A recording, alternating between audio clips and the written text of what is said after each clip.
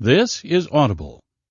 Audible Frontiers presents Yendi, written by Stephen Brust, narrated by Bernard Setaro Clark. Yendi.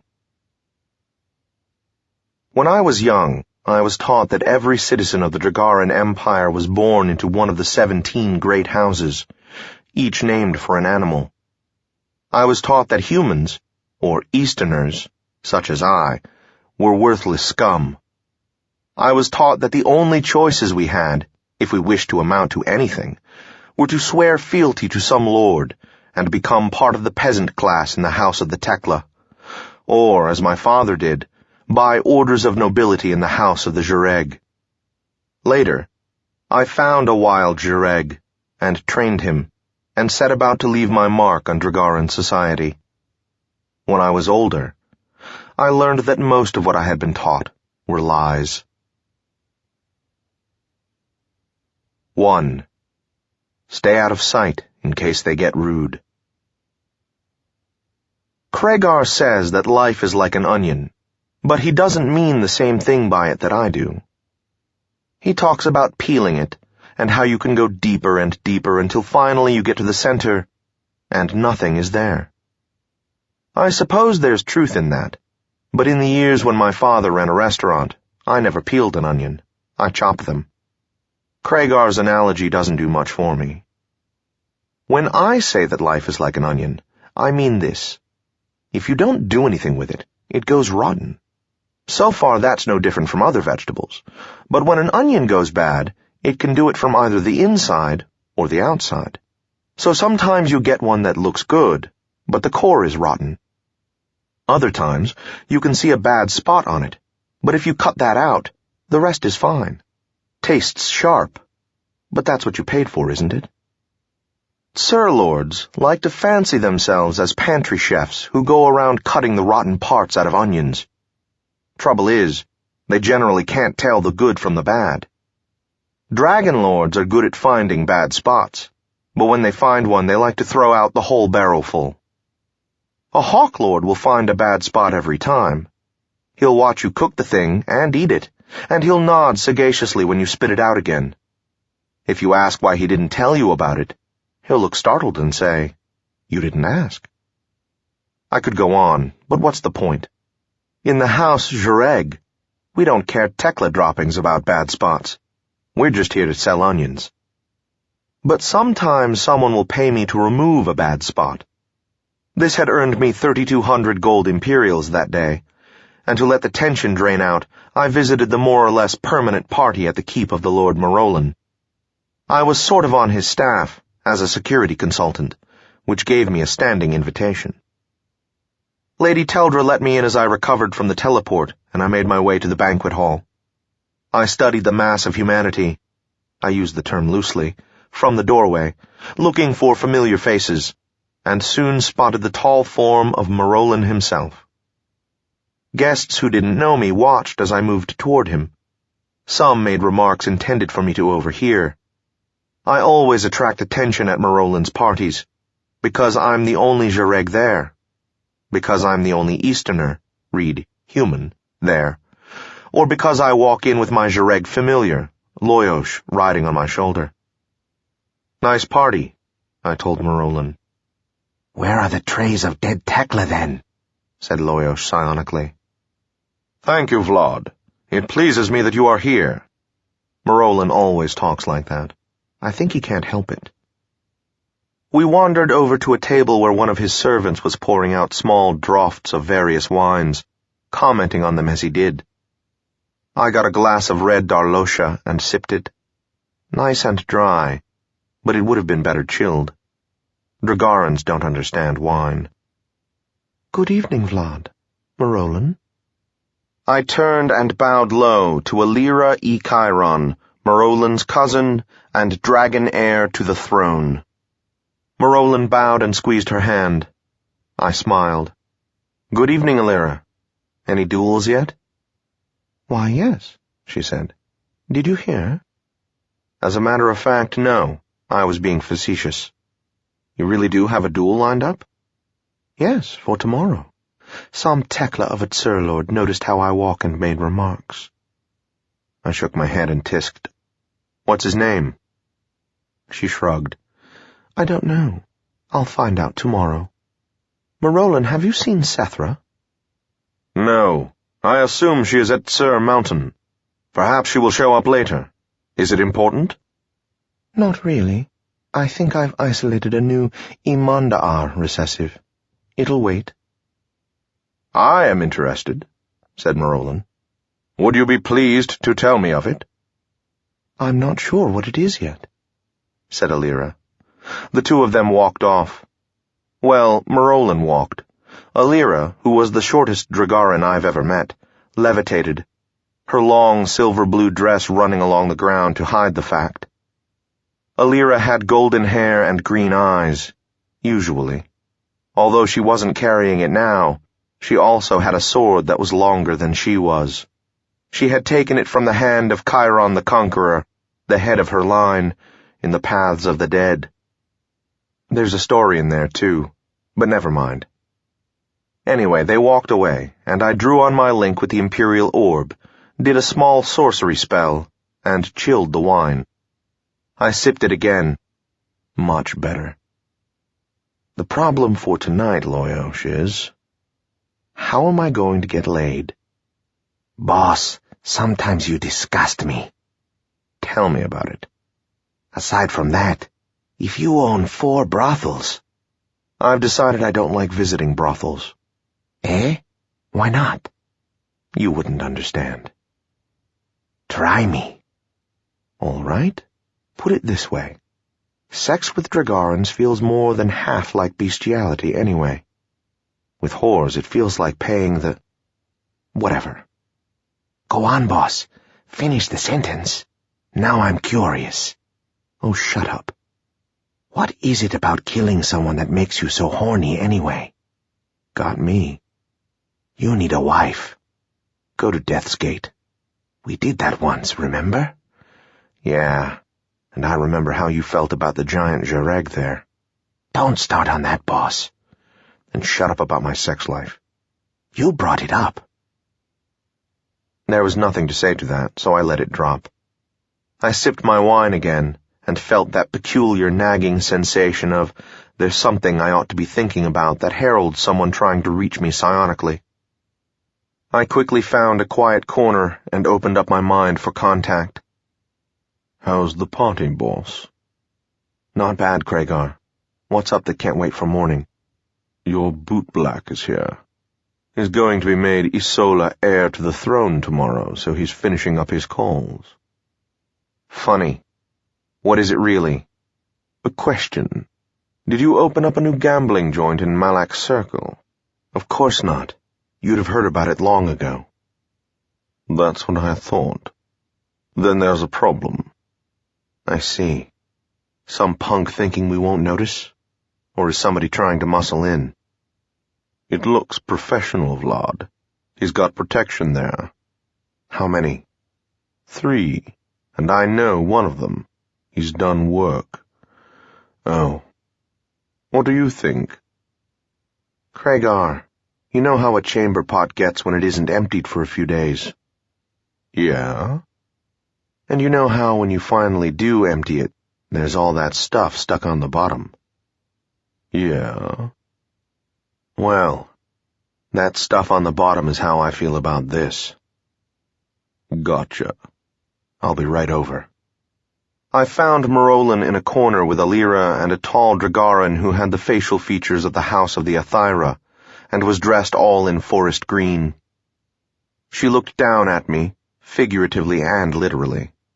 It's frustrating being both a Jareg and an Easterner. People sneer at you for both reasons. "Vlad," said Marolan, "this is the sorceress in green. Sorceress, this is Baronet Vladimir Taltos." She nodded almost imperceptibly. I bowed with a deep flourish, dragging the back of my hand over the floor, bringing it up over my head and saying, "Gentle lady, I am every bit as charmed to meet you as you are to meet me." She sniffed and looked away. Alira's eyes were twinkling. Morolin looked troubled, then shrugged. "Sorceress in green," I said. "I've never met an Athyra who wasn't a sorcerer, and the green I can see. So I can't say the title tells me." "That will be sufficient, Vlad," said Morolin. "And she isn't. Sorry.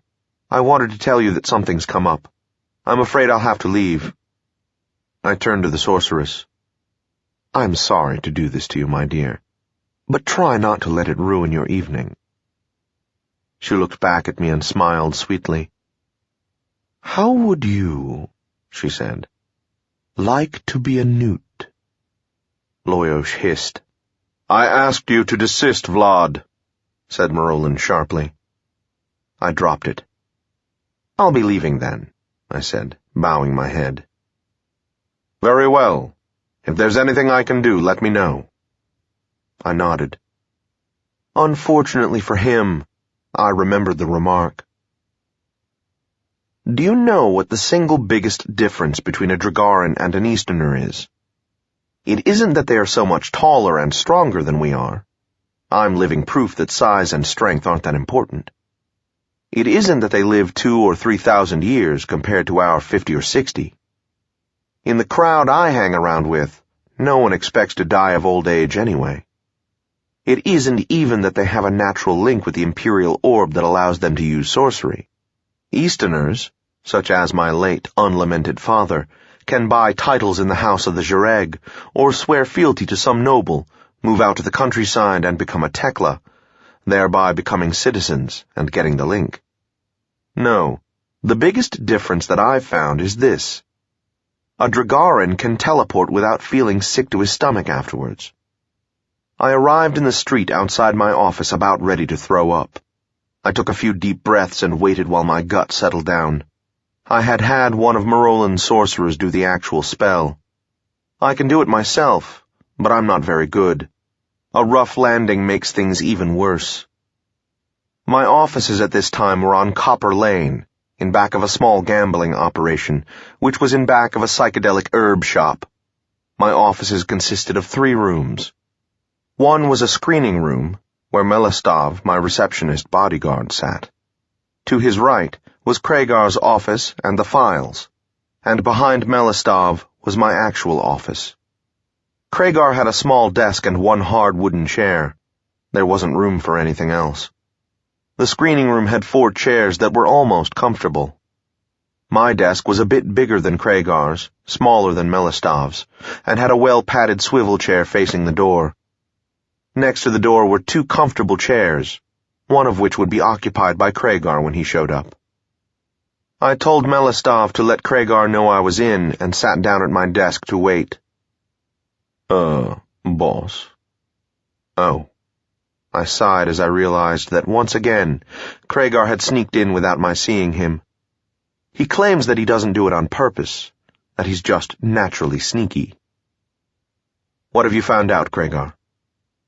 Nothing I didn't tell you before. Okay, let's go blow some money. Both of us? No, you stay out of sight in case they get rude. Okay. As we went out, I ran a hand through my hair. This let me rub my arm against the right side of my cloak, so I could make sure that various pieces of hardware were in place.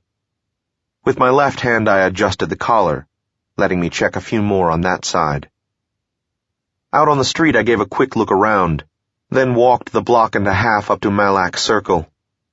Copper Lane is what is called a 1.5 cart street, which makes it wider than many. The buildings are packed tightly together, and most of them have windows only on the upper stories. Malak Circle is a turnaround, with a fountain that hasn't worked as long as I can remember. Copper Lane ends there.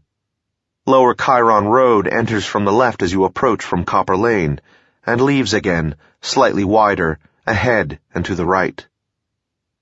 Okay, Kragar, I said. Where? I stopped. Kragar?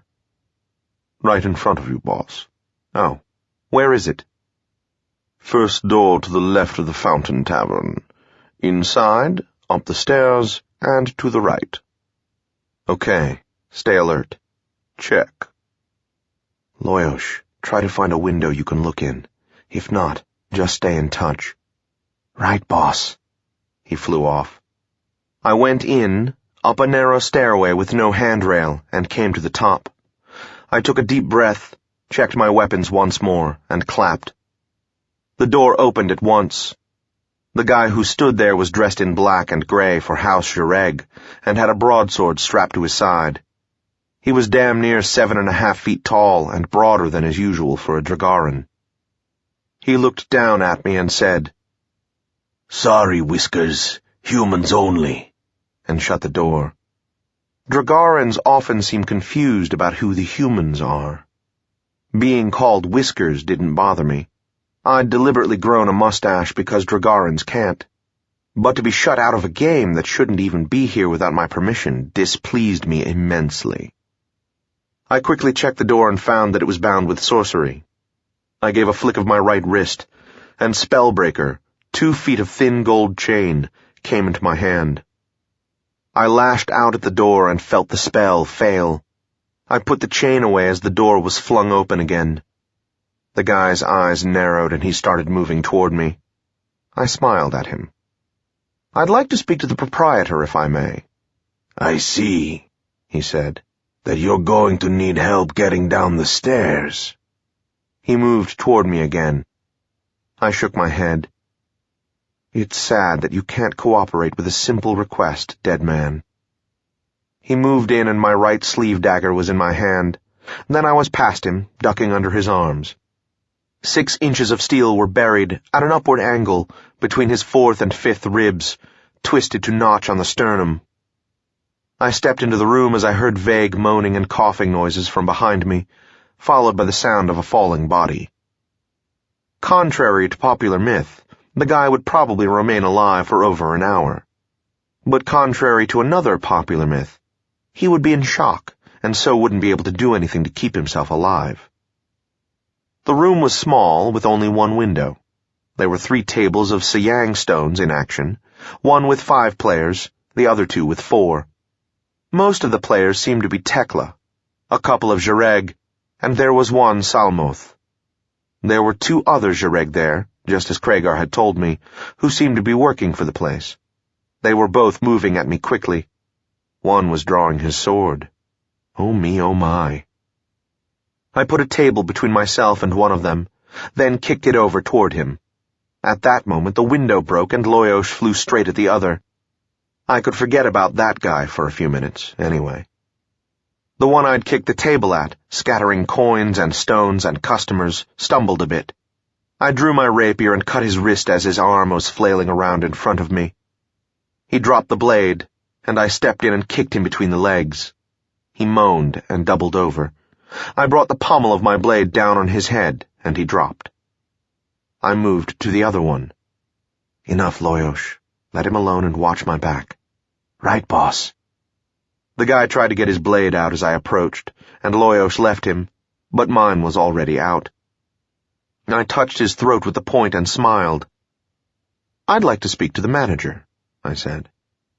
He stopped moving. He looked at me coldly with no trace of fear in his eyes.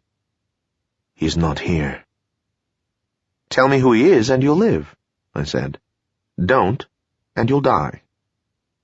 He remained silent. I moved the point of my blade up until it was opposite his left eye. The threat was clear. If his brain was destroyed, he wouldn't be in any condition to be revivified. There was still no sign of fear, but he said, "Laris." "Thank you," I told him. "Lie down on the floor." He did so. I turned to the customers. "This place is closed," I said. They began heading for the door. At that moment there was a whoosh of displaced air, and 5 more Jareg were in the room, swords drawn. Oops. Without a word being spoken, Loyosh was on my shoulder. "Kragar, take off." "Right." I drew recklessly on my link and tried to teleport, but failed. I sometimes wish teleport blocks could be outlawed. I lunged at one of them, scattered a handful of sharp pointy things with my left hand, and jumped through the already broken window. I heard cursing sounds behind me. I tried a quick levitation spell, which must have worked a little bit since landing didn't hurt. I kept moving, in case they had sharp pointy things too. I tried the teleport again and it worked. I found myself on my back, right outside the door to the shop containing my offices. I threw up. I climbed to my feet, dusted off my cloak, and went inside. The proprietor was looking at me curiously. "There's a mess on the street outside," I told him. "Clean it up." "Lettuce, eh, boss?" said Kragar a bit later. "One of our next-door neighbors. He controls about 10 square blocks. He only has a couple of operations that face our territory so far." I put my feet up on my desk. "More than twice as much area as I have," I mused. "It looked like he was expecting trouble, didn't it?" I nodded. "So is he just testing us, or is he really trying to move in on me?" Kragar shrugged. "Hard to say for sure, but I think he wants to move in." "Okay," I said, sounding a lot calmer than I felt. "Can we talk him out of it, or is it a war?" "Are we up to a war?" "Of course not," I snapped. "I've only had my own area for half a year. We should have been expecting something like this." "Damn." He nodded. I took a deep breath. "Okay, how many enforcers do we have on our payroll?" 6, not counting the ones who are permanently assigned to some place. "How are our finances?" "Excellent." "Then that's something anyway. Suggestions?" He looked uncomfortable. "I don't know, Vlad. Would it do any good to talk to him?" "How should I know? We don't know enough about him." "So that," he said, "ought to be our first step. Find out everything we can." "If he gives us time," I said. Kragar nodded. "We have another problem, boss." "What's that, Loyosh?" "I'll bet you're really horny now." "Oh, shut up." 2. I'm going to want protection. When I entered the organization some 3 years before, I was working for a guy named Nylar as what we call a muscle. He controlled a small gambling operation on North Garshos Street. He paid his dues to Wellock the Blade. Wellock was a sort of mid-level boss. His area went from Potter's Market Street in the north to Millennial in the south, and from Prance in the west to One Claw in the east. All of these areas were pretty tentative, and when I went to work for Nylar, the northern edge, along Potter's, was very tentative. The first time I worked, and the third, were to further the Blade's desire to make this border more certain. His northern neighbor was a peaceable kind of guy named Rolaan, who was trying to negotiate with Wellock because he wanted Potter's but didn't want a war. Rolaan became more peaceable after he fell from his third-floor office one day. His lieutenant, Feet Charno, was even more peaceable, so the problem was resolved nicely. I've always suspected Feet of arranging Rolaan's death, because otherwise I can't account for Wellock's leaving Charno alone, but I never found out for sure. That was 3 years ago. About then, I stopped working for Nylar and went to work for the Blade himself. The Blade's boss was Taronan, who ran things from the docks in the east to the Little Death's Gate area in the west, and from the river in the south to Isola Street in the north. About a year and a half after Rolaan took the trip to Death's Gate Falls, Wellock had a dispute with someone in the left hand of the Jareg. I think the someone was working in the same territory as Wellock. Our interests don't usually overlap. But I don't know exactly what the problem was. One day Wellock just vanished, and his spot was filled by one of his lieutenants, a guy named Tagakhatan, whose name I still can't pronounce right. I'd been working as a troubleshooter for the Blade, but this new guy didn't think much of Easterners. My first day, I walked into his office, a little place on Copper Lane between Garshos and Malak Circle. I explained what I'd been doing for Wellock, and asked him if he wanted to be called Lord or Boss, or if I should try to figure out how to say his name. He said, "Call me God Boss," and we were off. Inside of a week, I loathed him. Inside of a month, another ex-lieutenant of Wellock's broke away and started running his own territory right in the middle of Tagakhatan's. This was Laris. 2 months of God Boss was all I could take. Many of us who worked for him noticed that he made no move against Laris. This was taken as a sign of weakness. Eventually, someone either inside or outside of Tagakhatan's organization would make use of this. I don't know what would have happened if he hadn't decided to commit suicide, by stabbing himself in the left eye. He died late one night. That same night I made contact with Kragar, who'd worked with me for Nylar, and off and on for Wellock. Recently, Kragar had been working as a bouncer in a tavern on Pier Street. I said, "I just inherited a piece of property. How would you like to help me hold it?" He said, "Is it dangerous?" I said, "Damn right it's dangerous." He said, "No thanks, Vlad." I said, "You start at 50 gold a week. If we're still around after 2 weeks, you get 75 plus 10% of what I make." He said, 100 after 2 weeks, plus 15% of the gross. 75, 15% of the net. 90, 15% of the net before you split with upstairs. 75, 10% before I split. Done. The next morning, Tagakhatan's secretary came in and found Kragar and me set up in the offices. I said, "You can work for me if you want. Say yes and you get a 10% raise. Say no and you walk out of here alive. Say yes and try to cross me, and I'll feed you to the orcas." He said no. I said, "See you." Then I went to an enforcer named Melistov, who also hated our ex-boss, and who I'd worked with a couple of times. I'd heard he did work, and I knew he was careful.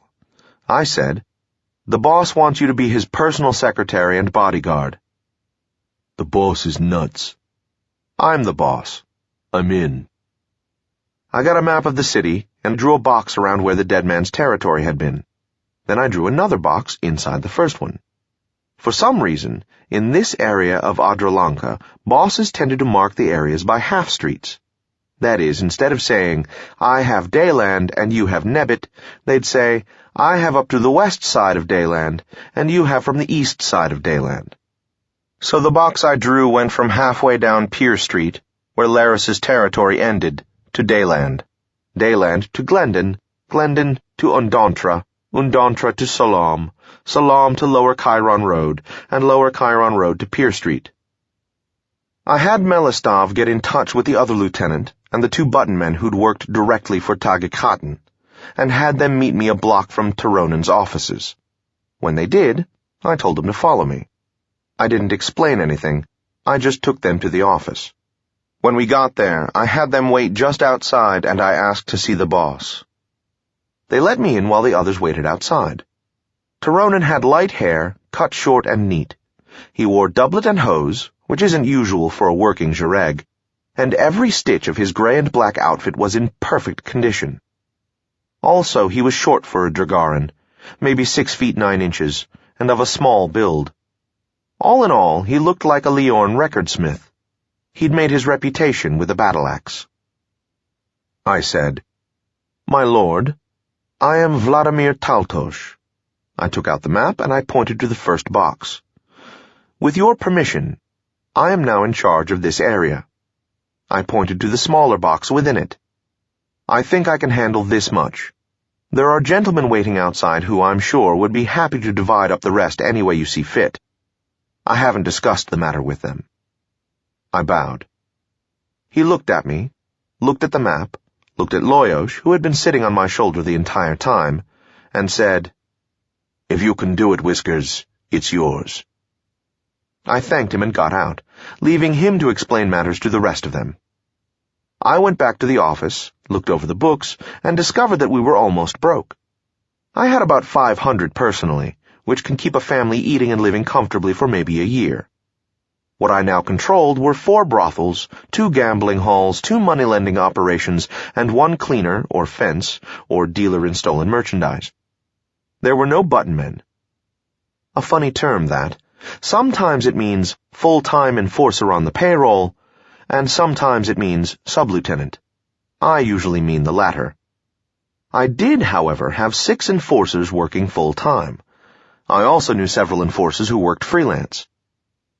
I visited each of my businesses and made them the same offer. I put a purse with 50 gold in it on the table and said, "I'm your new boss. This is a bonus or a goodbye gift. Take your pick. If you take it as a bonus and try to mess with me, make a list of your morn singers because you'll need them." Now doing this left me with damn little cash. They all stayed, and I held my breath. When End Week showed up, no one except Nylar, who was now in my territory, came by. I think they were waiting to see what I did. At this point, I didn't have enough money to pay for independent muscle, and I was afraid to use an enforcer. What if he wouldn't do it? So I walked down to the operation nearest my office, a brothel, and found the manager. Before he could say anything, I pinned the right side of his cloak to the wall with a throwing knife, about knee level. I did the same with his left side. I put a shuriken into the wall next to each ear, close enough to cut. Then Loyos went after him and raked his claws down the guy's face. I went up and hit him just below his sternum, then kneed him in the face when he doubled over. He began to understand that I wasn't happy. I said, "You've got 1 minute, by the imperial clock, to put my money in my hand. When you've done that, Kragar is going over your books. Then he's going to talk to every tag here and find out how much action you've had. If I am 1 copper short, you are a dead man." He left his cloak in the wall and got the money. While he did this, I reached Kragar psionically and had him come down. When I had the purse, we waited for Kragar. The guy said, "Look, boss, I was on my way over." "Shut your face or I'll tear out your windpipe and make you eat it." He shut. When Kragar arrived, I went back to my office. Kragar returned about 2 hours later and we found out that the books balanced. He had 10 tags working, 4 men and 6 women, usually taking 5 clients a day, at 3 imperials per. The tags earned 4 gold a day. Meals came to about 9 silver orbs, or call it half a gold a day. He had an enforcer there full-time who was paid 8 imperials a day. Miscellaneous expenses were allotted another imperial. Each tag took 1 day a week off, so the place would be taking in 135 gold a day, on the average. The expenses were 51 a day, so the daily profit should average in the mid-80s. 5 days to the week. In the East, a week is 7 days. I'm not sure why. Should give about 425 gold a week, of which the manager keeps 25%, a little over 100. That meant that I should see 320-some gold every week. I had 328, some silver and some copper. I was satisfied. I was even more satisfied when, over the next hour, the rest of them showed up with their various takes for the week. They all said something like, "Sorry, boss, I got delayed." I responded with something like, "Don't get delayed anymore." By the end of the day, I had collected more than 2,500 imperials. Of course, I had to pay Kragar, my secretary, and the enforcers with that. But it still left me with more than 2,000, half of which I sent on to Turonen, half of which I could keep. I was not at all displeased by this. For an Easterner kid who used to work his ass off running a restaurant that earned 8 gold in a good week, 1,000 plus wasn't bad. I wondered why I hadn't gotten into this end sooner. The only other major thing I did for the next few months was buy a small narcotics and psychedelics business to give me a cover for my lifestyle. I hired a bookkeeper to make everything look good. I also hired a few more enforcers because I wanted to be ready for any possible trouble from my managers or from punks trying to muscle in. Mostly what I had them do was what I call hang-around duty. This involves just what it says, hanging around the neighborhood. The reason for doing this was that this neighborhood was very popular with young toughs, mostly of the House of the Orca, who'd wander through and harass people. Most of these kids were broke most of the time, when they weren't mugging the Tekla who made up the majority of the citizenry. They came here because it was close to the docks, and because Tekla lived here. Hang-around duty meant finding these jerks and booting them the phoenix out of there. When I was growing up and collecting lumps from guys who'd go out whisker cutting, most of them were orcas. Because of this, I gave my enforcers very explicit instructions about what to do to anyone they caught a second time. And, because these instructions were carried out, in less than 3 weeks my area was one of the safest in Adralanka after dark. We started spreading rumors, too. You know, the virgin with the bag of gold at midnight. And it got so I almost believed them myself. By my figuring, the increase in business paid for the extra enforcers in 4 months. During that period, I worked a few times to increase my cash supply and to show the world that I could still do it. But, as I said, nothing much happened that concerns us now. And then my good neighbor, Laris, showed me why I hadn't gotten into this end sooner. The day after I'd tried to break up the game and ended by throwing up on the street, I sent Craigar to find people who worked with or knew Laris. I killed time around the office throwing knives and swapping jokes with my secretary. How many Easterners does it take to sharpen a sword? 4. 1 to hold the sword and 3 to move the grindstone. Craigar came back just before noon. What did you find out? He opened a little notebook and scanned through it.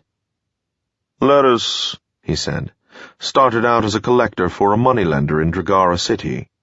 He spent 30 or 40 years at it, then made some connections and began his own business. While he was collecting, he also worked once or twice as part of the job. He stayed a moneylender and made a good living at it for about 60 years, until Adron's disaster and the interregnum. He dropped out of sight then, like everyone else, and showed up in Adralanka about 150 years ago, selling Jareg titles to Easterners. I interrupted. Could he have been the one? I don't know, Vlad. It occurred to me too, about your father, but I couldn't find out. It doesn't matter. Go on. Okay. About 50 years ago, he went to work for Wellock as an enforcer.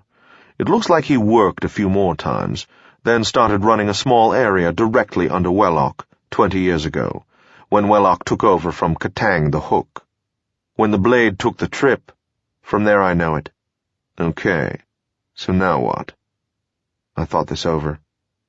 He hasn't had any real setbacks, has he? No. He's also never been in charge of a war. That isn't quite true, Vlad. I was told that he pretty much ran the fight against the Hook by himself, which was why Wellock turned the area over to him. But if he was only an enforcer then, I don't know, said Craigar. I get the feeling that there was more to it than that, but I'm not sure just what it is. Could he have been running another area during that time? Behind the scenes or something? Maybe. Or he might have had some kind of club over Wellock's head. That, I said, I find hard to believe. The blade was one tough son of a bitch. Craigar shrugged. One story I heard is that Laris offered him the Hooks area if he could run it. I tried to verify that, but no one else had heard of it. Where did you hear it? A freelance enforcer who worked for Laris during the war. A guy named Istvan. Istvan? An Easterner? No, just a guy with an Eastern name. Like Mario. If he's like Mario, I want him. You know what I mean. Yeah, okay. Send a messenger to Laris. Tell him I'd like to get together with him. He's going to want to know where. Right. Find out if there's a good restaurant that he owns and make it there. Say noon tomorrow. Check. And send a couple of enforcers in here. I'm going to want protection. Right. Get going. He got. Hey, boss, what's this about protection? What about it? You got me, don't ya? What do you need those other clowns for? Peace of mind. Go to sleep. One of the enforcers who'd been with me from the time when I took over the area was called Naal the Healer. He got the name first, the story goes, when he was sent to collect on a late payment from a Kriatha noble. He and his partner went to the guy's flat and clapped at the door. They asked for the money, and the guy snorted and said, "For what?" Naal came up with a hammer. I'm a healer, he said. I see you got a whole head. I can heal that for you. The Kriatha got the message, and Naal got the gold. His partner spread the story around, and the name stuck. Anyway, Naal the healer walked in about 2 hours after I'd told Craigar to send the messenger. I inquired as to his business. Craigar had me deliver a message, he said. Oh, did you get an answer? Yeah, I saw one of Laris's people and delivered it. Word came back that it was fine with him. Good. Now if Craigar would just show up, I could find out where— I'm right here, boss. Eh? Oh, jerk. Get lost, Naal. Where am I? He said as he headed out the door. Craigar flipped it shut with his foot and stretched out.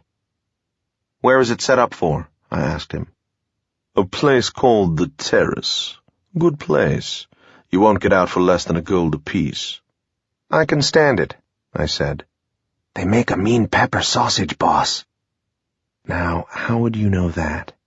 I heat their garbage dump once in a while. Ask a stupid question. Okay, I continued to Craigar. Did you arrange protection for me? He nodded. 2. Varg and Temek. They'll do. Also, I'll be there. Just sort of being quiet and hanging around. I doubt he'll even notice me. He smirked. Fair enough. Any advice? He shook his head. I'm as new at this as you are. Okay, I'll do my best. Any other business? No, everything's running smooth as usual. May it stay that way, I said, rapping my knuckles on the desk. He looked at me puzzled. An Eastern custom, I explained. It's supposed to bring good luck. He still looked puzzled, but didn't say anything. I took out a dagger and started flipping it. Varg was of a nastier school than I. He was one of those people who just reek of danger, the kind who would kill you as soon as look at you. He was Craigar's size, which is just a bit short, and had eyes that slanted upward, indicating that there was Sir blood somewhere in his ancestry. His hair was shorter than most, dark and worn slicked back. When you spoke with him, he held himself perfectly motionless, making no extraneous gestures of any kind, and he'd stare at you with those narrow, bright blue eyes. His face was without emotion, except when he was beating someone up. Then his face would twist into a Jareg sneer that was among the best I'd ever seen, and he projected enough hate to make an army of Tekla run the other way. He had absolutely no sense of humor. Temek was tall and so thin you could hardly see him if you came at him sideways. He had deep brown eyes, friendly eyes. He was a weapons master. He could use an axe, a stick, a dagger, a throwing knife, any kind of sword, shuriken, darts, poisons of all types, rope, or even a vera-be-damned piece of paper. Also, he was a pretty good sorcerer for a Jareg outside of the bitch patrol. A left hand. He was the only enforcer I had that I knew, with 100% certainty, had done work, because Craigar had given him the job at my orders. A month before this business with Laris started, a certain Sir Lord had borrowed a large sum from someone who worked for me, and was refusing to pay it back. Now this Sir Lord was what you call established, that is, he was considered a hero by the house of the Tsur, and had earned it several times over. He was a wizard, which is like a sorcerer, only more so, and more than just a little bit good with a blade. So he figured that there was nothing we could do if he decided not to pay us. We sent people over to plead with him to be reasonable, but he was rude enough to kill them. This cost me 1,500 gold for my half of the revivification on one of them. The moneylender, of course, paid the other half. And 5,000 gold to the family of the second, who couldn't be revivified. Now I did not consider these sums to be trifling. Also, the guy we'd lost had been a friend at one time. All in all, I was irritated. I told Craigar, I do not want this individual to pollute the world any longer. See that this is attended to." Craigar told me that he'd hired Temek and paid him 3,600 gold, not unreasonable for a target as formidable as this Sir was. Well, 4 days later, 4 days, mark you, not 4 weeks, someone stuck a javelin through the back of Lord Hero's head and pinned his face to a wall with it. Also, his left hand was missing.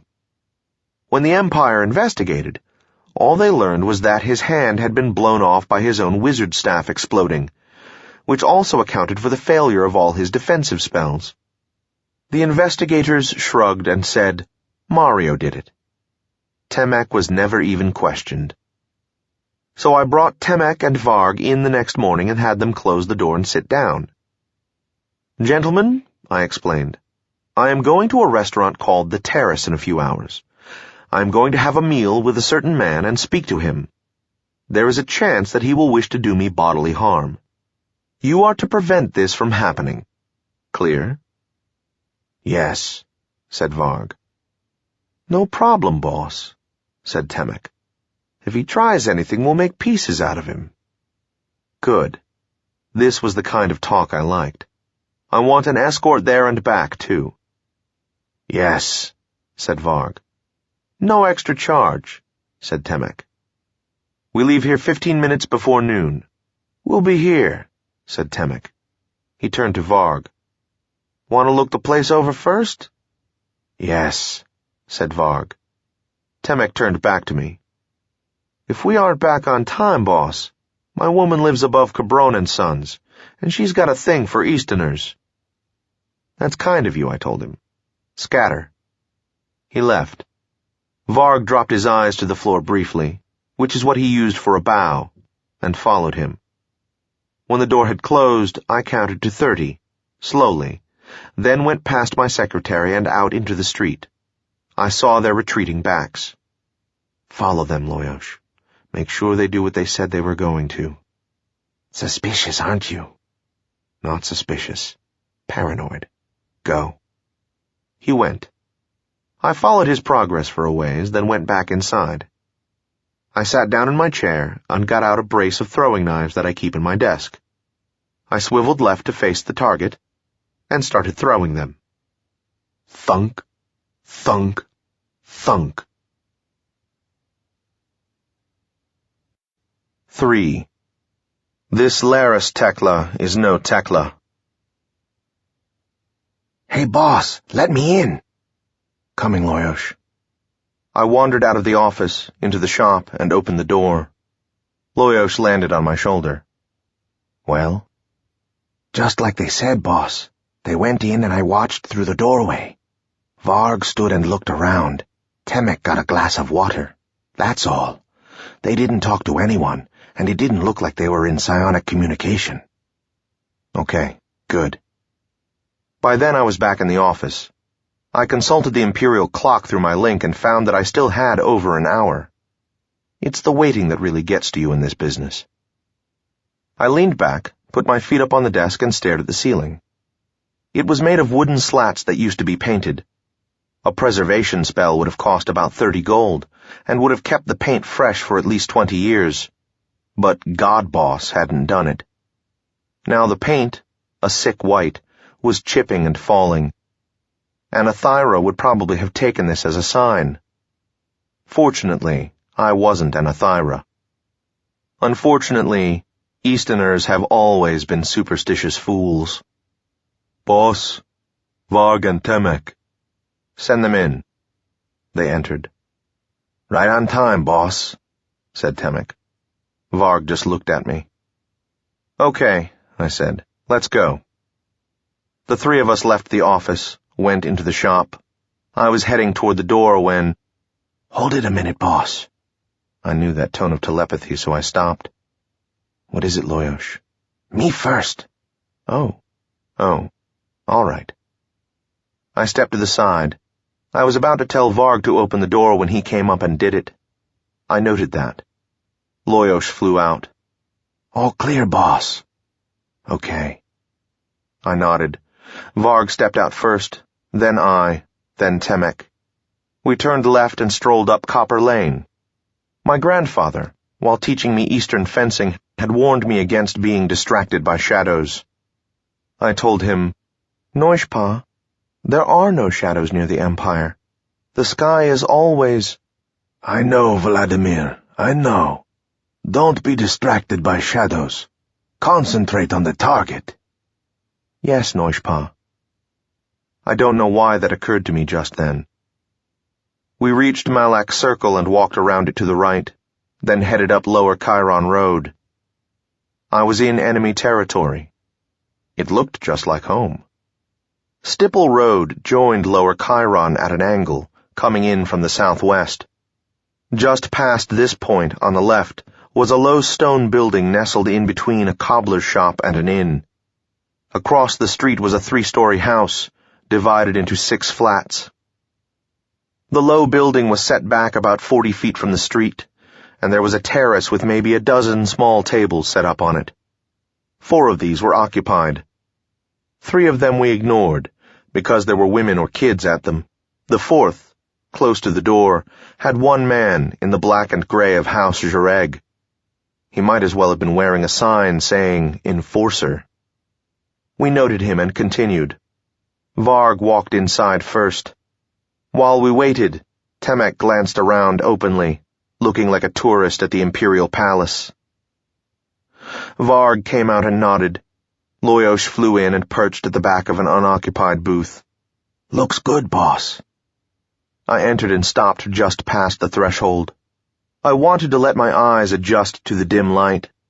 I also wanted to turn and bolt back home. Instead, I took a couple of deep breaths and walked in. As the inviter, it was up to me to select the table. I found one against the back wall. I sat so I could watch the entire room.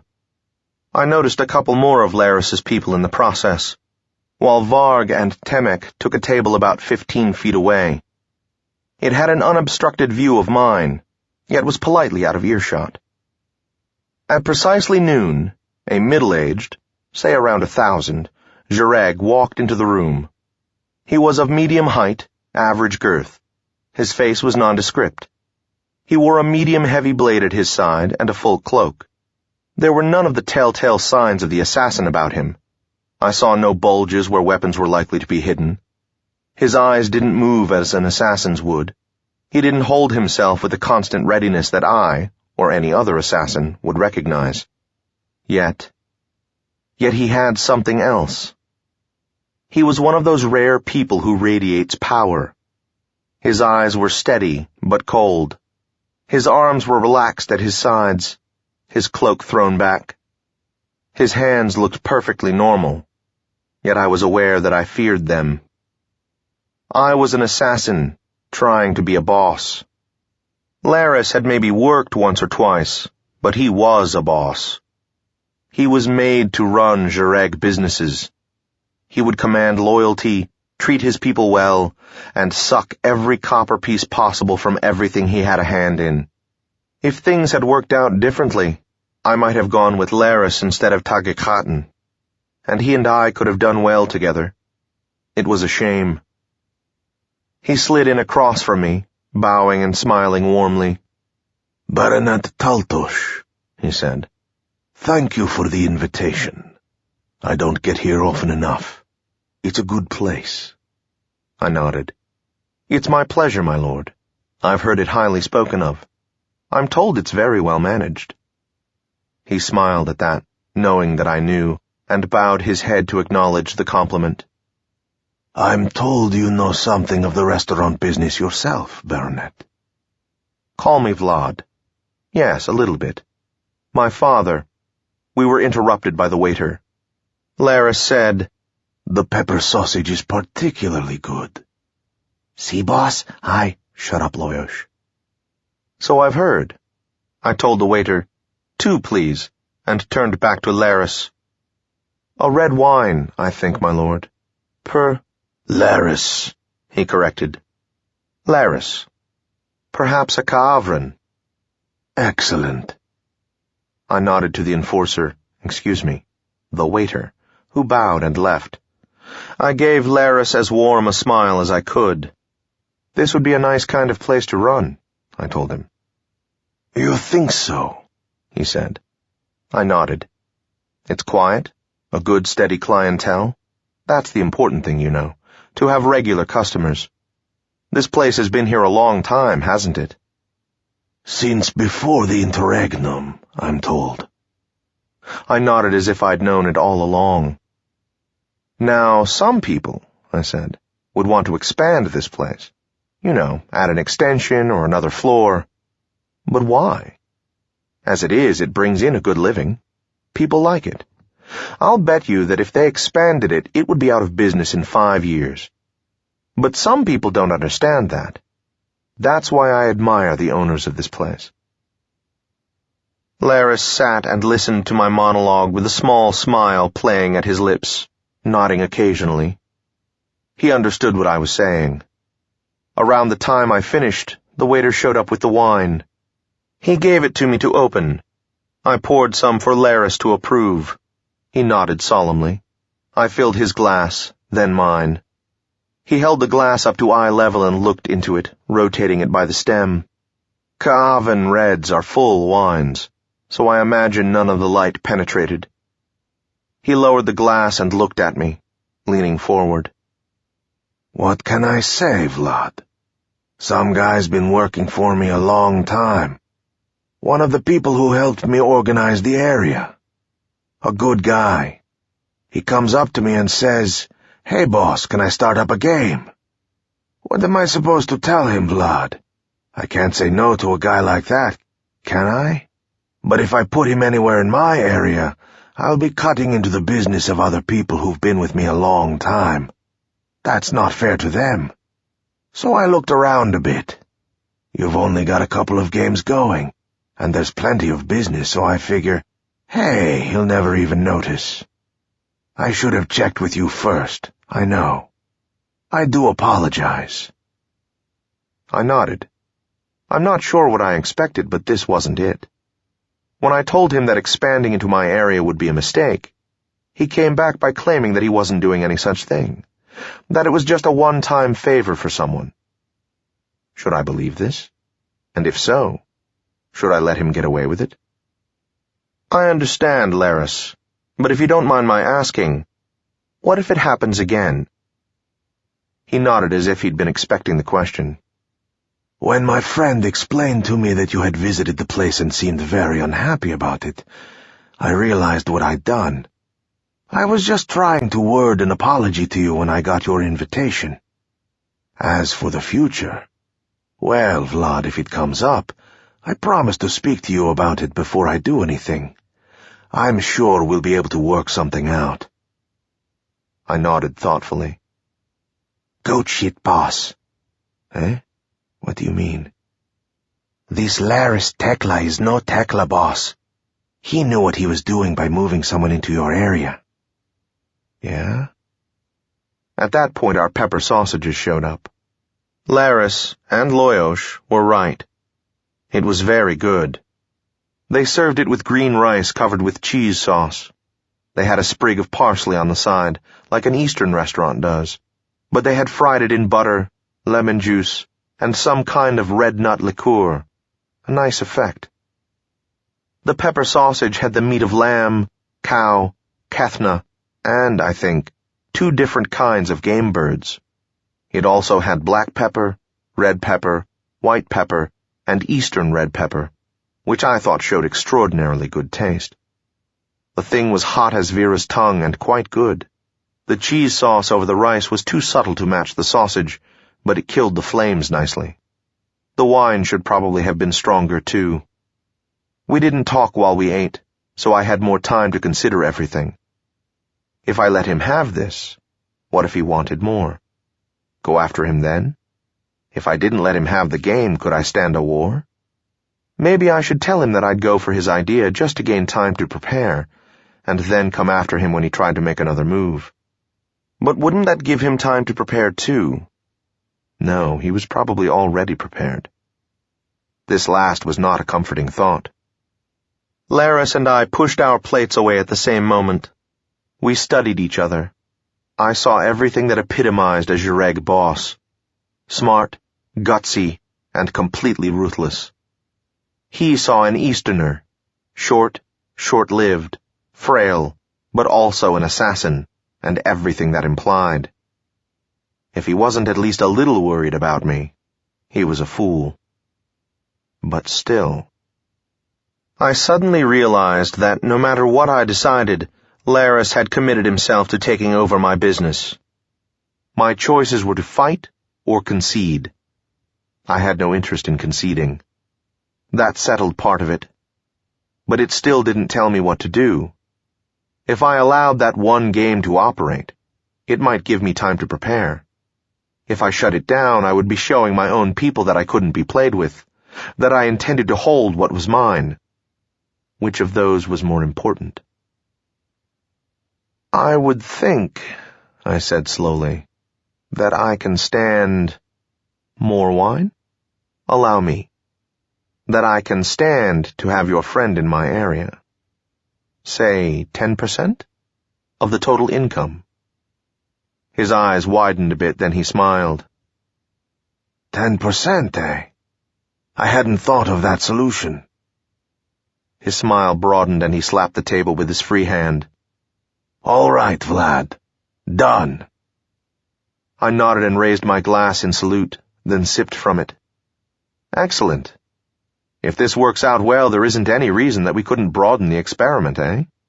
Absolutely. Good. I'll expect the money at my office every end week in the first 2 hours after noon. You do know where my office is, don't you? He nodded. Good. Naturally, I'll trust your bookkeeping. Thank you, he said. I raised my glass. To a long and mutually profitable partnership. He raised his. The edges touched, and there was the ringing sound which denotes fine crystal. I wondered which one of us would be dead in a year. I sipped the dry, full wine, savoring it. I got behind my desk and collapsed into the chair. Kragar, get your ass in here. Coming, boss. Temek? Yeah, boss? Find Narvane, Glowbug, and Wyrn, and Mirafen. Get them here 5 minutes ago. I'm gone. He teleported out just to be flashy. Varg, I want 2 of them as bodyguards. Which? Wyrn and Mirafen. Good. Now where is... Oh. Kragar, go talk to the bitch patrol. I want a teleport block around this whole building. A good one. Both ways? No, just to keep people out. Okay. What's going on?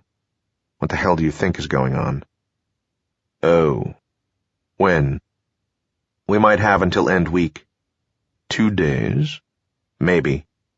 Vlad, what do you do these things for? Go. He shuffled out. It wasn't long before Temek returned with Glowbug.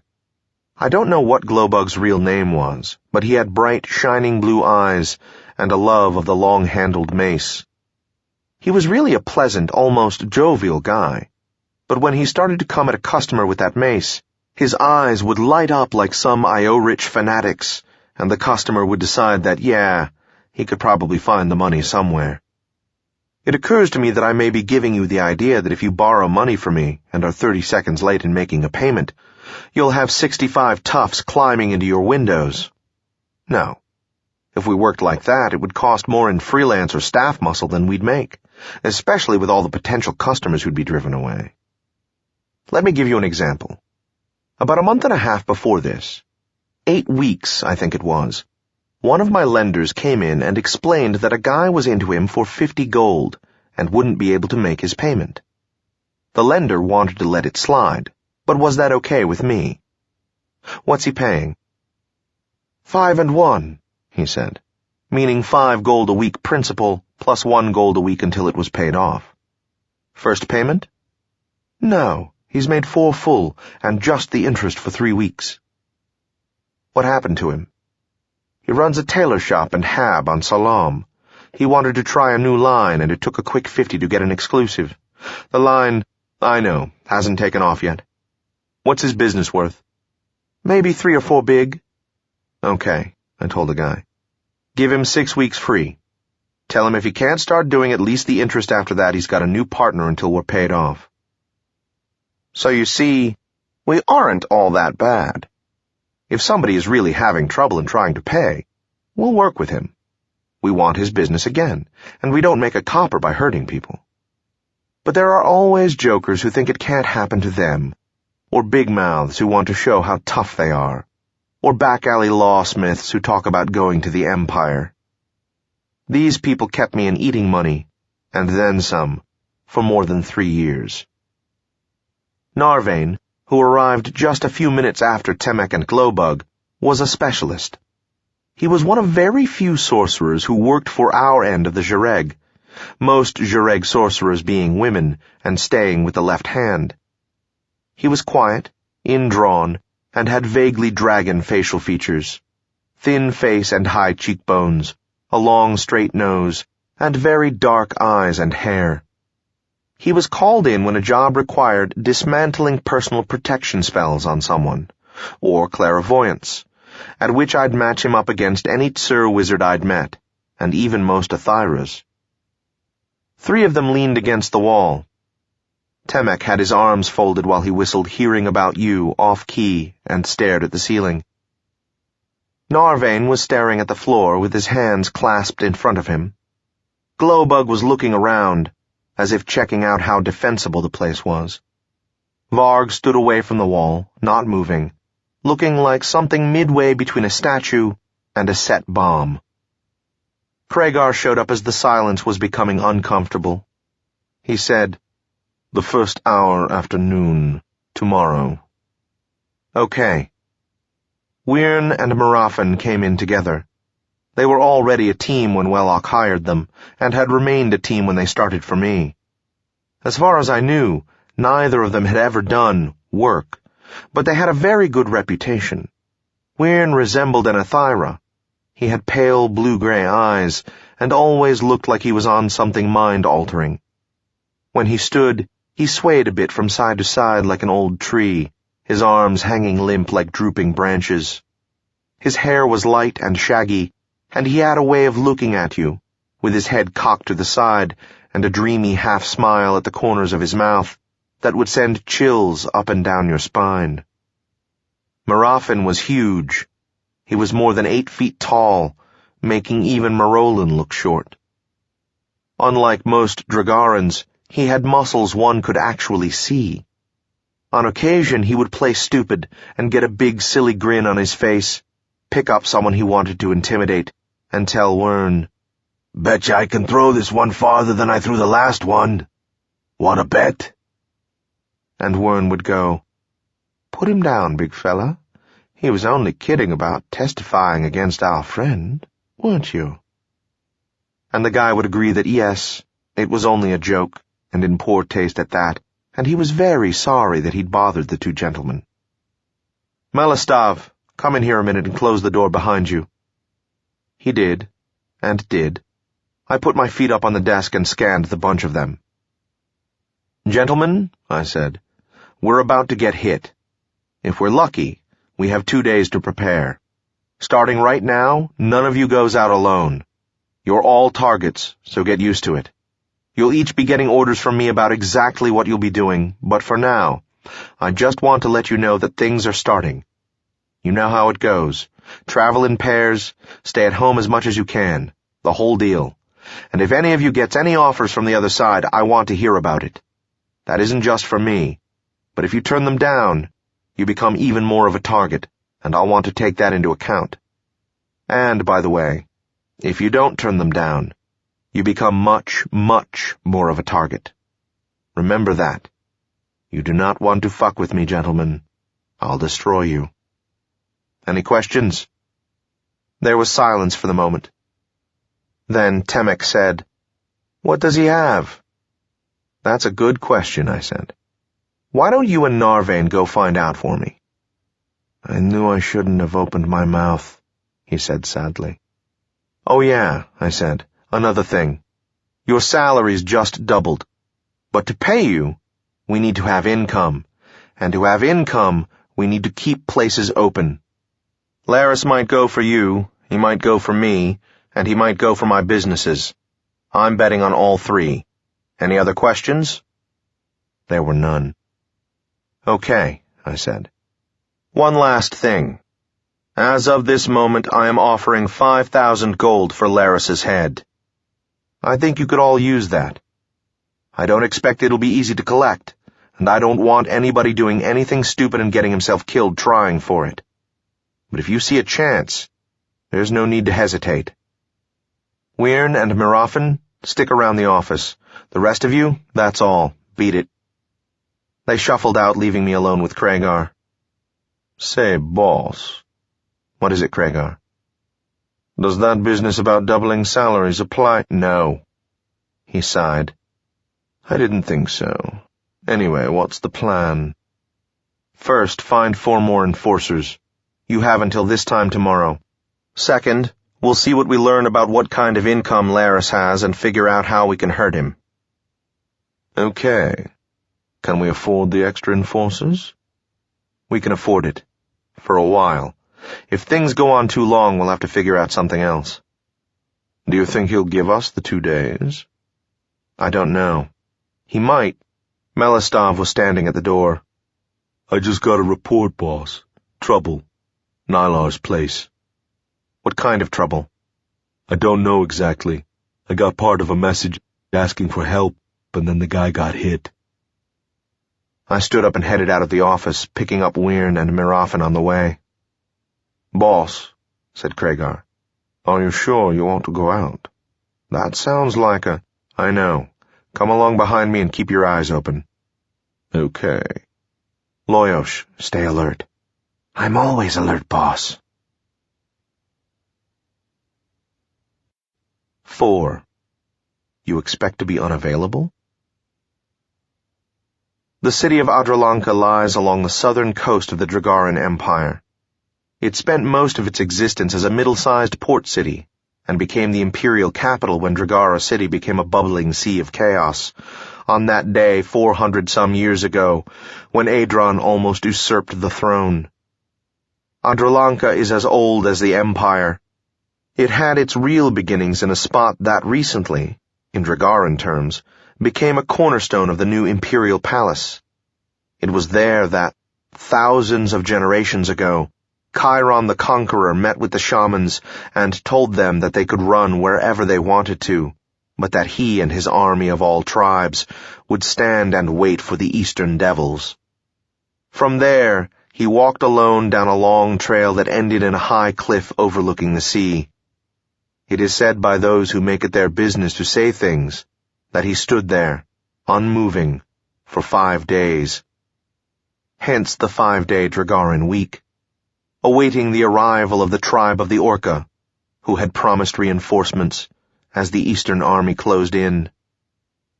The spot was known as Chiron's Watch until the interregnum, when the spells that had kept that part of the cliff from falling into the sea collapsed. I've always thought that amusing. By the way, for those of you with an interest in history, the Orcas finally arrived, in time. They proved utterly useless as fighters on land, but Chiron won the battle anyway, thus securing the foundations of an empire of Dragarans. Shame about that. The path he walked is still known as Chiron Road, and leads from the new imperial palace down through the heart of the city, past the docks, and finally peters out with no ceremony somewhere in the foothills west of town. At some unspecified point, Chiron Road becomes Lower Chiron Road, and passes through a few not very nice neighborhoods. Along one of these stretches is the restaurant my father used to own, where he'd built up the small fortune that he later squandered buying a title in the Jureg. The result of this is that I'm a citizen of the Empire, so now I can find out what time it is. When I reached the age of deciding to get paid for what I was doing anyway, beating up Dragarans, my first boss, Nylar, worked out of a small store on Lower Chiron Road. Supposedly, the store sold narcotics, hallucinogens, and other sorcery supplies. His real business was an almost continuous game of Sherabah, which he somehow kept forgetting to notify the Empire's tax collectors of. Nylar taught me the system of payoffs to the Phoenix Guards, Since most of them are actually dragons, you can't bribe one about anything important, but they like to gamble as much as anyone, and don't like taxes any more than most. How to make arrangements with the organization, how to hide your income from the imperial tax collectors, and 100 other little details. When I took this area over from Tagakatan, Nylar was suddenly working for me. He was the only one who showed up to pay me the first week I was running the area. Later, he tore out the narcotics business and expanded to running Sayang stones. Then he put in a brothel upstairs. All in all, the place was my biggest single earner. So far as I know, the idea of holding out part of my cut never even occurred to him. I stood next to Kragar in the burnt-out ruins of the building. Nylar's body lay before me. The fire hadn't killed him. His skull was caved in. Loyosh nuzzled my left ear. After a long time, I said, "Arrange for 10,000 gold for his widow." "Should I send someone over to tell her?" Kragar asked. "No," I sighed. "I'll do it myself." Some time later, at my office, Kragar said, "Both of his enforcers were in there, too. One may be revivifiable." "Do it," I said, "and find the other one's family. See that they're well paid." "Okay, what now?" Shit. What now? That cash just about exhausted me. My biggest source of income is gone. If someone delivered Laris's head to me right now, I couldn't pay him. If the revivification fails and we have to pay that guy's family, that'll do it. "We'll have more in a couple of days." "Great. How long will that last?" He shrugged. I spun my chair and threw a dagger into the target on the wall. "Laris is too vera be damned good, Kragar. He took one shot before I could move and crippled me with it. And you know how he could do it? I'll bet he knows every copper I make, where I make it, and how I spend it. I'll bet he has a list of everyone who works for me, strengths and weaknesses. If we get out of this thing, I'm going to build me the best spy network this organization has ever seen. I don't care if I have to keep myself a vera-be-damned pauper to do it." Kragar shrugged. "That's if we get out of this." "Yeah." "Do you think you could get to him yourself, boss?" "Maybe," I admitted. "Given time. For that, though, I'd have to wait until some of the reports came back. And it'd take me at least a week, more like 3 to set it up." Kragar nodded. "We need to be earning in the meantime." I thought over a few things. "Well, okay. There's one thing that might work to get some cash. I wanted to hold it in reserve, but it doesn't look like I'm going to be able to." "What is it, boss?" I shook my head. "Take charge here. If there's any emergency, get hold of me." "Okay." I opened my bottom left desk drawer and rummaged around until I found a fairly serviceable enchanted dagger. I scratched a rough circle on the floor and made a few marks in it. Then I stepped into the middle. "Why do you do all that drawing, boss? "You don't need to. It helps, Kragar. See you later." I drew on my link to the orb and was in the courtyard of Marolin's castle, feeling sick. I avoided looking down because the sight of the ground, a mile below, would not have helped at all. I stared straight at the great double doors, some 40 yards in front of me, until I no longer felt like throwing up. I walked up to them. Walking in Marolin's courtyard feels exactly like walking on flagstone, except your boots don't make any noise, which is disconcerting until you get used to it. The doors swung open when I was about 5 paces away, and Lady Teldra stood facing me, a warm smile on her face. "Lord Taltos," she said, "we're delighted to see you, as always. I hope you'll be able to stay with us for at least a few days this time. We see you so seldom." I bowed to her. "Thank you, lady. A short mission only, I'm afraid. Where can I find Marolin?" "The Lord Marolin is in his library, my lord. I'm certain he'd be as delighted to see you as the rest of us." "Thanks," I said. "I can find my own way." "As you wish, my lord." It was always like that with her. And she made you believe all that stuff, too. As she'd said, I found Marolin in the library. When I walked in, he was sitting with a book open on the table before him, holding a small glass tube suspended by a piece of thread over a black candle. He looked up as I came in and set the tube aside.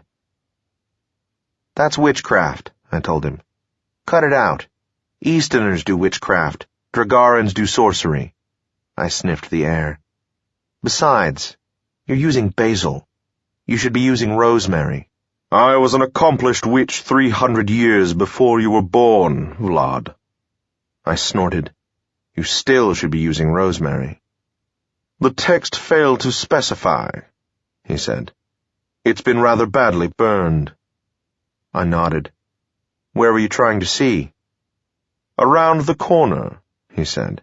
"It was merely an experiment. But please, sit down. What may I help you with?" I sat in a large, overstuffed chair done in black leather. I found a piece of paper on a table next to it and a pen. I picked these up and began writing. As I did so, Loyosh flew over to Marolin's shoulder. Marolin dutifully scratched his head. Loyosh accepted graciously and flew back. I handed Marolin the paper, and he looked at it. "3 names," he said. "I fail to recognize any of them." "They're all Jareg," I said. "Kragar should be able to put you in touch with any of them." "Why?" "They're all good at security." "You wish me to hire an assistant for you?" "Not exactly. You may want to consider one of these after I'm unavailable." "You expect to be unavailable?" "In a manner of speaking, I expect to be dead." His eyes narrowed. "What?" "I don't know of any other way to put it. I expect that I'll be dead soon." "Why?" "I'm overmatched. Someone's after my territory and I don't intend to let him have it. I think he'll be able to take me, and that means I'll be dead." Marolin studied me. "Why would he be able to take you?" "He has more resources than I do." "Resources?" "Money." "Oh. Please enlighten me, Vlad. How much money does something like this take?" "Eh? I'd say about 5,000 gold. Every week for as long as it lasts." "I see. And how long is it liable to last?" "Oh, 3 or 4 months as usual, sometimes 6. 9 is a long time. A year is a very long time." "I see. I presume that this visit is not an underhanded way of soliciting funds." I pretended surprise. "Marolin, "Of course not. Ask a dragon to support a Jareg war? I wouldn't even consider it." "Good," he said. "Well, that's all I came by for. I guess I'll be heading back now." "Yes," he said. "Well, good luck. Perhaps I'll see you again." "Perhaps," I agreed. I bowed and took my leave. I wandered down the stairs, down the hall, and to the front doors. Lady Teldra smiled as I walked past her and said, "Excuse me, Lord Taltos."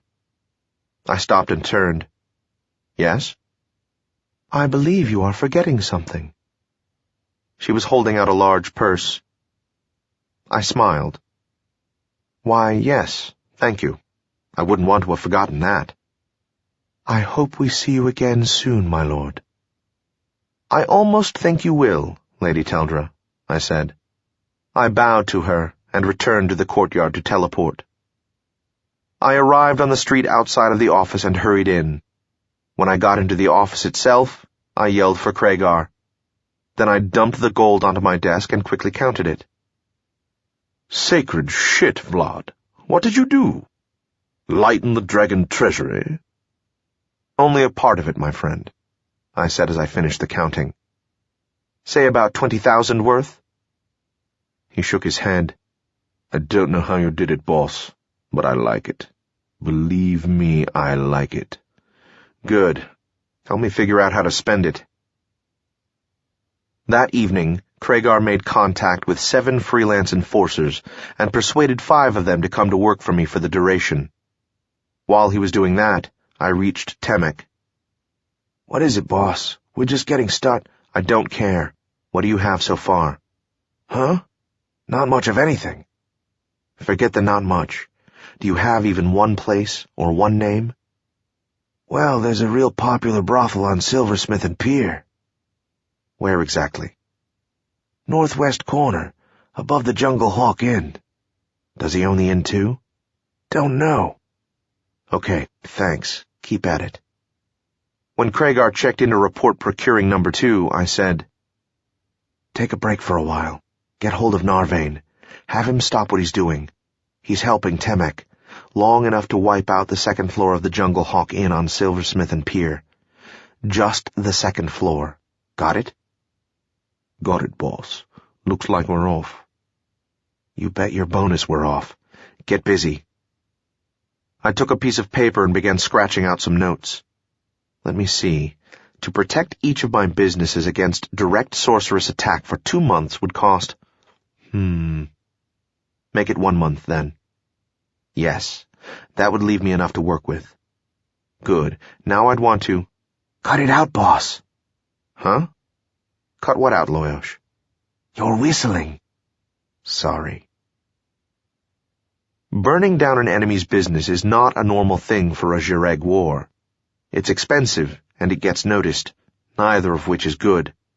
But Laris had hoped to take me out with one good shot. My response was to let him see that I was not only not down, but I wasn't even hurting. This was a lie, but it should discourage any more of the heavy-handed nonsense. Narvain reported in the next morning to say that the job had gone fine. He got a nice bonus for his trouble, and orders to lie low for a while. I met with the new enforcers and assigned them to their tasks, all of which involved defensive work, protecting this or that place. I still didn't have enough information on Laris's operation to know how I could hurt him, so I had to protect myself. The morning went by quietly enough. I imagine Laris was assessing his position based on the events of last night. He might even be regretting the whole thing. But of course, he was now in too deep to back out. I wondered how he'd hit me next.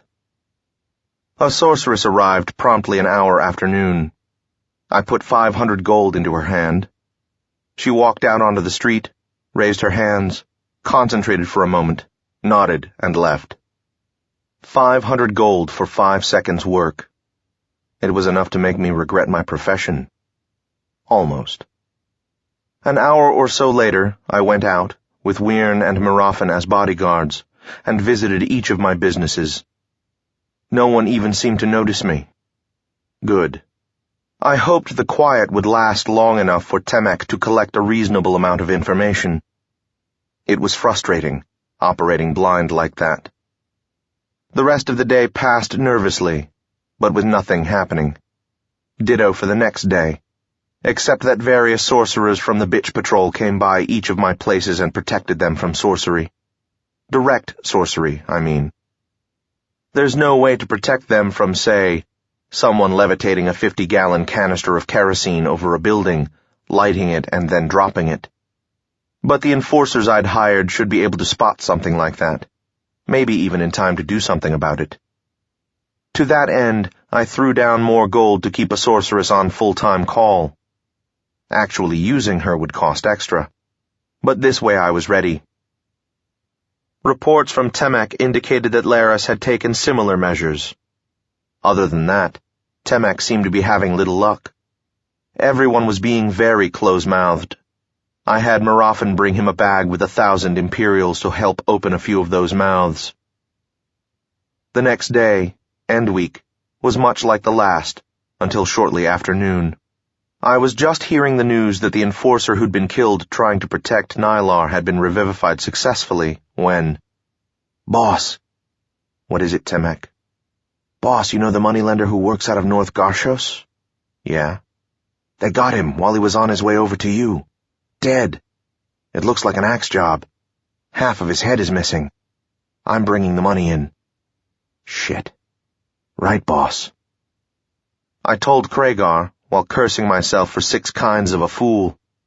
It had just never occurred to me that Laris would go after the people making deliveries. Of course he knew when they were made, and from where. But it's one of the great unwritten laws of the Jireg that we don't steal from each other. I mean, it has never happened, and I'll bet you all kinds of things that it never will. But that didn't mean that those managers were safe.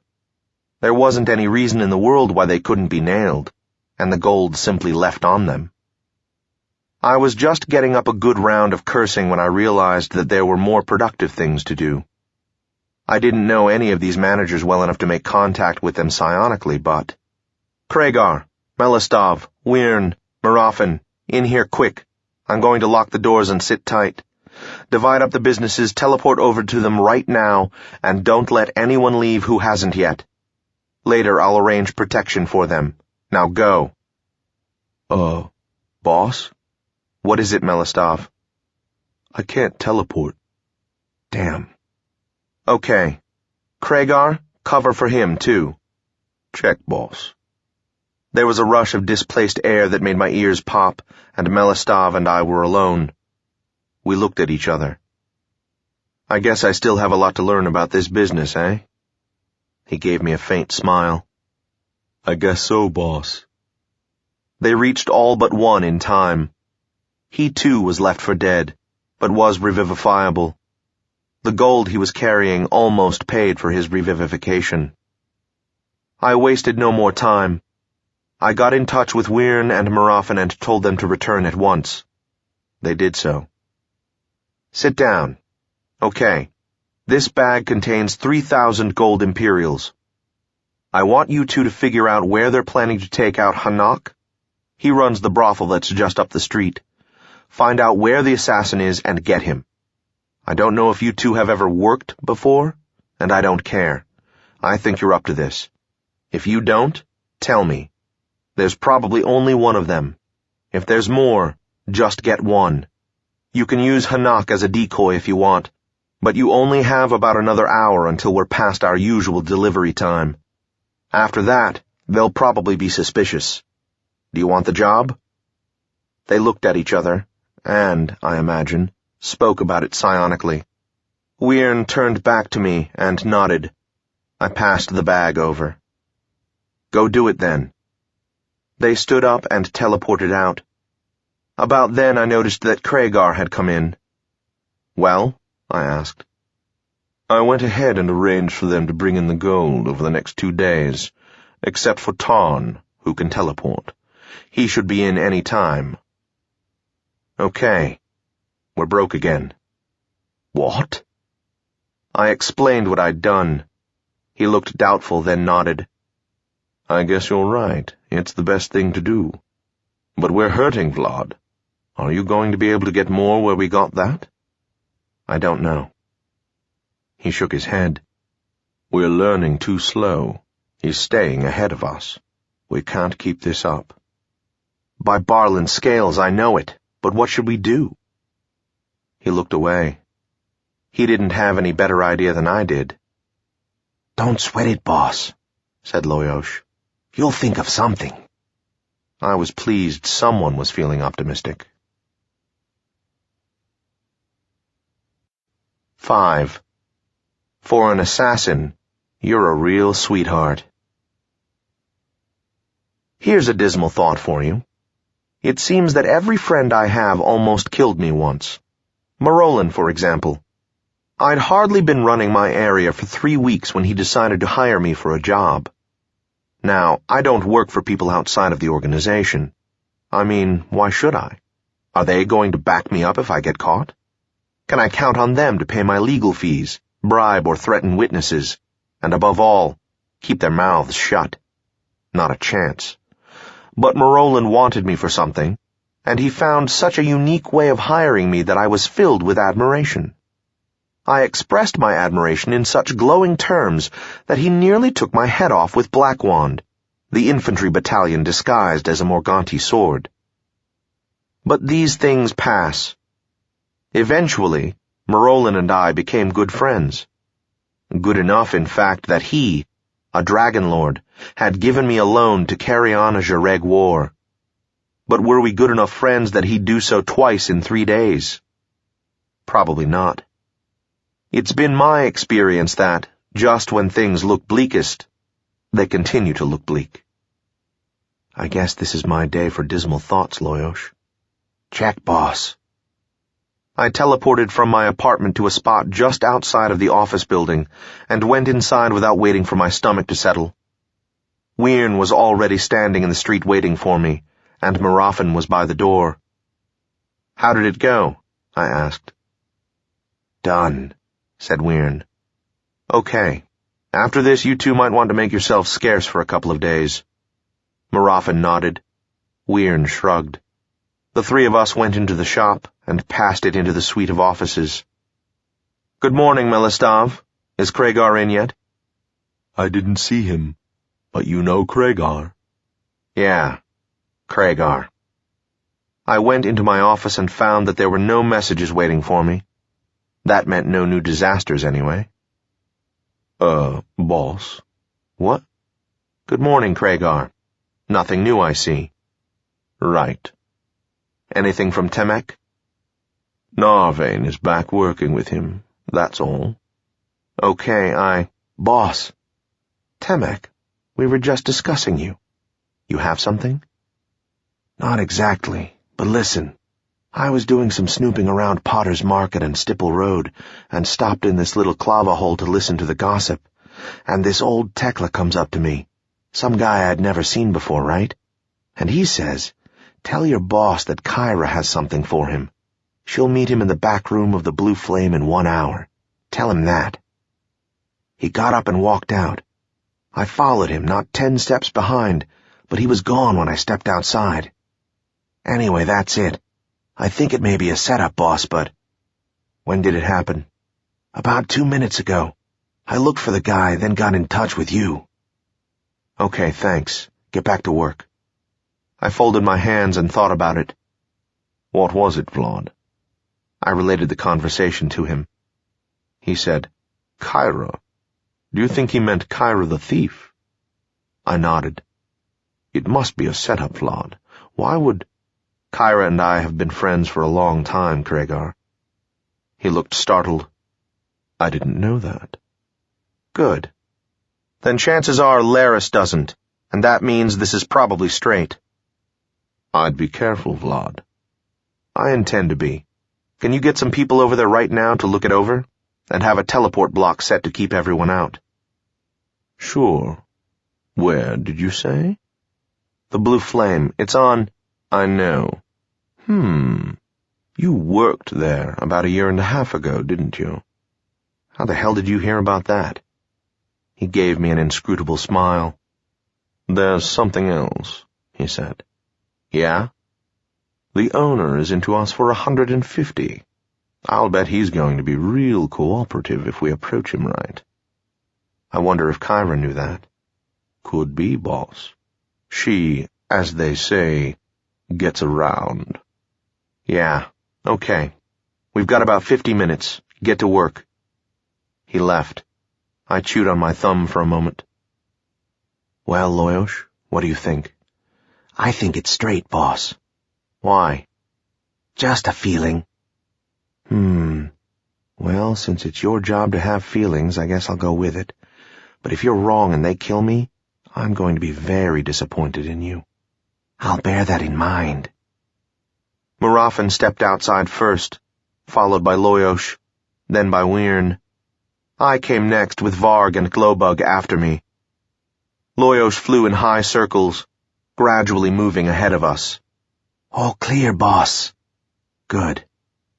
All of this to walk 1 short block. When we reached the Blue Flame, which was stuck between a pair of warehouses as if it were trying to hide, Glowbug went in first. He came back, nodded, and Loyosh and Varg went in, with me following. The lighting in the flame was too dim for my taste, but I could still see well enough. There were 4 booths against the walls on either side, 2 tables of 4 in the middle, and 3 deuces in between. At a far booth, facing me, was a Jireg named Shone, whom Kragar had hired. Shone was one of those freelance types who can do just about anything, and do it well. He was small, maybe 6 feet 6 inches, and compact. His hair was slicked back, like Varg's. He ran muscle, hustled a little loan business, did some cleaning, sometimes ran Sharabah games. At one time or another, he'd done damn near everything. For a while, he even worked as an organization contact in the Imperial Palace. He certainly did work. In fact, he was one of the more dependable assassins I knew of. If he weren't so addicted to gambling, or if he were a better gambler, he'd have made enough to retire on years ago. I was very pleased that we had him on our side. Sitting alone at a deuce on the other side was a young kid, maybe 300, named Klimov. He had been in the organization for less than 10 years, but had already worked at least twice. This is considered good. I did better, but I'm an Easterner. His hair was black, straight, and cut neatly at ear level. His face had a sharpness reminiscent of the House of the Hawk.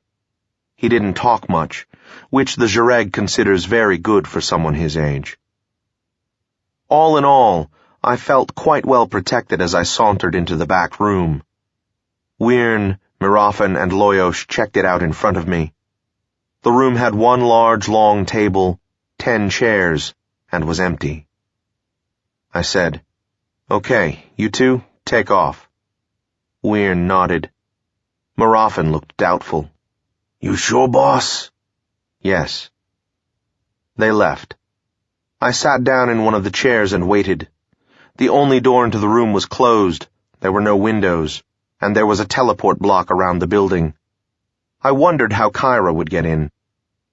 2 minutes later I was still wondering, but it was academic. "Good morning, Vlad." "Damn," I said. "I would have seen you coming in, but I blinked." She chuckled, gave me a courtesy, and kissed me warmly. She sat down at my right. Loyos landed on her shoulder and licked her ear. Kyra scratched under his chin. "So, what did you want to see me about?" She reached into her cloak and removed a small pouch. She deftly opened it and gestured. I held out my hand, and a single blue-white crystal fell into it. It was perhaps 1/3 of an inch in diameter. I turned and held it up to a lamp. "Very nice," I said. "Topaz?" "Diamond," she said. I spun back to see if she were joking. She wasn't. I studied it again. "Natural?" "Yes." "Including the color?" "Yes." "And the size?" "Yes." "Guaranteed?" "Yes." "I see." I spent another 5 minutes or so studying the thing. I'm not a lapidary, but I know something about gems. I could detect no flaws. "I assume you've appraised her. What's she worth?" "Open market? Maybe 35,000 if you look around for a buyer. 28 or 30 on quick sale. A cleaner would give at least 15, if he'd touched the deal at all." I nodded. "I'll give you 26. She shook her head. I was startled. Kyra and I never bargained. If she offered me something, I gave her the best price I could, and that was that. But she said, "I'm not selling it. It's yours."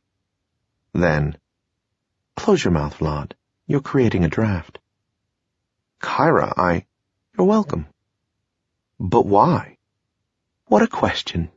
I've just handed you a fortune and you want to know why." "Yeah, shut up, boss." Loyos licked her ear. "You're welcome too," she said. It suddenly occurred to me, looking at the stone, that I'd seen either her or her cousins before.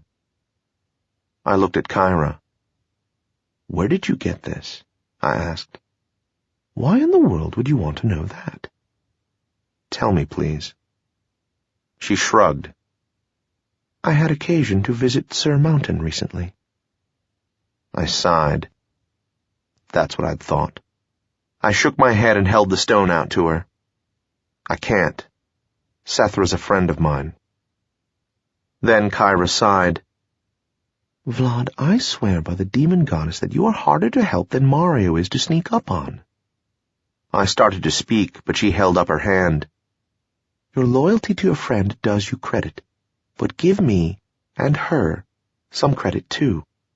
She can't help support a Jireg war any more than Marolan can. That didn't stop Marolan, did it? How did you— She cut me off. Sethra knows what became of this stone, though she'd never admit it. All right? I was struck speechless once more. Before I could talk, Kyra handed me the pouch.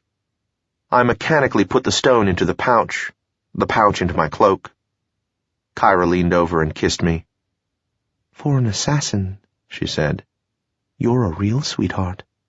Then she was gone. Later that day, Temek reported in with a list of 5 establishments owned by Laris. I arranged for some wizards to appear in 2 of them as customers to begin infiltration. Wizard, by the way, can mean either a particular kind of very powerful sorcerer, or, in the Jireg, someone who does any one specific job very well. If you wonder how to tell which is meant, well, so do I. Anyway, 4 of the wizards started penetrating 2 of Laris's businesses, while Kragar made arrangements for the other places. We hit the first one that evening. 9 toughs, mostly from the House of the Orca, and hired for 2 gold per, descended on the place. Laris had 2 enforcers there, each of whom got one of our people before he was overpowered. The invaders used knives and clubs on the customers. There were no fatalities, but no one would be wanting to visit that place for a while. Meanwhile, I hired more of these types to protect my own businesses from similar treatment. 2 days later we hit another one, with excellent results. That evening, Temek reported that Laris had dropped out of sight and was apparently running things from some hidden location. The next morning, Narvain, following up a rumor, found Temek's body in an alley behind the first place we'd hit. He was unrevivifiable. 3 days after that, Varg reported that he'd been approached by one of Laris's people to cooperate in an attempt to get me. 2 days later, Shone found the individual who'd approached Varg alone. The guy was coming back from his mistress's flat. Shone finalized him. A week after that, 2 of the wizards who were infiltrating one of Laris's establishments were blown to pieces in the middle of dinner in a small clava hole by a spell thrown from the next table. A week later, we pulled another raid on one of Laris's places. This time we hired 25 toughs to help us. Laris had built up his defenses, so 6 of my people took the trip, but they did the job. Sometime in there, Laris must have lost his temper. He had to have paid through the nose, but he found a sorcerer who could break through my sorcery protection spells. A week after my raid, my cleaner's shop went up in flames, along with the cleaner and most of his merchandise. I doubled the protection everywhere else. 2 days later, Narvain and Kimov were caught on their way to escort Hanak in to me with his payment. Kimov was quick and lucky, so he was revivifiable. Narvain was not so quick, but much luckier, and managed to teleport to a healer. The assassins escaped. 8 days later, 2 things happened on the same evening at nearly the same moment. First, a wizard sneaked into a building housing a brothel run by Laris, carefully spread more than 40 gallons of kerosene, and lit it. The place burned to the ground. The fires were set in front on the 2nd story, and in back on the 1st. No one was even scorched. Second, Varg came to see me about something important. Melistav informed me. I told him to send Varg in. As Varg opened the door, Melistav noticed something. He still doesn't know what, and yelled for him to stop. He didn't, so Melistav put a dagger into his back, and Varg fell at my feet. We checked and found that it wasn't Varg at all. I gave Melistav a bonus, then went into my office, shut the door, and shook. 2 days later, Laris's people staged a full-scale raid on my office, complete with burning out the shop. We held them off without losing anyone permanently, but the cost was heavy. Narvain, who'd taken over from Temek, found one more source of Laris's income. 4 days after the raid on me, we hit it, beat up some customers, hurt some of his protection people, and set fire to the place. By which time certain parties had had enough of the whole thing. That day I was standing in the rubble in front of my office, trying to decide if I needed a new place. Wyrn, Marafin, Glowbug, and Kimov surrounded me. Kragar and Melistav were there too. Glowbug said, "Trouble, boss." Marafin immediately stepped in front of me, but I had time to catch sight of 4 Zhereg walking toward the ruined building. It appeared that there was someone in the middle, but I couldn't be sure. They reached the place, and the 4 of them stood facing my bodyguards. Then a voice I recognized called out from among them, "Taltos." I swallowed and stepped forward. I bowed. "Greetings, Lord Toronin." They stay, you come. "Come, Lord Toronin? Where?" Shut up. "Yes, my lord." "One of these days, bastard, I'm going to do you." He turned and I began following. He looked back and said, "No, that thing stays too." It took me a moment to figure out what he was saying, then, "Get ready, Kragar." "Ready, boss." Out loud I said, "No, the Zhereg stays with me." His eyes narrowed and we matched stares. Then he said, "All right." I relaxed. We went north to Malak Circle, then headed east on Pier Street. Eventually we came to what had once been an inn, but was now empty, and went inside. 2 of his people stopped by the door. Another was waiting inside. He carried a sorcery staff. We stood before him, and Toronin said, "Do it." There was a twisting in my bowels, and I found myself with Toronin and 2 of his bodyguards in an area I recognized as northwest Adralanka. We were in the hills, where the houses were damn near castles. About 20 yards in front of us was the entrance to a pure white one, the great double doors inlaid with gold. A real pretty place. "Inside," said Toronin. We walked up the steps. A manservant opened the door. 2 Zhereg were just inside, their grey cloaks looking new and well cut. One of them nodded at Toronin's enforcers and said, "They can wait here." My boss nodded. We proceeded inward. The hall was bigger than the apartment I'd lived in after selling the restaurant. The room it emptied into, like a sewer into a cesspool, was bigger than the apartment I was living in. I saw more gold invested in knickknacks around the place than I'd earned in the last year. None of this went very far to improve my mood. In fact, by the time we were ushered into a small sitting room, I was beginning to feel more belligerent than frightened. Sitting there with Toronin for more than 10 minutes, waiting, didn't help either. Then this guy walked in, dressed in the usual black and grey, with bits of gold lacing around the edges. His hair was graying. He looked old, maybe 2000, but hale. He wasn't fat. Dragarans don't get fat. But he seemed well fed. His nose was small and flat, his eyes deep and pale blue. He addressed Toronin in a low, full, harsh voice. "Is this him?" Who did he think I was? Mario Greymist? Toronin only nodded. "Okay," he said. "Get out." Toronin did so. The big shot stood there staring at me. I was supposed to get nervous, I guess. After a while, I yawned. He glared. "You bored?" he asked. I shrugged. This guy, whoever he was, could snap his fingers and have me killed. But I wasn't about to kiss his ass. My life isn't worth that much. He pulled a chair out with a foot, sat in it. "So you're a hard case," he said. "I'm convinced.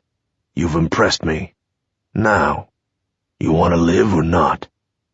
I wouldn't mind, I admitted. "Good. I'm Tarion." I stood and bowed. then sat. I'd heard of him. He was one of the big bosses. One of the 5 who ran the organization in the city of Adralanka, and Adralanka had about 90% of the business, so I was impressed. "How may I serve you, Lord?" Oh, come on, boss. Tell him to jump in chaos, stick out your tongue and spit in his soup. Go ahead. You can lay off your attempts to burn down Adralanka. "Lord?" Can't you hear? "I assure you, Lord, I have no desire to burn down Adralanka. Just a small part of it." He smiled and nodded. Then, with no warning, the smile vanished and his eyes narrowed to slits. He leaned toward me, and I felt my blood turn to ice water. Don't play around with me, Easterner. If you're going to fight it out with this other Tekla, Laris, do it in a way that doesn't bring the whole Empire down on us.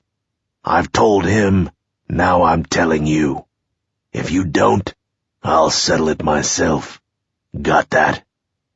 I nodded. "Yes, my lord." Good. Now get the fuck out of here. "Yes, Lord." He got up, turned his back on me, and left. I swallowed a couple of times, stood, and walked out of the room.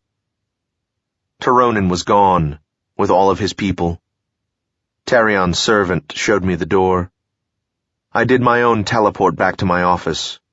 I told Kragar that we were going to have to change our methods. We didn't have time to do so, however. Tarion had been right, but he had acted too late. The Empress had already had enough. 6. I'm going to take a walk. When I say Empress, you probably get an image of this old, stern-looking matron with iron-gray hair, dressed in gold robes, with the orb circling her head as she issues edicts and orders affecting the lives of millions of subjects with a casual wave of the scepter. Well, the orb did circle her head. That part is right. She wore gold, too, but nothing as simple as robes. She would often wear... but never mind. Zerika was a young 300 or 400, which is like mid-20s to a human. Her hair was golden, and if I'd meant blonde, I would have said blonde. Her eyes were the same color, rather like a Leorne's, and deeply set. Her forehead was high, her brows light and almost invisible against very pale skin. Notwithstanding the rumors, however, she was not undead. The House of the Phoenix is always the smallest, because they won't consider you a phoenix unless an actual phoenix is seen to pass overhead at the time of your birth. The interregnum had eliminated every phoenix except Zerika's mother, who died in childbirth. Zerika was born during the interregnum. The last emperor had been a decadent phoenix, and since this was the 17th cycle, the next emperor had to be a phoenix too, since a reborn phoenix is supposed to follow a decadent phoenix every 17 cycles. So far as I can tell, by the way, a reborn phoenix is an emperor of the House of the Phoenix, who doesn't become decadent by the end of his reign. Anyway, since Zerika was the only phoenix living at the time, this meant it had to be Zerika. All of this business about what makes a phoenix is very strange when combined with aspects of the relationships among houses, such as genetics. I mean, it seems absurd to have the opinion that most Dragarans seem to have about crossbreeds, when there is, at the moment, no other way to produce a phoenix heir except through crossbreeding. I may go into this at some point. In any case, at the tender age of 100 or thereabouts, she came to Death's Gate Falls and passed, living, through the paths of the dead, and so came to the halls of judgment. There she took the orb from the shade of the last emperor and returned to declare the interregnum at an end. This was about the time my great-great-great-great-great-great-great-great-grandfather was being born. That business about descending Death's Gate Falls, by the way, is quite impressive. I know, because I've done it myself. But the point is that this background gave Zarika a certain understanding of the human condition, or at least the Dragarin condition. She was wise, and she was intelligent. She knew that there was nothing to be gained by interfering in a duel between Jareg. On the other hand, I guess what Laris and I had been doing to each other was too much to ignore. We woke up the morning after the meeting with Tarion to find the streets patrolled by guards in Phoenix livery. Notices were posted explaining that no one was allowed in the streets after nightfall, that no groups of more than 4 could assemble, that all use of sorcery would be carefully observed and regulated, that all taverns and inns were shut down until further notice.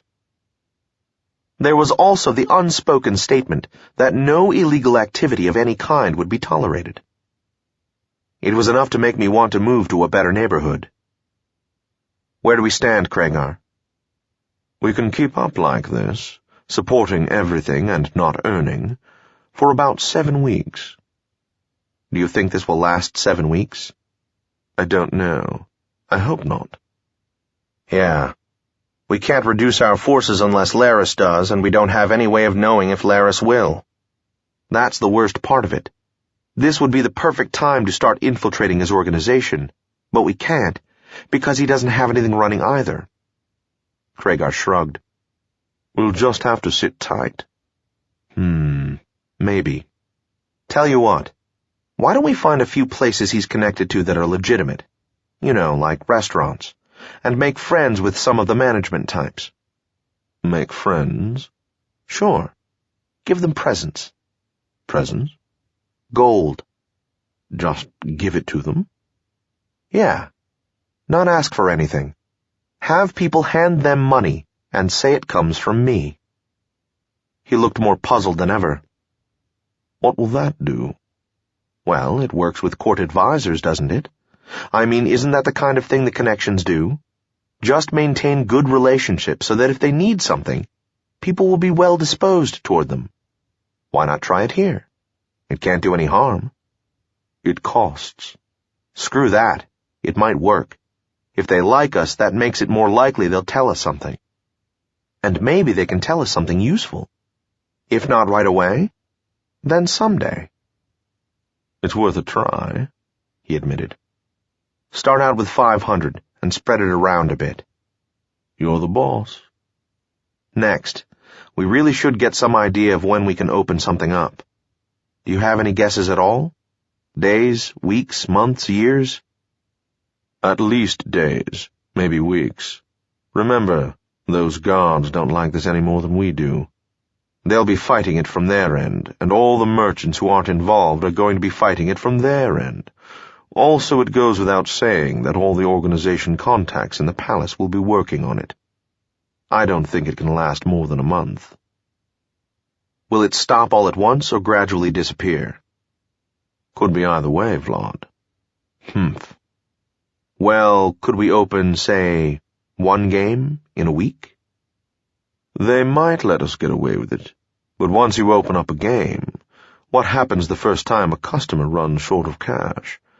We need to have someone to lend him money, and then maybe he gets behind on his payments, so he starts stealing. We need a cleaner. Or we don't have a cleaner in any case. I'm working on that. Oh, all right. But yes, I see your point. It's all tied in. And there's another thing. Whoever opens up is going to be pretty nervous. That means that you should really make personal visits. And that's dangerous. Yeah. One thing we could do is find a new office. I can still smell the smoke in here. We could, but... Do you know where Laris's office is? I know, but he doesn't go there anymore. We don't know where he is. But we know where his office is. Fine. That's where my next office will be. He looked startled, then shook his head. Nothing like confidence, he said. Narvain was in touch with me pretty constantly that week, and was slowly getting a feel for the work. After what had happened to Temek, he was being careful, but we were accumulating a list of places and a few names. I tried doing a small witchcraft spell on Laris, just to see if there was any point in attacking him that way, but I got nothing. That meant that he was protected against witchcraft, and indicated that he really did know me, since most Dragarans don't think of the art as anything to bother with. I had enforcers following those people we knew, trying to get their movements down so we could use this information later. We approached a couple of them with large sums, hoping to find out where Laris was hiding, but we didn't get any takers. The project to make friends with Laris's people went better, although just as slowly. We got nothing useful, but there were indications that we might in the future. I had some people speak to the Phoenix Guards. We learned from them that they weren't happy about the duty, didn't expect it to last long, and that they were as impatient to start earning their gambling money again as we were to start needing to pay them. I considered the matter. 6 days after Zarika put her foot down, I met with Kragar and Smiley Galizar. Smiley had been protecting Nylar and was pretty much recovered from being revivified. He got his name because he smiled almost as much as Varg. That is, not at all. Varg, however, rarely had any expression. Smiley had a permanent sneer. When he looked like he wanted to bite you in the leg, he was happy. When he got angry, his face became contorted. He had picked up an Eastern weapon called the Lepip, which was a heavy metal bar with leather wrapped around it to prevent cuts. When he wasn't doing protection, he did muscle work. He'd started on the docks, collecting for a short-tempered lender called Kirill. When Kirill was fed up with being reasonable, he'd send Smiley, and then send someone else the next day to reason with whatever was left. So Smiley sat there, scowling at Kragar and me, and I said, "Smiley, our friend Hanak is going to open up his brothel tomorrow evening. He's being protected by Abror and Nephital. I want you to go over to help them out." He sneered even more, as if it were beneath him. I knew him well enough to ignore this, however. I continued, "Stay out of the way of our customers so you don't scare them, and if the guards try to shut the place down, just let them. Can you handle that?" He snorted, which I took for a yes. "Okay, be there at the 8th hour. That's all." He left without a word. Kragar shook his head. "I'm amazed that you can get rid of him that easy, Vlad. You'd think you'd have to do a demon banishment or something." I shrugged. "He's never worked, as far as I know." Kragar grunted. "Anyway, we ought to know something by tomorrow. Any word from Narvain?" "Not much. He's been going slow." "I suppose. But he should at least be checking to see if Laris is opening something." I agreed. I got hold of Narvain and gave the necessary orders. Then I sighed. I hate being in the dark like this. We have a good groundwork for the future, but we still know hardly anything about him. Kragar nodded, then brightened. "Vlad." "Yes?" "Marolan." "Huh?" "Aren't you his security consultant? Doesn't he have a spy network?" "Sure, Kragar. And if you want to find out how many sorcerers Lord Who-in-the-Heck of the House of the Dragon has, I could tell you in 3 minutes, along with their specialties, ages, and tastes in wine. But that doesn't help us." He got a vacant look and said, "There ought to be a way to use that." "If you think of one, let me know." "I will." Hanak reached me late in the evening of the next day. "Yes?" "Just wanted to tell you that we haven't been bothered by any guards yet." "Good. Customers?" "Maybe 2. Okay, it's a start. Have you seen anyone who looks like he might be working for Laris?" "How would I know?" "All right, stay in touch." I looked up at Kragar, who was spending more time in my office than in his own these days. "I just talked to Hanak. No problems, no customers." He nodded. "If we make it through the night, maybe we should open up a cleaner tomorrow." "Sure," I said. "Who?" "I know a few thieves who've been talking about getting into that end." "In the middle of a war?" "Maybe." "All right, check into it." "Will do." Kragar found a cleaner, and we opened up a couple of nights later. At the same time, Narvain found out that Laris wasn't doing much of anything. We began to breathe easier. Soon, we decided, the Phoenix Guards would just disappear, and things would be back to normal. Normal? Exactly what was normal at this point? Cregar, what happens when the Phoenix Guards disappear? Things go back to... Oh, I see what you mean. Well, in the first place, we're back on the defensive. He starts moving in on us, we start trying to find out all we can about him. And, by the way, we should have more than just Narvain working on that. I know, we will, but it seems to me that this is our big chance to get ahead. What is? This, now, when neither of us can attack the other, but we can get our businesses going again. We should push it as far as we can, get as much going as possible to build up some cash, and make as many friends among Laris's people as we can. Get Narvain and whoever else we can digging into him, the whole bit. Cregar thought that over, then nodded. You're right. We've got the cleaner working. That means we can open up a lender. 3 days? 2? 2. We're going to be paying extra bribes, but that shouldn't go on too long. Right. And once that's going, we could start one of the small Sharabar clubs. A week from today, say? If everything goes well. That sounds right. Good. And we won't need too much protection at first.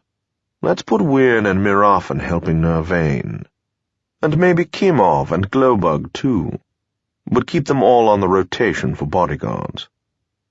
Not Kimov. I don't want any freelancer knowing too much about what I know. Make it Naal. He isn't good at it, but he can learn. Okay, I'll talk to them, and let Narvain in on it. Good. Are we leaving anything out? Probably, but nothing I can think of. Then let's get at it. It's going to be nice seeing you do some work again, boss. Shut up, Loyosh. It took Narvain only a couple of days to work the extra help into his organization. The day the lender started, I began to get reports from them, and was impressed. While they still didn't know many of his people, and those they did were right at the bottom. They found out 7 establishments that Laris was running. To our surprise, none of them had reopened. Laris was lying low. I didn't know whether to be overjoyed or nervous. But there were still Phoenix Guards all over the place, so we felt safe. A few days later, I opened up a small Sharaba game, and the next day a game of Siang stones, and a game of 3 copper mud. Our list on Laris grew, but he still wasn't doing anything. I wondered what it meant. Hey, Cregar. Yeah? How many tsur does it take to sharpen a sword? I don't know. 4. 1 to sharpen it, 3 to put up enough of a fight to make it worthwhile. Oh. Is there some point to that? I think so. I think it has something to do with needing to have opposition in order to act. Is this leading somewhere, or are you just being obscure? I'm going to take a walk. Who's protecting me today? A walk? Are you sure it's safe? Of course not. Who's on duty? Wyrn, Mirafan, Varg, and Glowbug. What do you mean a walk?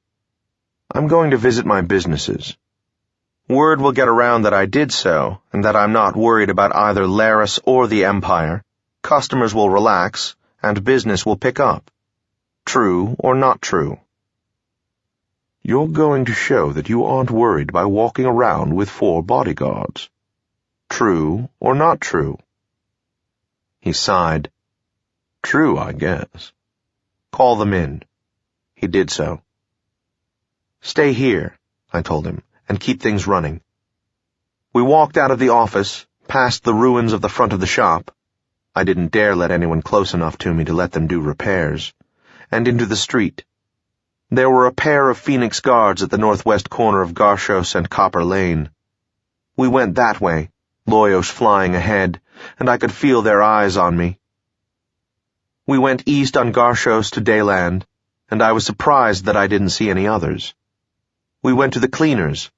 which was set up in the basement of an inn called the Six Criatha, which looked like it had been slowly falling to ruin for a few thousand years. I went in to see the cleaner. He was a cheery-looking guy named Renor, short, dark, with the curly brown hair and flat features that claimed he had Jagala somewhere in his background. His eyes were clear, which proved that he hadn't been in the business long. Cleaning stolen goods is not something one can bribe Imperial guards about, so one must be careful not to let them find out one is doing it. Fences always end up with shifty, frightened eyes. Renor bowed and said, "I am honored to meet you at last, Lord." I nodded. He gestured outside. "They seem to have left." "Who, the guards?" "Yes, there were several near here this morning." Well, that's all to the good then. Maybe they're reducing their forces." "Yes." "How's business?" "Slow, Lord, but picking up a bit. I'm just getting started." "Okay," I smiled at him. "Keep it going." "Yes, Lord." We walked back out, continued to Glendon, followed it to Copper Lane, and headed back north. As we walked past the blue flame, I stopped. "What is it, boss?" "Those guards, Loyosh. There were 2 of them on that corner 15 minutes ago. Now they're gone." "I don't like this." Glowbug said, "Notice the guards are missing, boss? That's a demon of a coincidence. I don't like it." "Bide," I told him. "I think we should get back to the office, boss." "I don't think—" "Remember what you said about my feelings? Well, this one is strong. I think we should get back right away." "Okay, you've talked me into it." "Back to the office," I told Glowbug. He seemed relieved. Varg made no response whatsoever. Weirn nodded, his eyes dreamy, and his half-smile didn't change. Marafin nodded his great shaggy head. We went past the blue flame and I started to relax. We reached the corner of Garshos and Copper, and Weirn and Marafin looked down both ways carefully, then nodded. We went past the corner and came into sight of my office. I heard a strange, shuffling sound behind me, a false step, and spun in time to see Varg falling to his knees, a look of shock on his face. With the corner of my eye, I saw Glowbug falling. "Look out, boss!" For the briefest instant, I couldn't believe it was really happening. I had known all along that my life was in danger, but I hadn't really believed that I, Vlad Taltos, assassin, could be taken out as easily as any Tekla on the street. But Glowbug was down, and I saw the hilt of a dagger protruding from Varg's back. He was still conscious, trying to crawl toward me, his mouth working silently.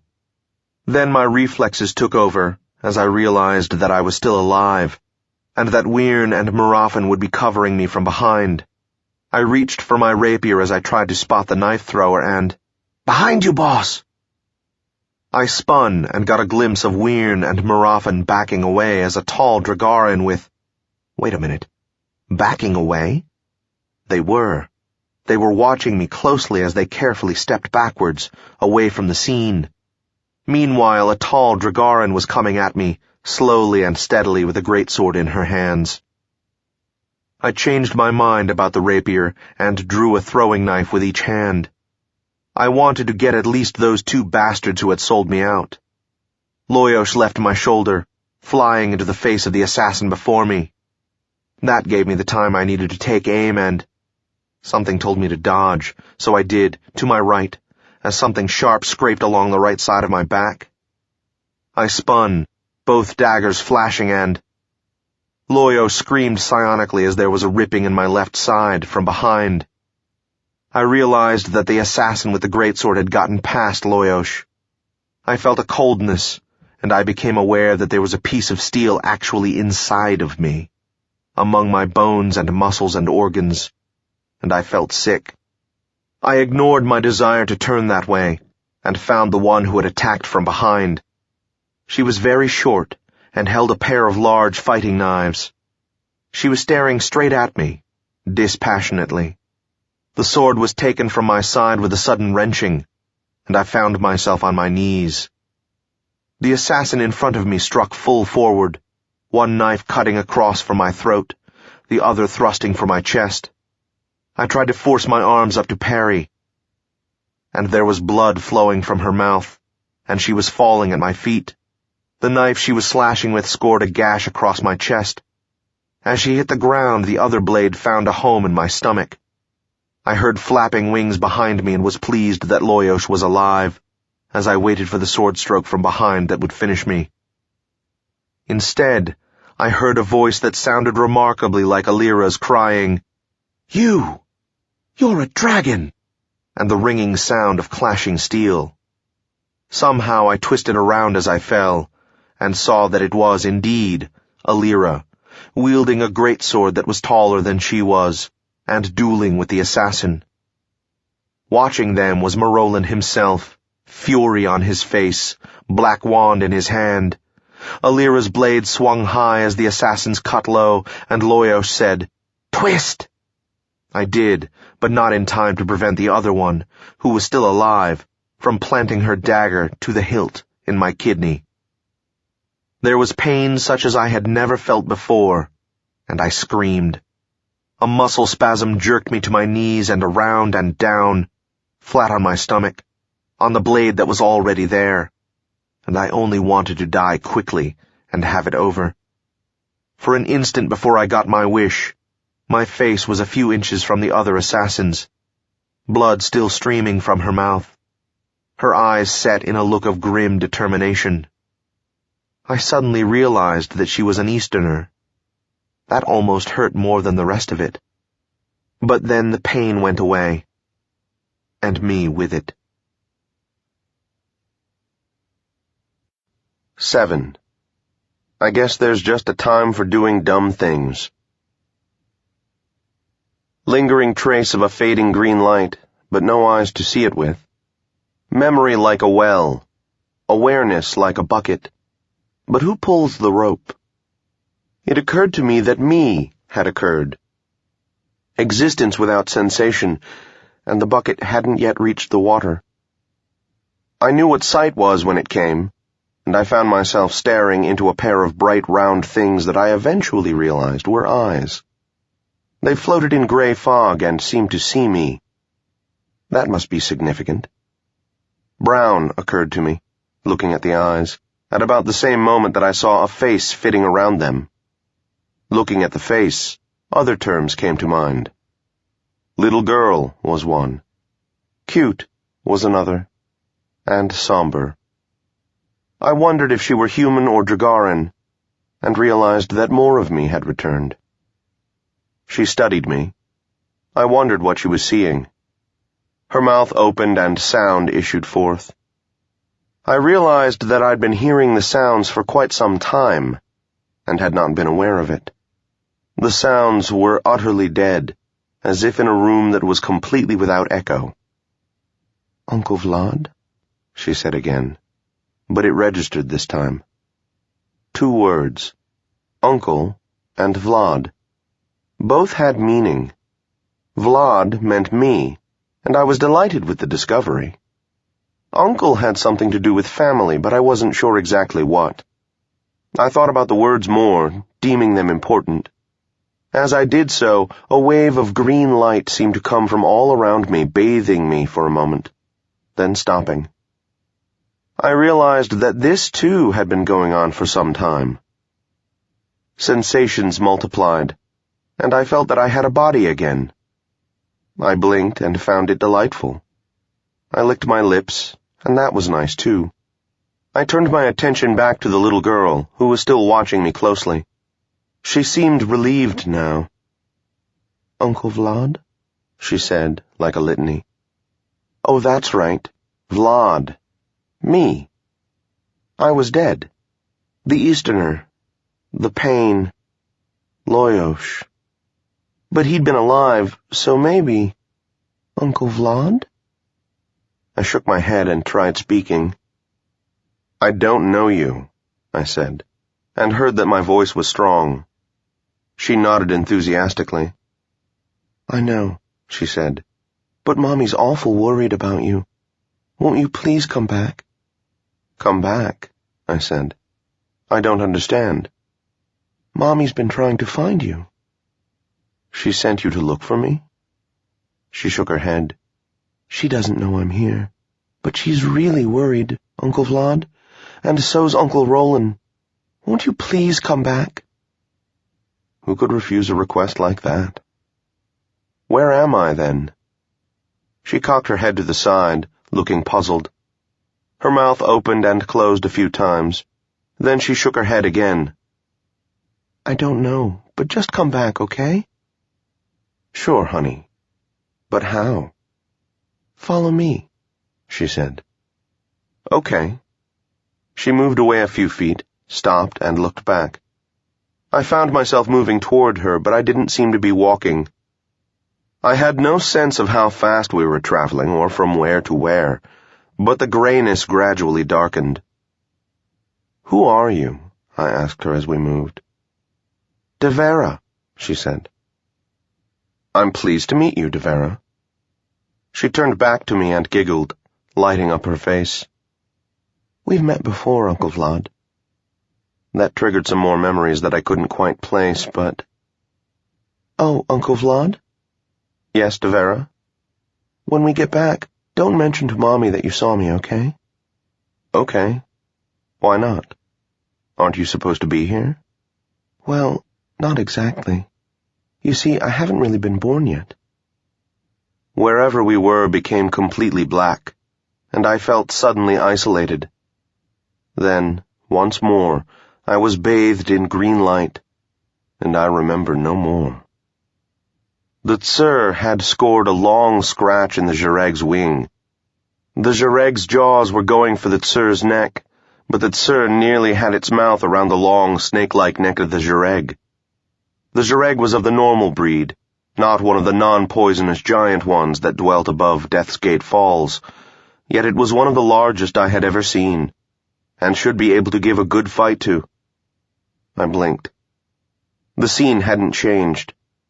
The orange-red sky was right, but I realized that I was inside, on a bed, in fact. I was looking at a painting that filled the ceiling above me.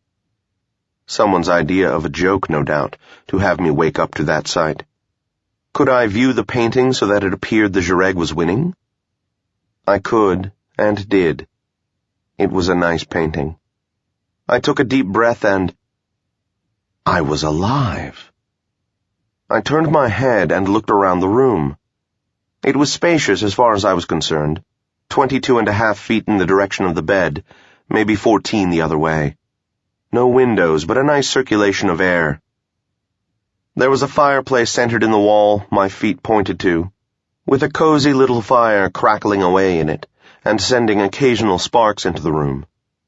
I twisted and saw that a door was centered in the other wall. Black candles were scattered throughout, providing most of the light. Yet there were enough of them to give the room a bright appearance despite the black walls. Black, black, black. The color of sorcery. Lord Marolan. Castle black. Yet he wouldn't have used black candles unless he were doing witchcraft, and I felt no traces of a spell. Nor would he have a painting like that. So... Tsur Mountain, of course. I leaned back against the pillow. Goose feathers. A luxury. And slowly set about moving my limbs. I made each one move, and each finger and toe. They responded normally, but it took some effort. I saw my cloak and clothing neatly folded on a stand 3 feet from my head. I noticed with amusement that whoever had undressed me had left Spellbreaker wrapped around my wrist, which was why I hadn't immediately felt undressed. I heaved myself to a sitting position. I became aware of a general sense of weakness and pains throughout my body. I welcomed them as more signs of life, and swung my feet over the edge of the bed. Going to say hello, boss? I spun and spotted Loyosh high on top of a tall dresser in the far corner of the room. Good morning, or whatever it is. I'm glad you're all right. He flew down and landed on my shoulder, licked my ear. That goes double for me, boss.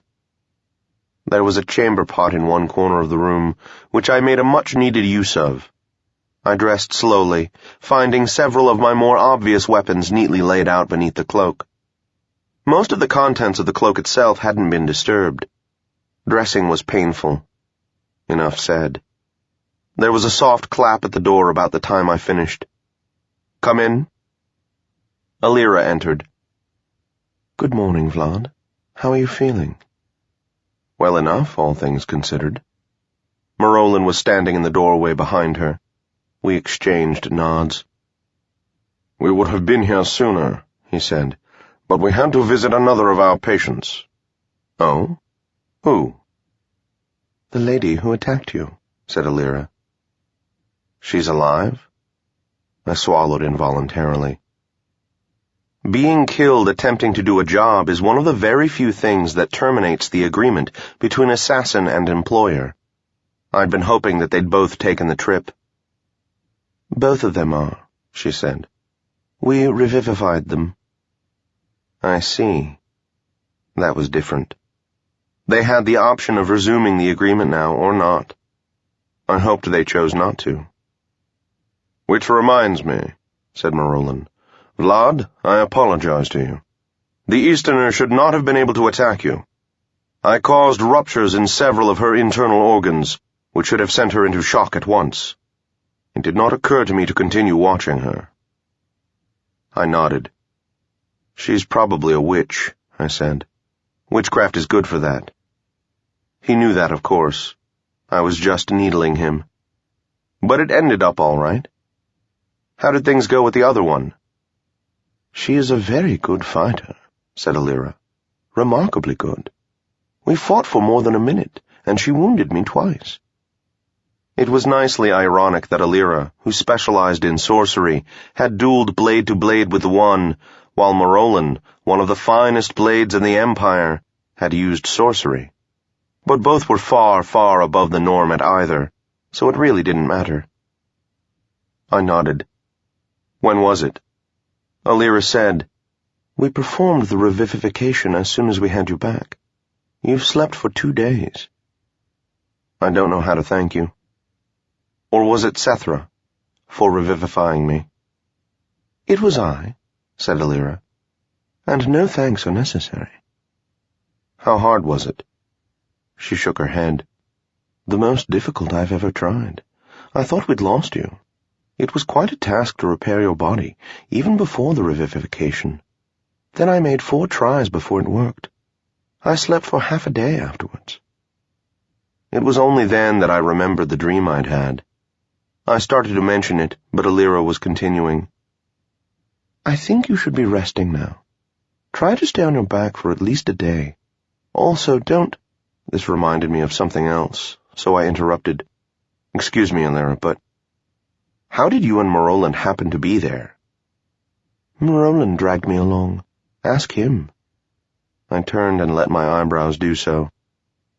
"Craigar," he said. "He explained that you required immediate assistance, but he didn't know the form. I happened to be with Alira at the time. It seems we were nearly too late. And, to repeat, I apologize for my sloppiness with the Easterner." I brushed it aside. "All right, I'll take your advice now, Alira. I think I'd like to sleep." "Are you hungry?" she asked. I checked the relevant part of me, then nodded. "A bit. Perhaps when I wake up." "All right, I'll speak to Setaro about it. Do you feel any nausea, or would you be up to a full meal?" "I feel fine," I told her. "Just tired." "Good." I bowed to each of them and sat back on the bed as they left. "You're no more tired than I am, boss." "True, but I am sore." Quiet for a minute. I reached out for contact with Craigar. It took a while, but eventually he responded. "Vlad, welcome back." "Thanks. It's nice to be alive again." "I imagine.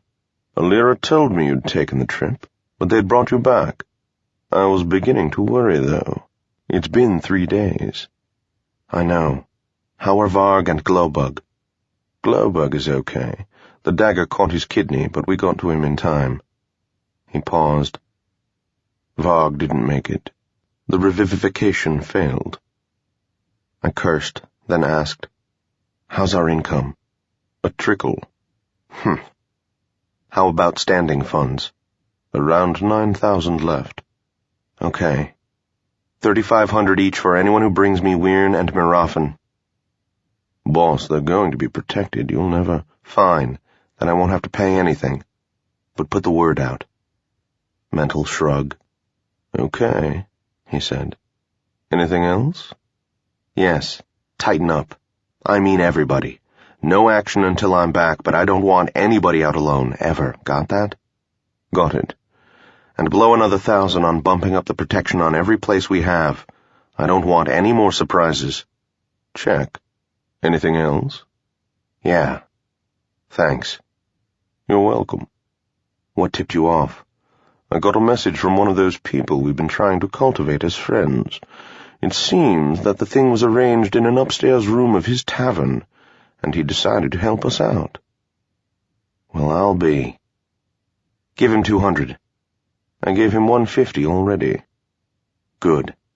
Kragar, all the Phoenix guards disappeared, went away just about the time I left the office.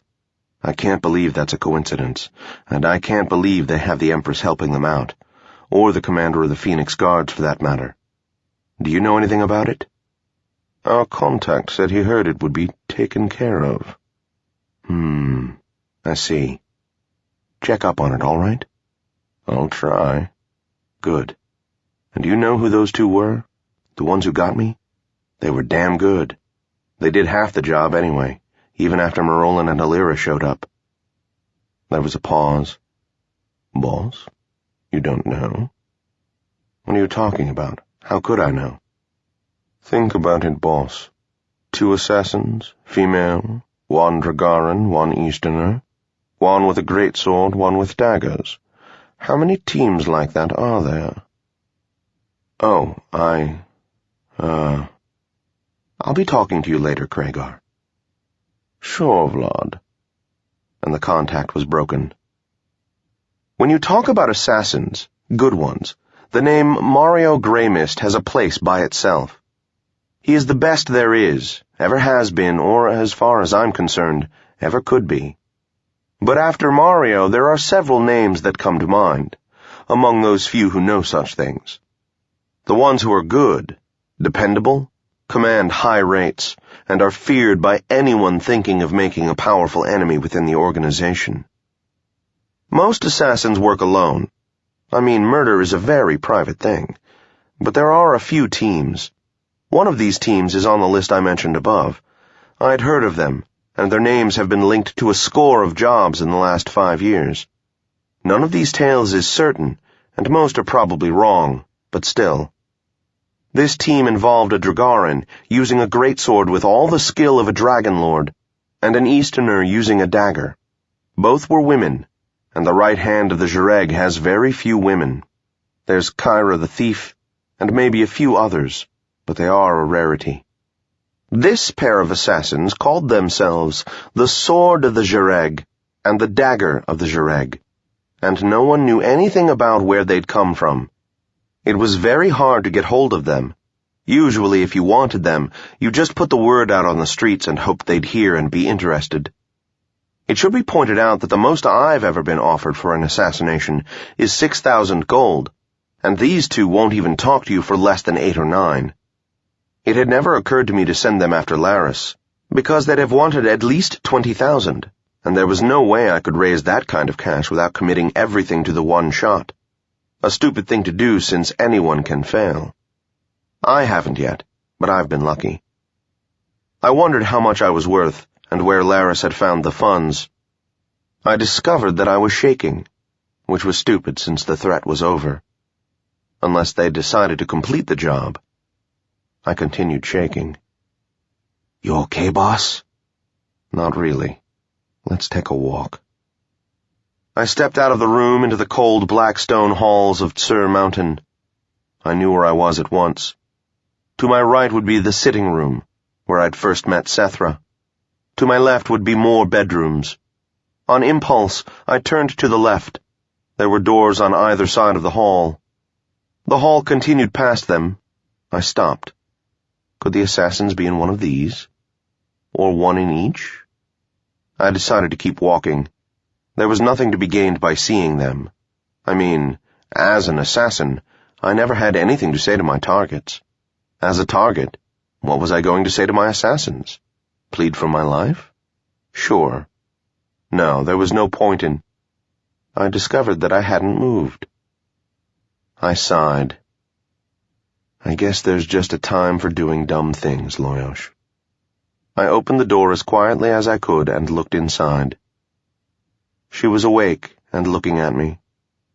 Her face was calm, her eyes expressionless. No question about it. She was as human as I was. Her eyes moved down to my right hand, which I discovered was gripping a dagger at my belt. She didn't seem to be frightened. She was sitting up, a blue nightgown showing her pale skin in the dim light of a single set of candles. Her hair was dark brown, almost black. Her eyes were darker yet, a vibrant contrast with the shade of her skin. The nightgown was intended to be modest, but it was also intended for a Dragarin, so it fell rather low on her. She showed no embarrassment. Her eyes traveled from the dagger to my face. We studied each other for a time. Then I forced my hand to relax and release its grip on the weapon. Damn it. I was the one who was armed. She was the one who was helpless. There was no reason for me to be afraid of her. I managed to speak. Have you a name? My voice sounded dry, almost cracked. Yes, she said, in a soft contralto. I waited for her to continue. When she showed no signs of doing so, I said, Will you tell me what it is? No. I nodded. The dagger of the Zhireg wished to be called the dagger of the Zhireg.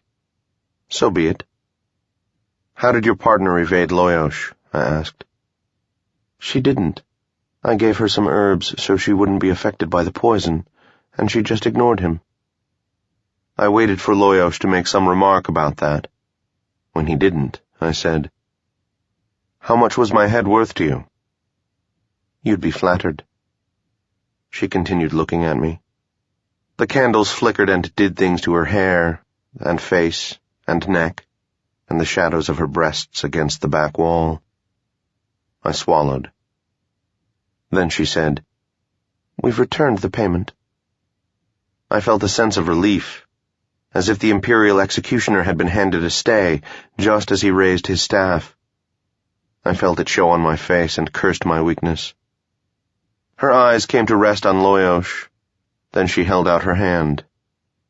He hesitated and twitched nervously on my shoulders. Boss?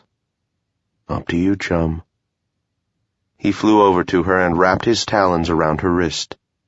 She scratched under his chin, going with the scales. The Zhireg is beautiful, she said. His name is Loyosh. I know. Oh, of course. You must have found out quite a bit about me. Not enough, apparently. How did Marolan and Alira find out, by the way? Sorry. She nodded. You have a talent for making people underestimate you. Thank you very much.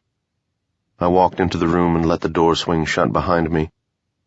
With a careful effort to appear casual, I sat at the edge of the bed. So, what now? She shrugged, which was worth coming in just to see. I don't know. Marolan and Alira tried to mind probe me before. It didn't work, so I don't know what they'll try next. Do you? I was startled. What were they trying to find out? Who hired us? I laughed. They could have just asked me. Don't worry, they aren't bad types for Dragon Lords. She smiled back at me ironically. And you'll protect me, right? Sure, why not? You've given the money back, even though you didn't have to, which is proof that you aren't coming after me again. And we Easterners ought to stick together, don't you think? She caught the point of that, and dropped her eyes. I've never worked on a human before, Vlad.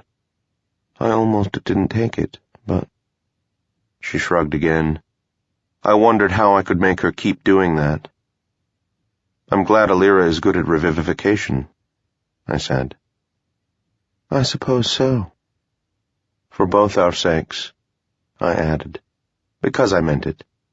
She looked at me carefully. There was a moment when time did strange things. If I had thrown my stones right, I could have kissed her then. So I did. Loyosh flew off her arm as our lips met, lightly. It was hardly an intense kiss, but I discovered that I'd closed my eyes. Odd. She continued looking at me, as if she could read something in my face. Then she said, very deliberately, My name is Cotty. I nodded, and our mouths met again. Her arms went around my neck. When we came up for air, I reached up and slid the nightgown over her shoulders and down to her hips. She pulled her arms free and began working at the clasp of my cloak. I decided that this was insane. She would never have a better chance of getting one of my daggers and finishing me. Vera, I thought to myself. I think I've lost it. My cloak dropped to the floor, and she helped me take off my jerkin. I paused to remove my boots and stockings. Then we fell back together, and the sensation of her small, strong body against mine, her breasts against my chest, and her breathing in my ear, my hand on the small of her back, her hand behind my neck. I'd never felt anything like it before, and I wanted to just stay like that, forever, and not take it any further. My body, however, had its own set of rules, and let me know of them. I began stroking her lower spine. She pulled my head away and kissed me. This time we both meant business. I tasted her tongue, and that was nice too. I heard myself making small moaning sounds as my lips traveled down to her throat, then to the valley between her breasts.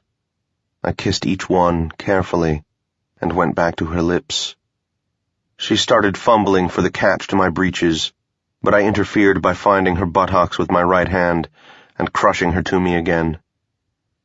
We drew back and looked at each other once more. Then we paused long enough to send Loyosh out of the room, because love, like murder, shouldn't have witnesses. 8. I'll stay here and clean up the blood. It is sad but true that there are a strictly limited number of times when waking up with the thought, "Hey, I'm alive," is really astonishing. I hadn't quite hit the limit yet, so I had the obligatory reaction, followed by, "Dear Vera, I hurt." My side, where the broadsword had taken me, felt hot and feverish, and the area around my kidney, where my lover had put her dagger into me, itched, burned, and ached. I moaned. Then I became aware of the sound of voices outside the room, and perhaps a bit down the hall. My arm was around Cotty's shoulder, her head on my chest. I enjoyed the sensation, but I was curious about the voices. Moving as carefully as I could, I succeeded in not waking her up. I dressed carefully, making sure nothing clinked. Meanwhile, the voices had been growing gradually louder.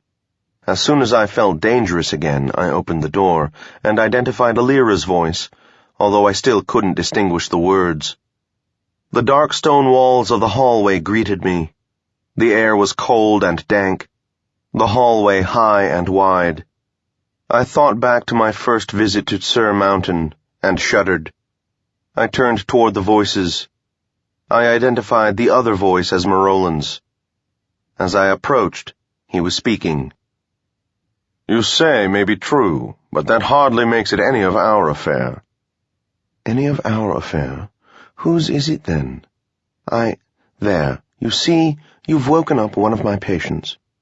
"It's just as well," countered Marolan, nodding to me.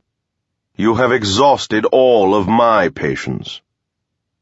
I was in a long room, dimly lit and filled with books.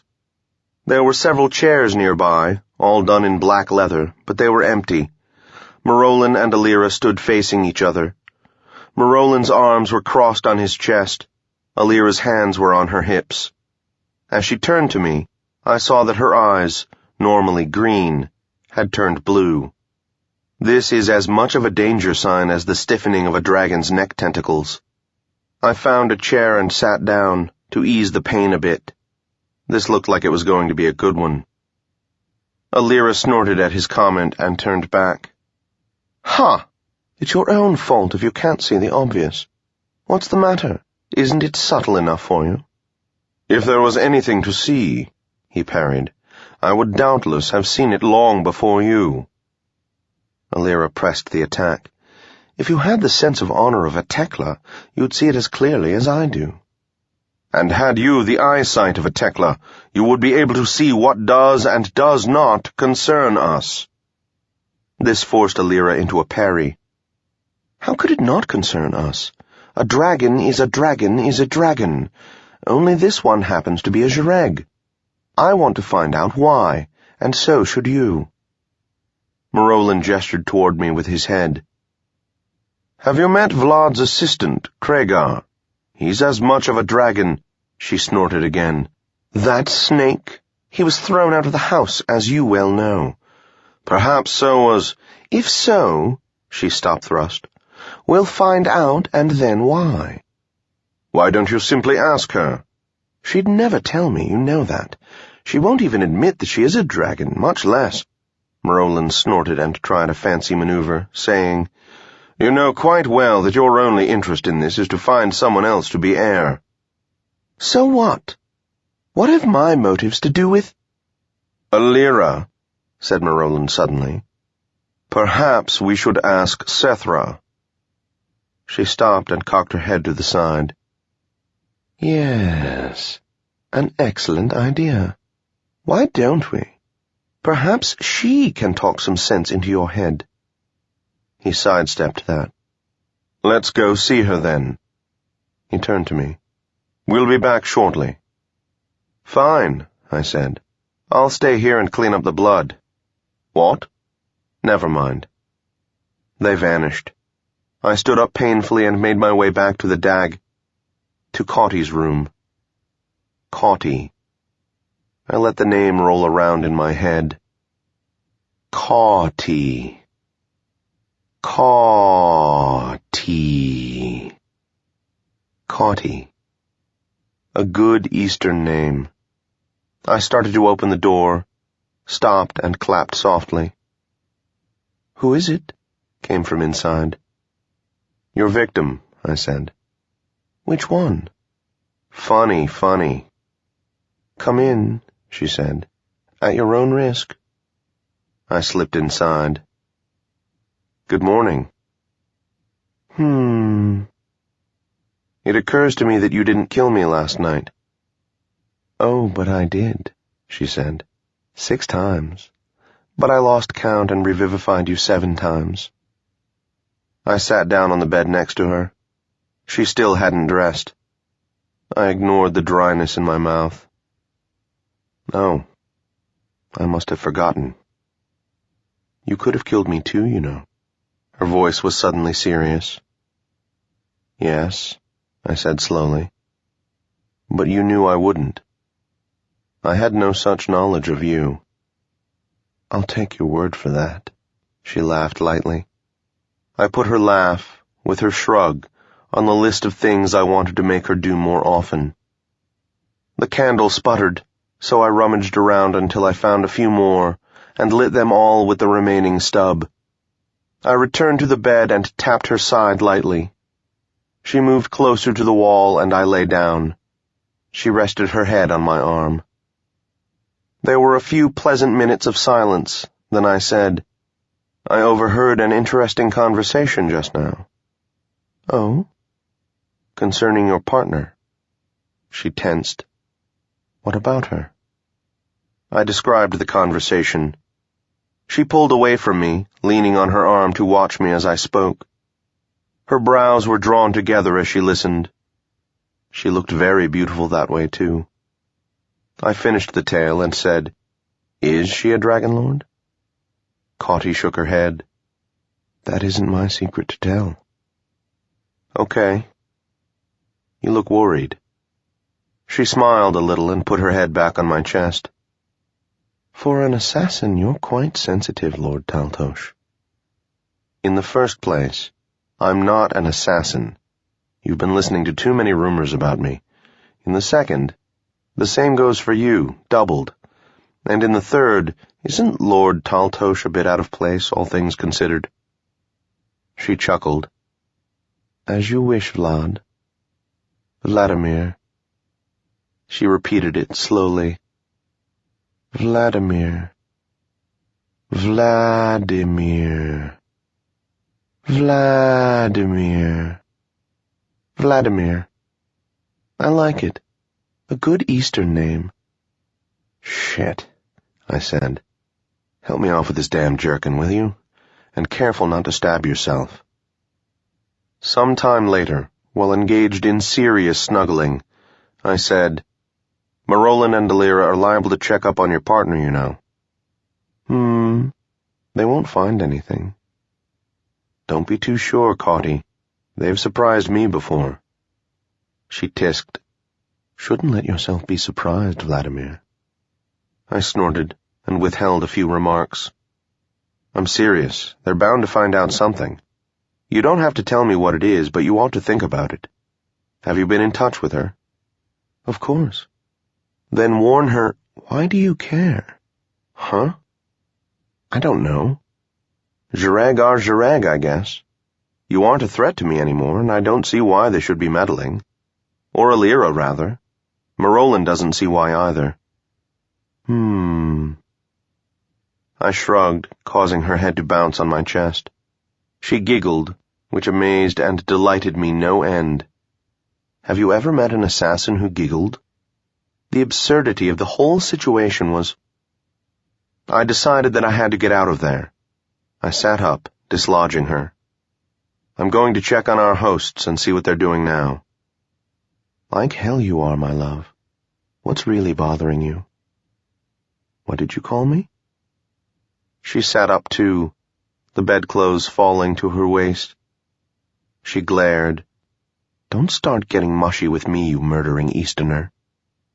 What did you call me? A murdering Easterner? Yes, dear, and so are you. I meant before that. Vladimir. Oh, Death's Gate, I'm getting out of here. I dressed quickly and stepped into the hall, using all of my willpower to avoid looking back at her. I returned to my room, favoring my injured side, and collapsed on the bed. Loyosh gave me a good chewing out, literally, for deserting him, after which I got in touch with Craigar. What's new? I asked him. I have some information about the Phoenix Guards. They weren't just withdrawn in the area around where the job was done. They were taken out of the whole area. They're gone. Great. Well, I'm pleased they aren't around, but I wonder what it means. Any ideas? No. Okay. I want you to try to find out something for me. Sure. What? Everything you can on the Sword of Jireg. Is this a joke? Do you think it's likely to be? Fine. I'll get back to you in 100 years or so. Vlad, how am I... She was once a dragon lord. That should help. She was probably expelled. Wonderful. Should I try to bribe a Leorn or a dragon? The Leorn would be safer, but the dragon is more likely to help. I was being sarcastic. I know. I wasn't. He sighed telepathically. I'll see what I can do. Would you mind telling me what we're doing this for? That was a tricky one. I didn't feel like telling him that his boss had become infatuated with his own executioner. Oh, I told him, I'm sure you can figure it out if you really work at it. Silence.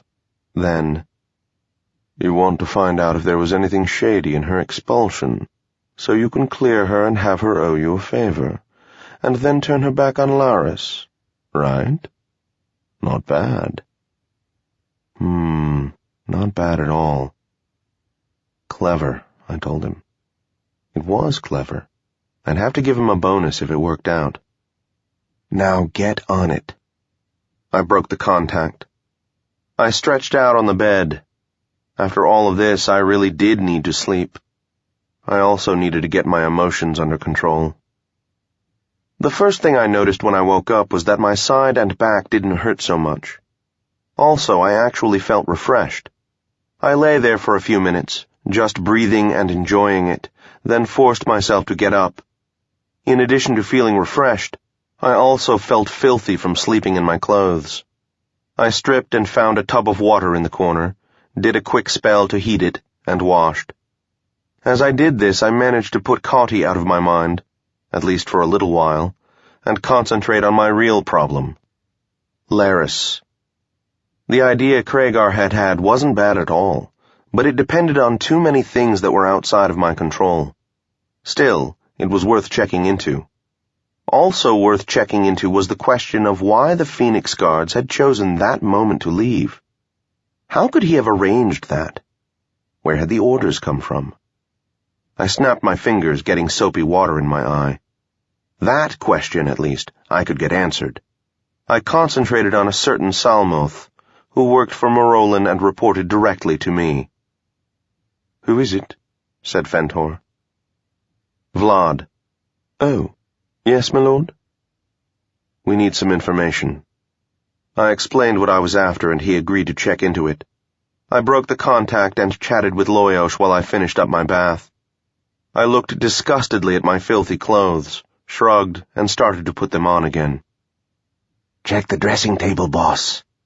"Eh?" But I did, then smiled. Alira had been thorough.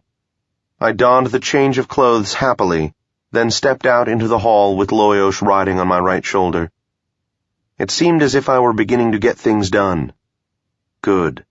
I wandered down to the library, found it empty, and took the stairs up to where the dining room and various sitting rooms were. The next thing, I decided, was to see if I could get more information from whoever it was that had tipped Craigar off about the assassination. The fact that we'd actually learned something from him was a very good sign. My biggest problem was still lack of information, and this could mean we were starting to solve it. I thought about getting in touch with Craigar again to ask him to work on that more, but decided against it.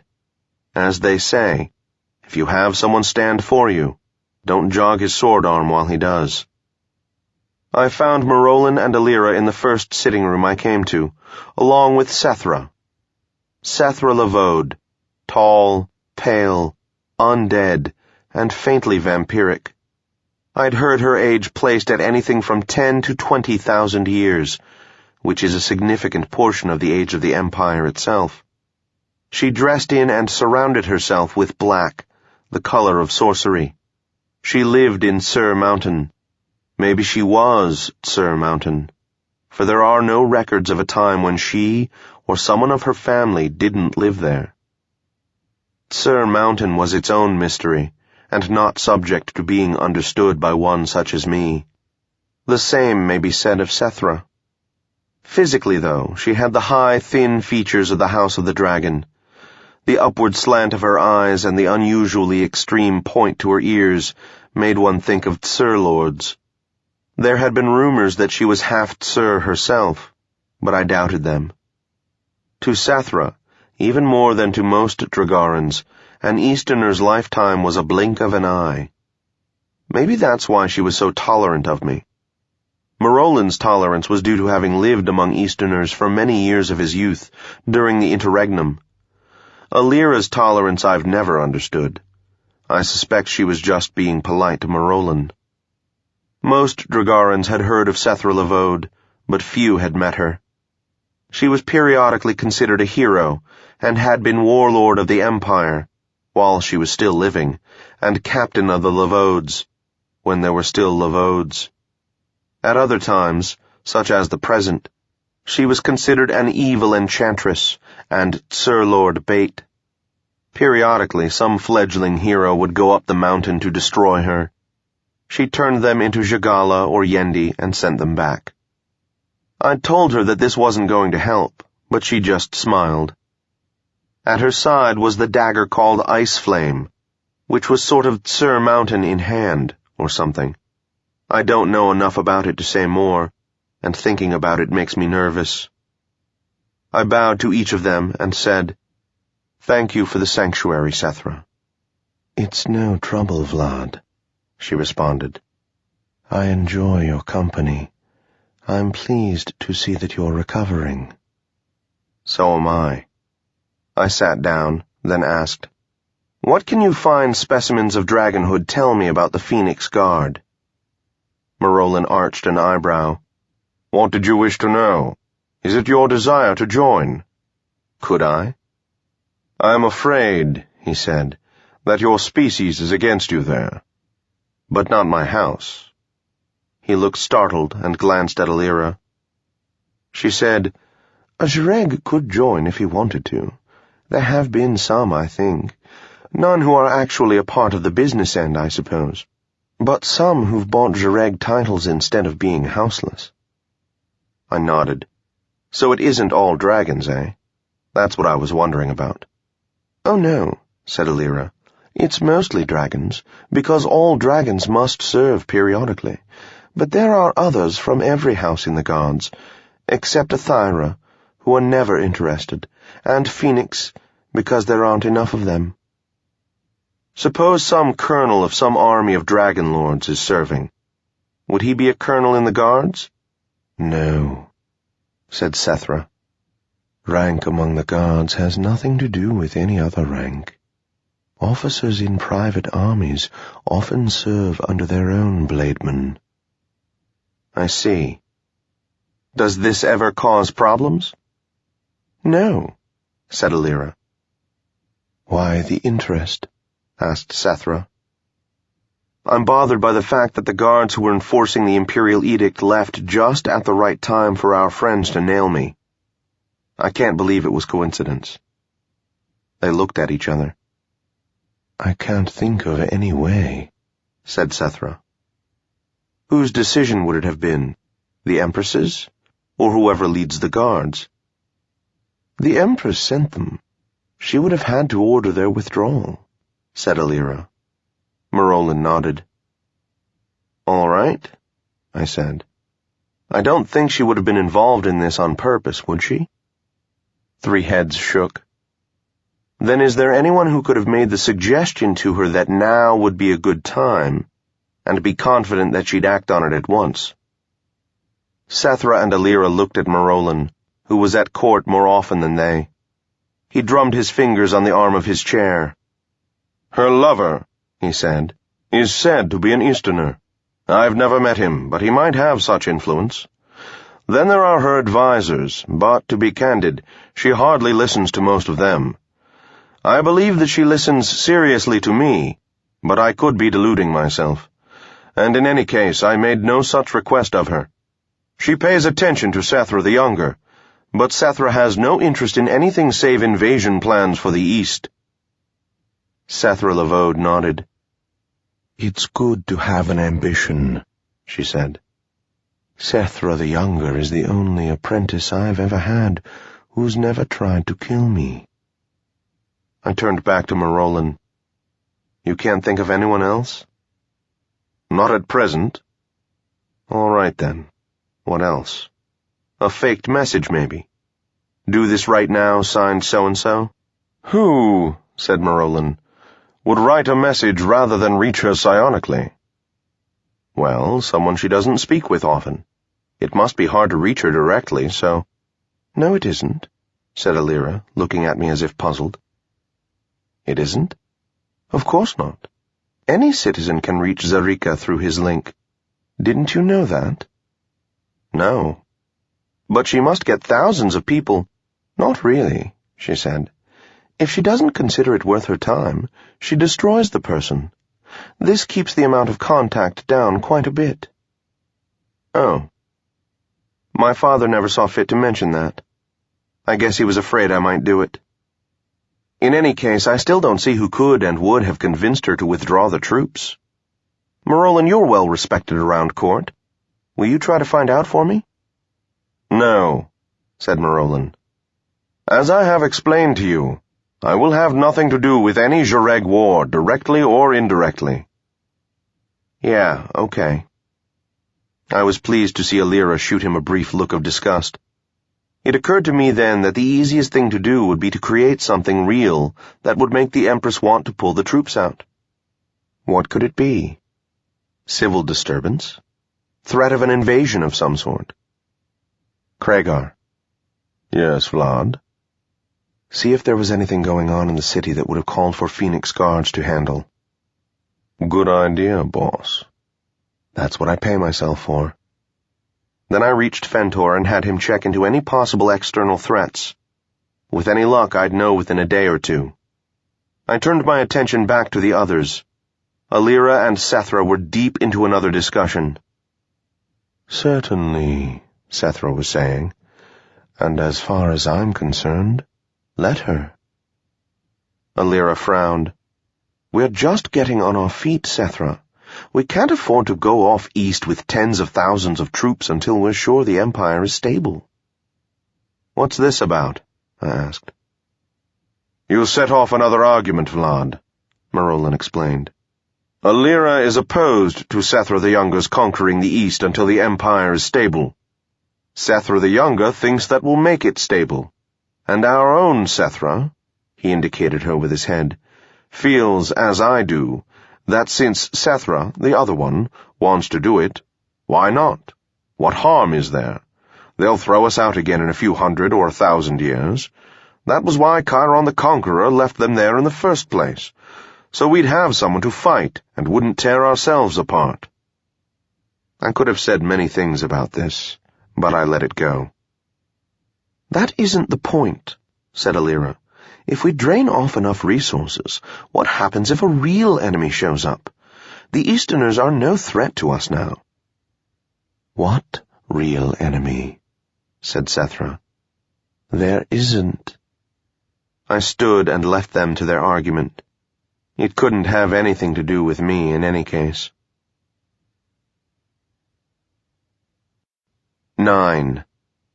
I guess they wanted to see you. I returned to my room and decided that I wanted to see Cauty again. Also that I was looking forward to dinner that evening with Sethra, Marolan, and Alira.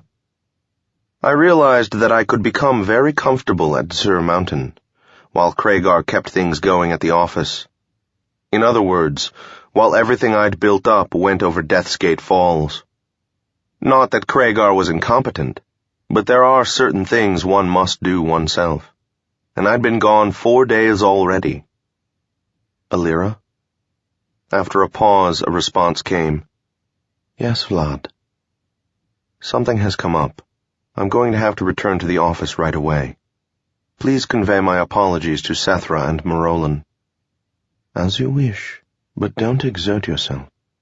I wouldn't think of it. Would you like help with the teleport? Yes, please. That would be very nice. All right. I'll be right down, she concluded vocally, standing in front of me. Damn show-off. I gave her an image of the alley behind a row of buildings facing Malak Circle, and pulled back to show where it was relative to parts of Adralanka that she knew. She nodded. Ready? She asked. Ready. There was a twist and a burbling in my stomach, and I was there. I could have teleported to just outside the office building, but I wanted to look around and get a feel for the area, as well as give my stomach a chance to recover.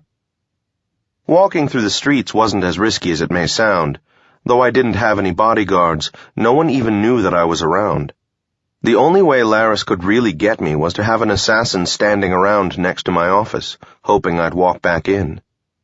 I'd never taken work like that, but I have an idea of the risks associated with it. The longer you stand around a place, the more chance there is that someone will be able to identify you as the one doing the job. Paying someone to do that would cost more than paying the sword and the dagger to just finalize the individual. So I wasn't very worried. The neighborhood looked a bit subdued. It was early afternoon, and this area didn't really get going until nightfall, but it was still too quiet. Have you ever known a part of a city so well that you could tell what kind of mood it was in? So well that the scent of barbecuing Leorn legs told you that all was not normal.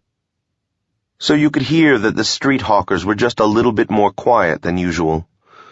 That tradesman and Tekla were wearing clothes with, perhaps, just a bit less color than they normally did, where the scented fires of 100 passer-bys making offerings to a dozen gods at a score of small altars brought a sense of weariness to the heart instead of renewal.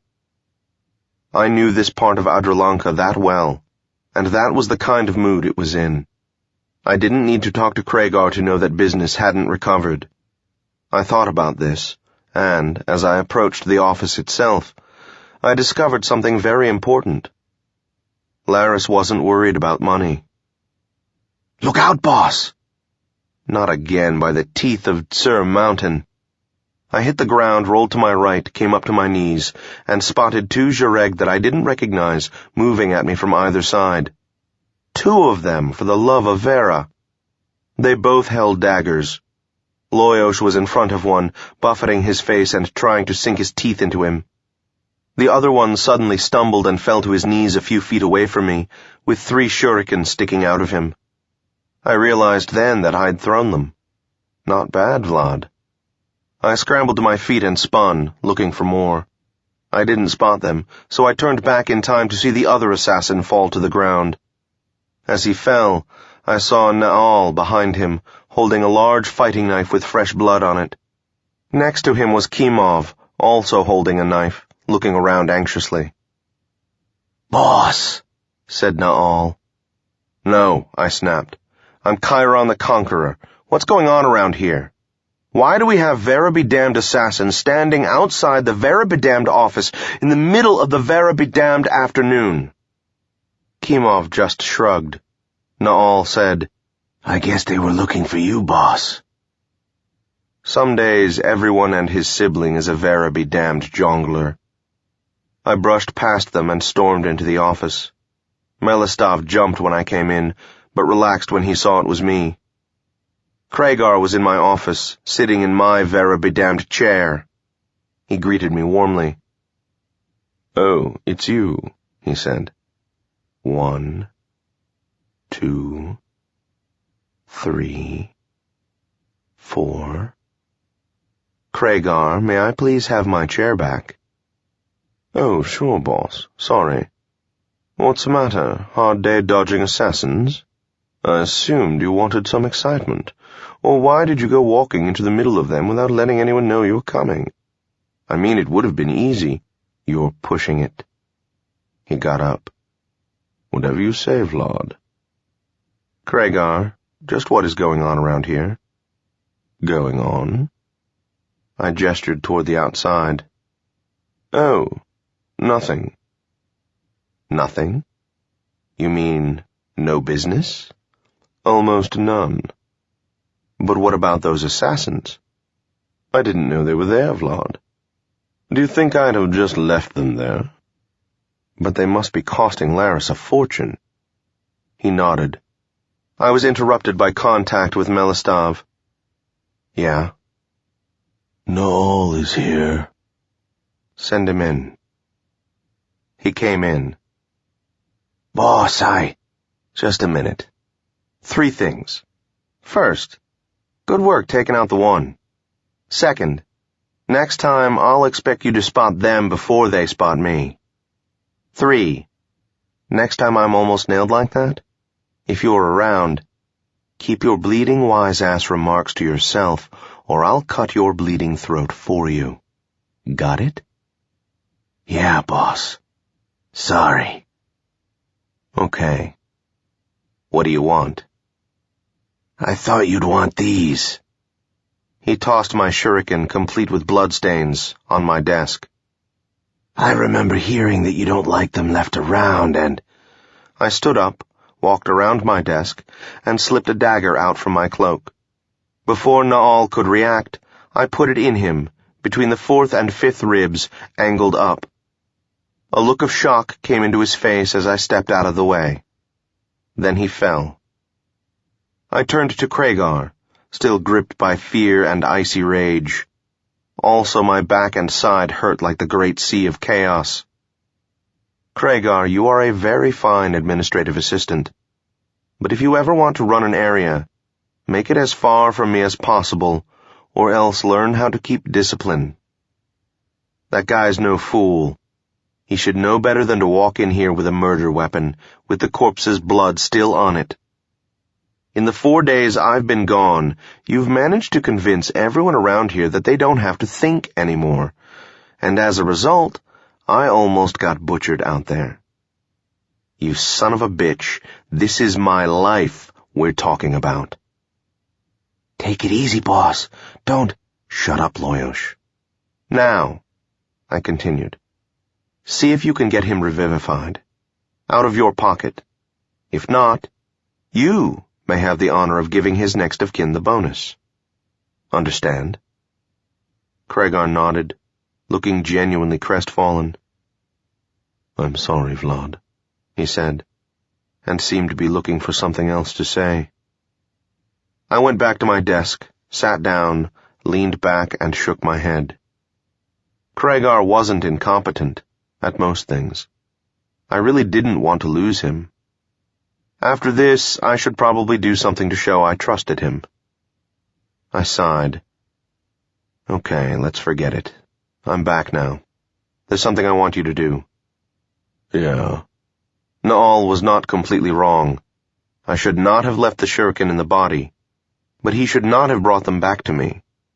I don't know that the Empire ever employs witches, but if it does, a witch could trace that weapon back to its wielder.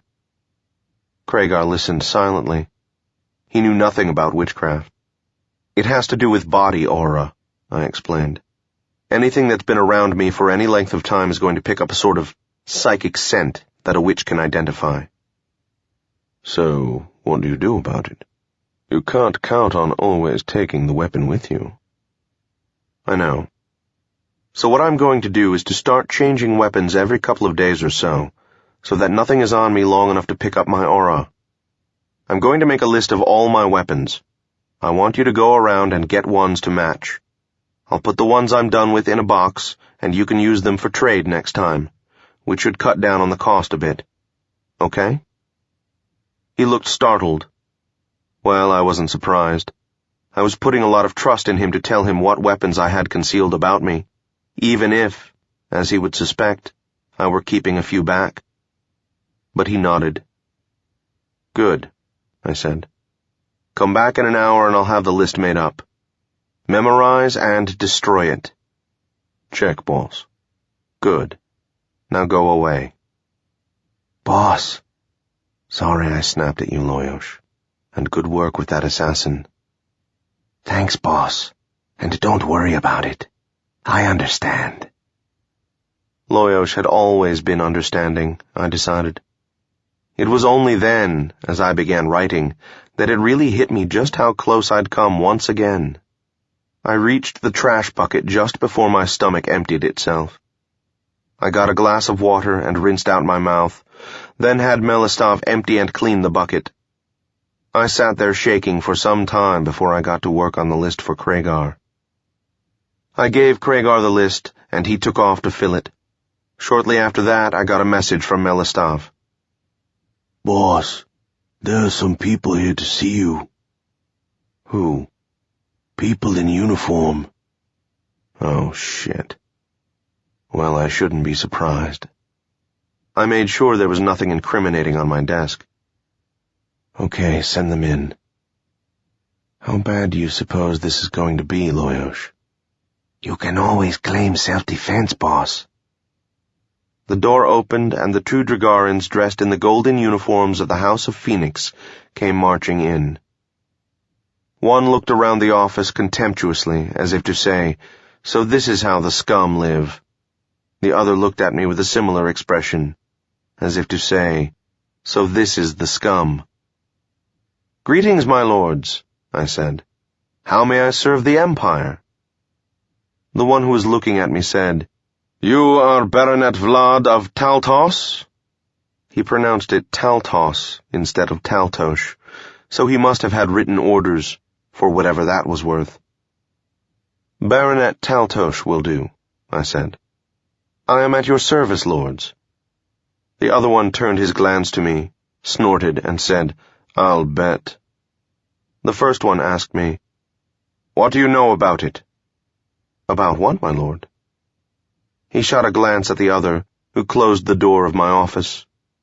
I took a deep breath and exhaled slowly, knowing what was coming. Well, it happens sometimes. When the door was shut, the one who'd been doing most of the talking pulled a dagger from his belt. I swallowed and said, "My lord, I'd like to help," which was as far as I got before the hilt of the dagger, held in his palm, smashed into the side of my head. I went flying out of the chair and landed in the corner. "Loyosh, don't do anything." There was a pause then. "I know, boss, but nothing." "Okay, boss. Hang in there." The one who'd just hit me was standing over me now. He said, "2 men were murdered just outside the door of this place, Jareg."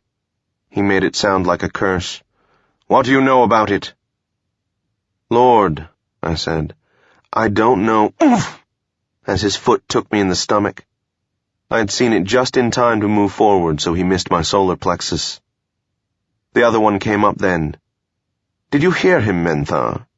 He don't know oomph. How about that?" He spat on me. "I think we should take him to the barracks. What do you think?" Menthar muttered something and kept looking at me. "I've heard you're a tough one, Whiskers. Is that true?" "No, Lord," I told him. He nodded and said to the other one, "This isn't a Jareg. This is a Tekla. Look at him squirm. Doesn't it make you sick?" His partner said, "What about those 2 murders, Tekla? You sure you don't know anything about them?" He reached down and hauled me up so that I was against the back wall. "You real sure?" I said, "I don't know what," and he caught me under the chin with the pommel of his dagger, which had been hidden in his hand. My head cracked against the wall and I felt my jaw break. I must have lost consciousness for an instant, because I don't remember sliding to the floor. Then Menthar said, "You hold him for me." The other guard agreed. "But be careful. Easterners are fragile. Remember the last one." "I'll be careful." He looked at me and smiled. "Last chance," he said. "What do you know about those 2 dead men outside?"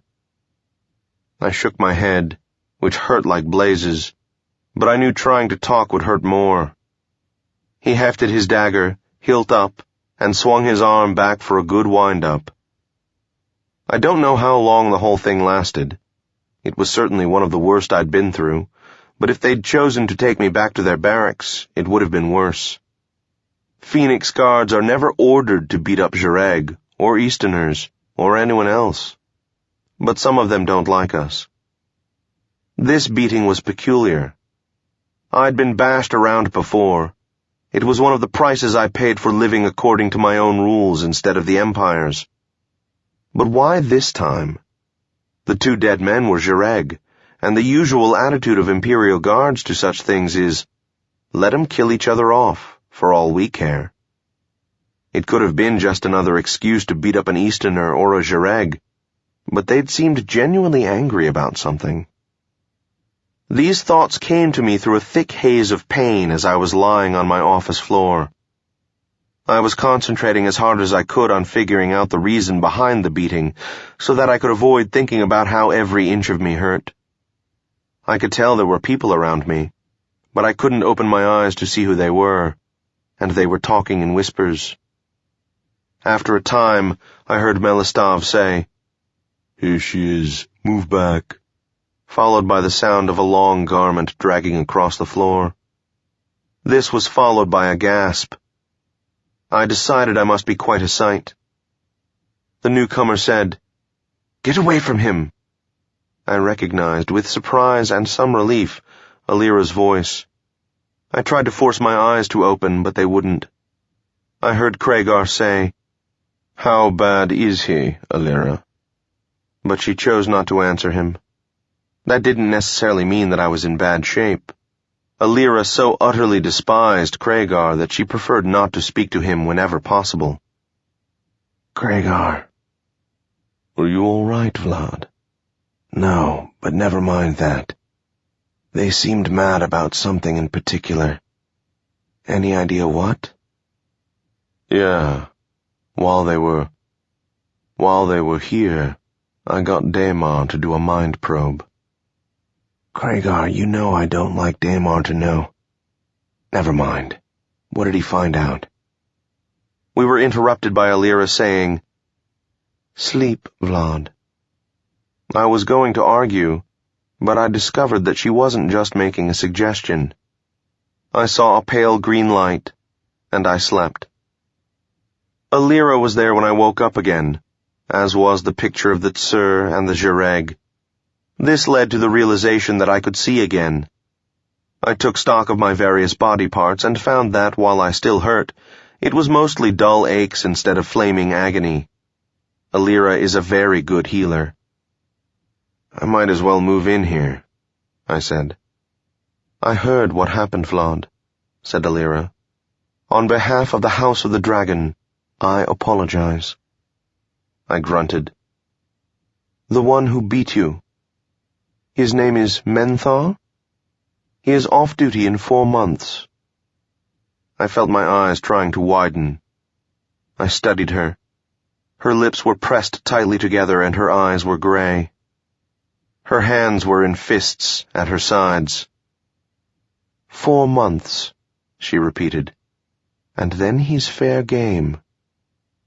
"Thank you," I said. "I appreciate the information." She nodded. Dragon Lords were Dragon Lords and usually hated Zhireg and Easterners both. But they didn't approve of attacking people who couldn't defend themselves. And Alira knew enough about how the Zhireg operated to know that if a representative of the Empire wanted to knock around a Zhireg, the Zhireg would just have to take it. But, I suppose, there's something about being in the Guard and watching us get away with everything we get away with that frustrates them. For my part, I didn't feel any moral outrage at what had happened to me.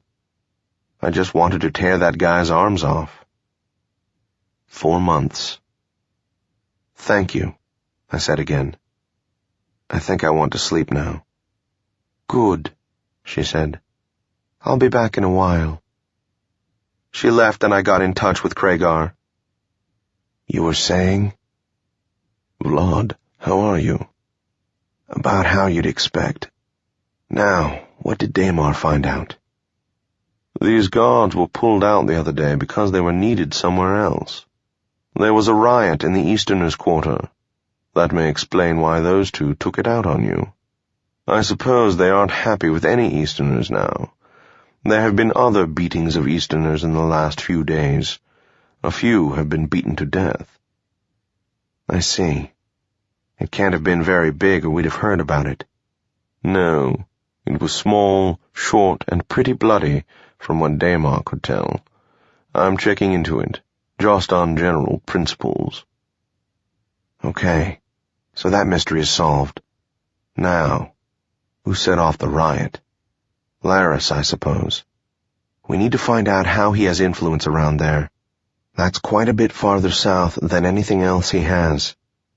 "Okay, I'll see if we can find out. Don't expect much, though." "I won't.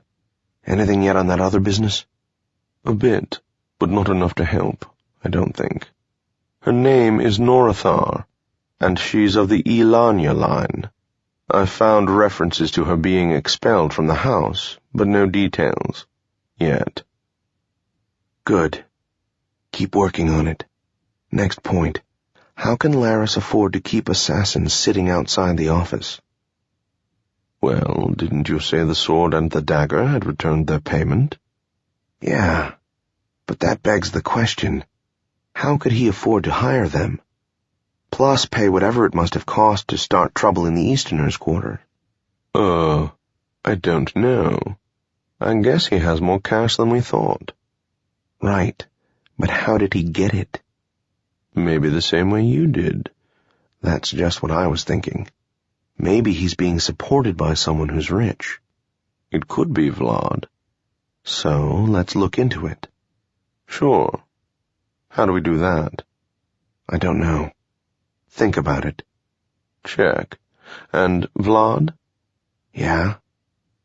Next time you come back here, warn us first, okay? Yeah. After breaking that contact, I got hold of Fentor at Castle Black, gave him the information about the riot, and asked him to find out what he could about it. Then I really did sleep. Wake up, boss! It was like the drumbeat that sends a squadron into alert status. I was sitting up, holding a dagger under the blanket, looking at. Good afternoon, Vladimir. Is that a knife in your hand, or are you happy to see me? Both, I said, sheathing the blade. She tapped my side and I moved over to let her sit down. We exchanged a light kiss. She drew back and studied me. What happened? It's a long story.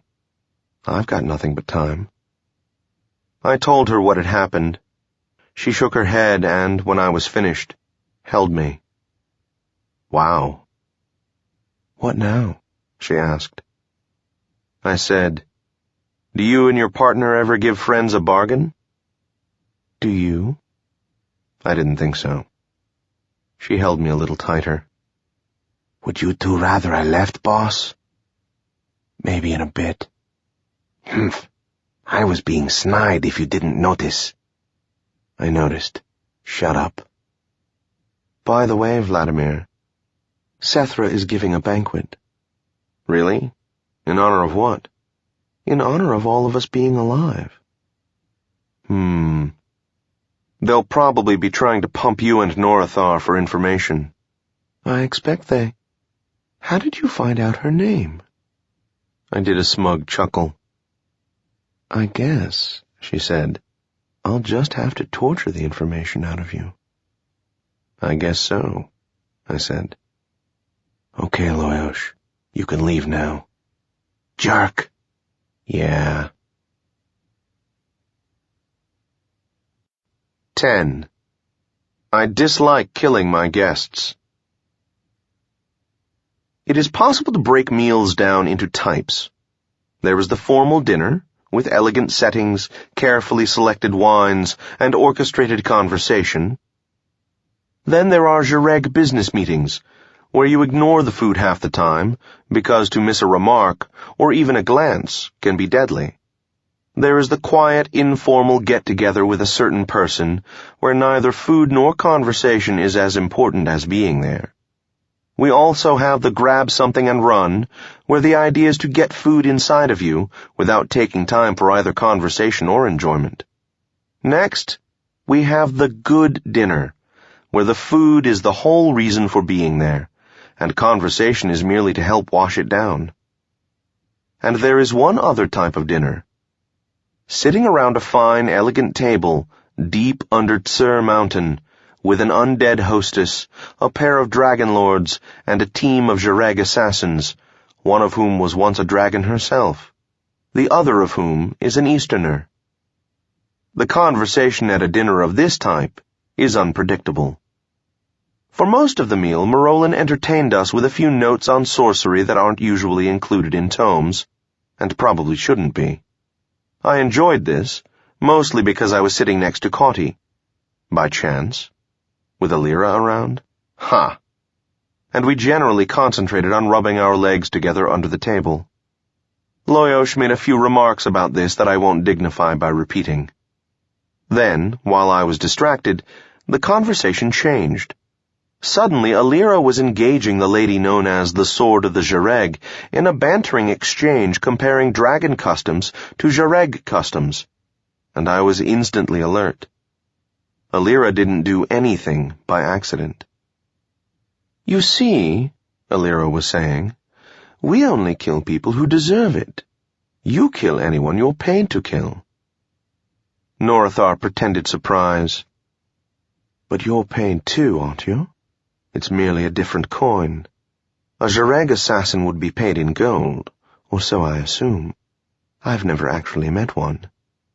A dragon, on the other hand, is paid by satisfying his bloodlust. I chuckled a little. Score one for our team.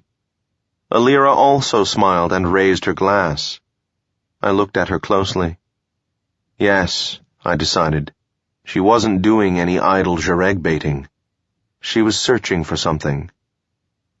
So tell me, Alira asked, which do you consider the better coin to be paid in? Well, I've never bought anything with bloodlust, but... It can be done. Indeed.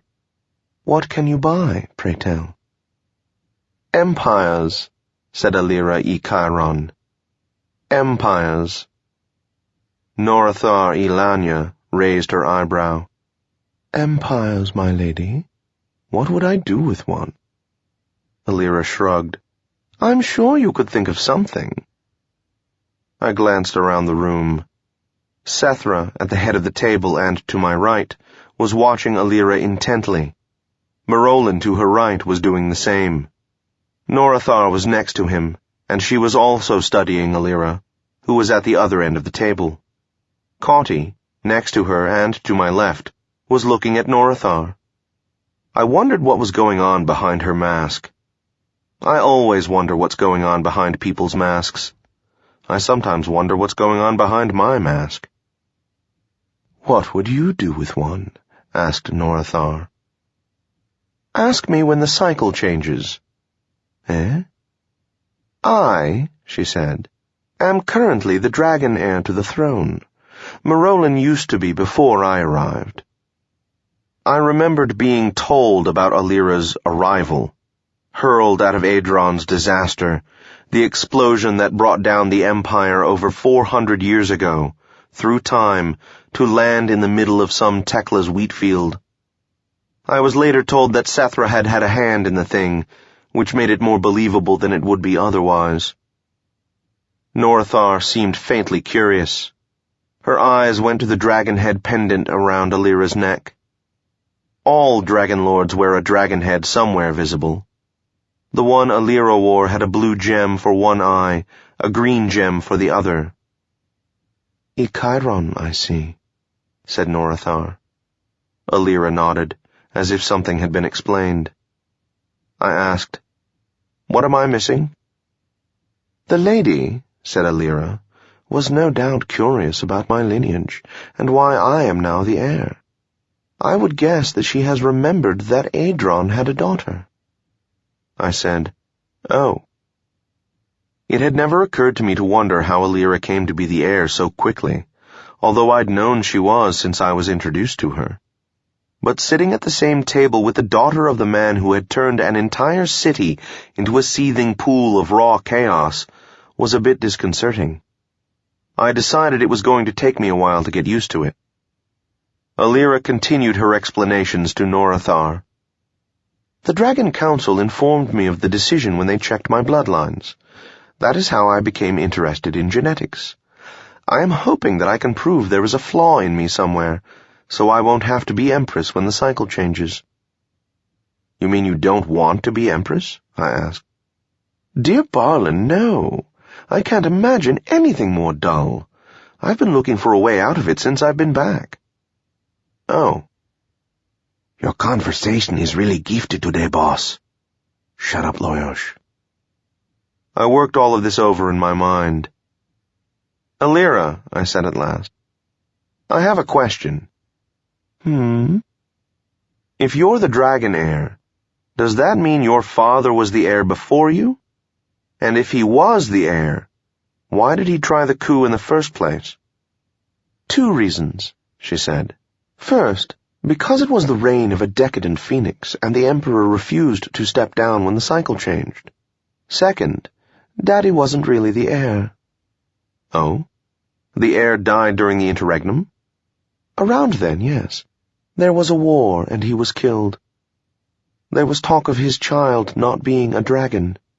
But that was actually before the disaster and the interregnum. He was killed, I echoed. I see. And the child? No, don't tell me. She was expelled from the house, right? Alira nodded. And the line? Elanya, right? Very good, Vlad. How did you know? I looked at Norathar, who was staring at Alira with eyes like mushrooms. And, I continued, you have been able to scan her genes, and you found out that, lo and behold, she really is a Dragon Lord. Yes, said Alira. And if her father was really the heir to the throne, then— That's right, Vlad, said Alira. The correct heir to the throne is Norathar Ilanya, the sword of the Jareg. The funniest thing about time is when it doesn't. I'll leave that hanging there for the moment, and let you age while the shadows don't lengthen, if you see what I mean.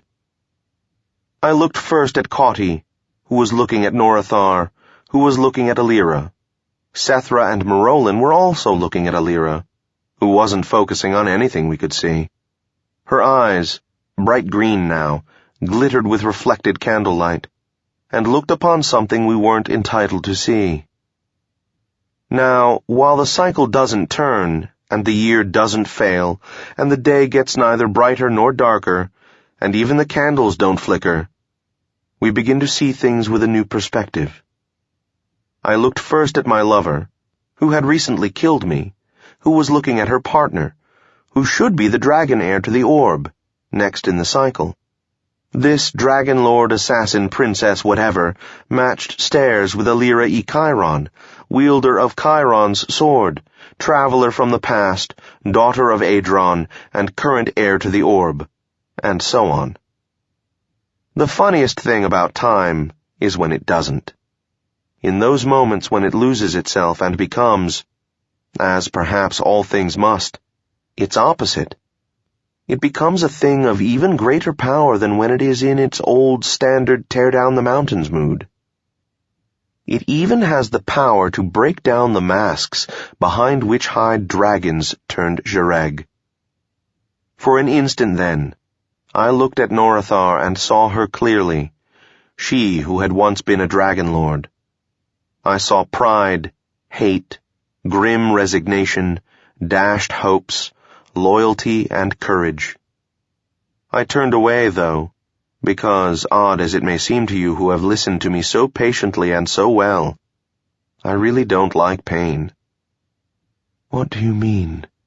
She whispered, and the world went back to its business again. Alira didn't answer, so Sethra spoke. The Dragon Council met early in the reign of the Phoenix of this cycle, before the interregnum, to choose the heir. It was decided that the Ilanya line should take it when the time comes. The highest family of that line were the Lady Mira, the Lord Kalair, and their daughter, Norathar. Norathar shook her head and whispered again. I have no memories of any of this. I was only a child.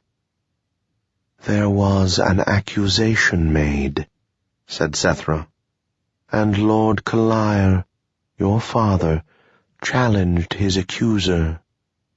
There was war, and your parents were killed.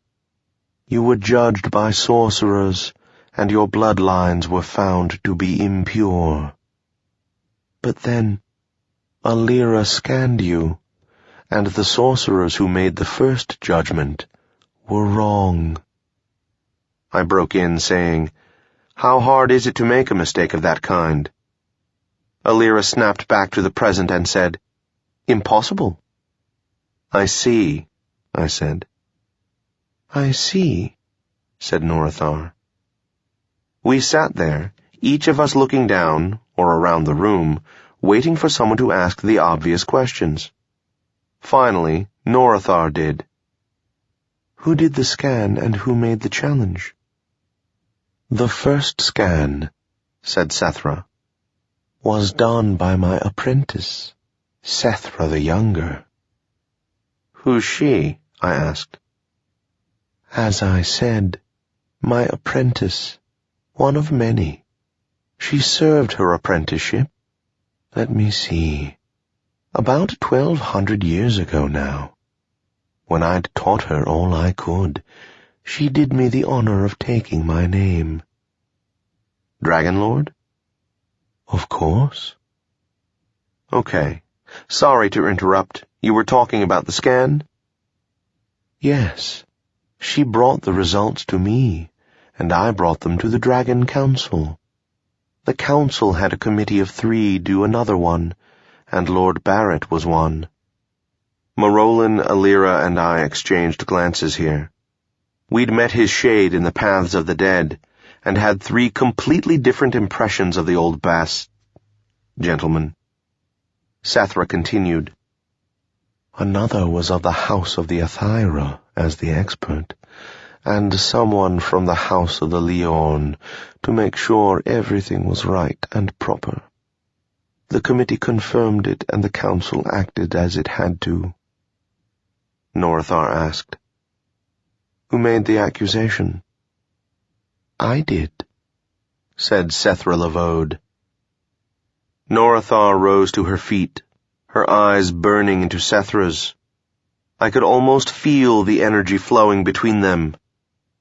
Norathar said, between clenched teeth, May I have my sword back, milady? Sethra hadn't moved. If you wish, she said. However, there are 2 things I want to say. Say them. First, I made the accusation because that was my duty to the House of the Dragon as I saw it. Second, while I'm not as fanatical about it as Lord Marolin, I dislike killing my guests. Remember who I am, lady. As she said this, she stood and drew ice flame, a long, straight dagger, perhaps 12 inches of blade. The metal was a light blue, and it emitted a faint glow of that color. Anyone with the psionic sensitivity of a caterpillar would have recognized it as a Morganti weapon, one which kills without chance of revivification. Anyone with any acquaintance with the legends surrounding Sethra Lavode would have recognized it as Ice Flame, a great weapon, one of the 17. Whatever power it was that hid in, under, and around Sur Mountain, Ice Flame was tied to it. The only other known artifacts with power to match it were the sword Godslayer and the Imperial Orb. Loyos dived under my cloak. I held my breath. At that moment, I felt, rather than saw, a knife fall into Caughty's hand. I felt a tear in loyalties that was almost physically painful. What should I do if there was a fight? Could I bring myself to stop Caughty, or even warn Sethra? Could I bring myself to allow Sethra to be knifed in the back? Demon goddess, get me out of this. Norathar stared back at Sethra and said, Caughty, don't. Caughty sighed quietly, and I breathed a prayer of thanks to Vera. Then Norathar said to Sethra, I'd like my sword, if you please. You won't hear my reasons, then? Asked Sethra, her voice even. All right, said Norathar. Speak. Thank you. Sethra put Ice Flame away. I exhaled. Sethra sat down, and after a moment, so did Norathar. But her eyes never left Sethra's. I was told, said the Dark Lady of Tsur Mountain, that your ancestry was questionable. To be blunt, I received word that you were a bastard. I'm sorry, but that's what I was told. I listened intently.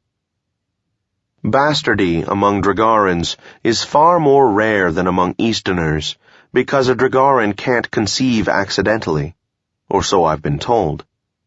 In general, the only illegitimate children are those who have one sterile parent. Sterility is nearly impossible to cure, and not uncommon among Dragarans. Bastard, as an insult, is far more deadly to a Dragaran than to an Easterner. I was further told, she continued, that your true father was not a dragon. Norathar still didn't move, but she was gripping the table with her right hand. You were the oldest child of the dragon heir. It was necessary to bring this to the attention of the council, if it was true.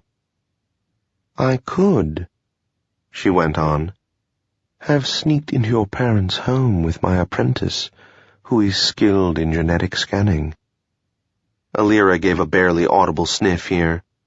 I imagine she had her own opinion of Setaro the Younger's abilities. I chose not to, however. I confronted Lord Kalaya. He held himself insulted and refused to allow the scan. He declared war and sent an army after me. She sighed. I've lost count of how many armies have tried to take Tsur Mountain. If it's any consolation, he was a masterful tactician, certainly worthy of the Ilanya line. But I had the assistance of several friends, a hired army, and Tsur Mountain itself. He gave me a bit of trouble, but the issue was never in doubt. By the end of the engagement, both of your parents were dead. How? Asked Norathar through clenched teeth. A good question, too. Why weren't they revivified? I don't know. They were in the battle, but I didn't kill them personally. They both had massive head injuries due to sorcery. Beyond that, I can't tell you. Norathar nodded, almost imperceptibly. Sethra continued. I formally took possession of their castle, of course. We found you there. You were about 4 years old, I think. I had my apprentice do the scan, and you know the rest. I turned your castle over to the house. I don't know what became of it, or your parents' possessions. Perhaps there are relatives. Norathar nodded again. Thank you, she said, but this hardly changes. There's another thing.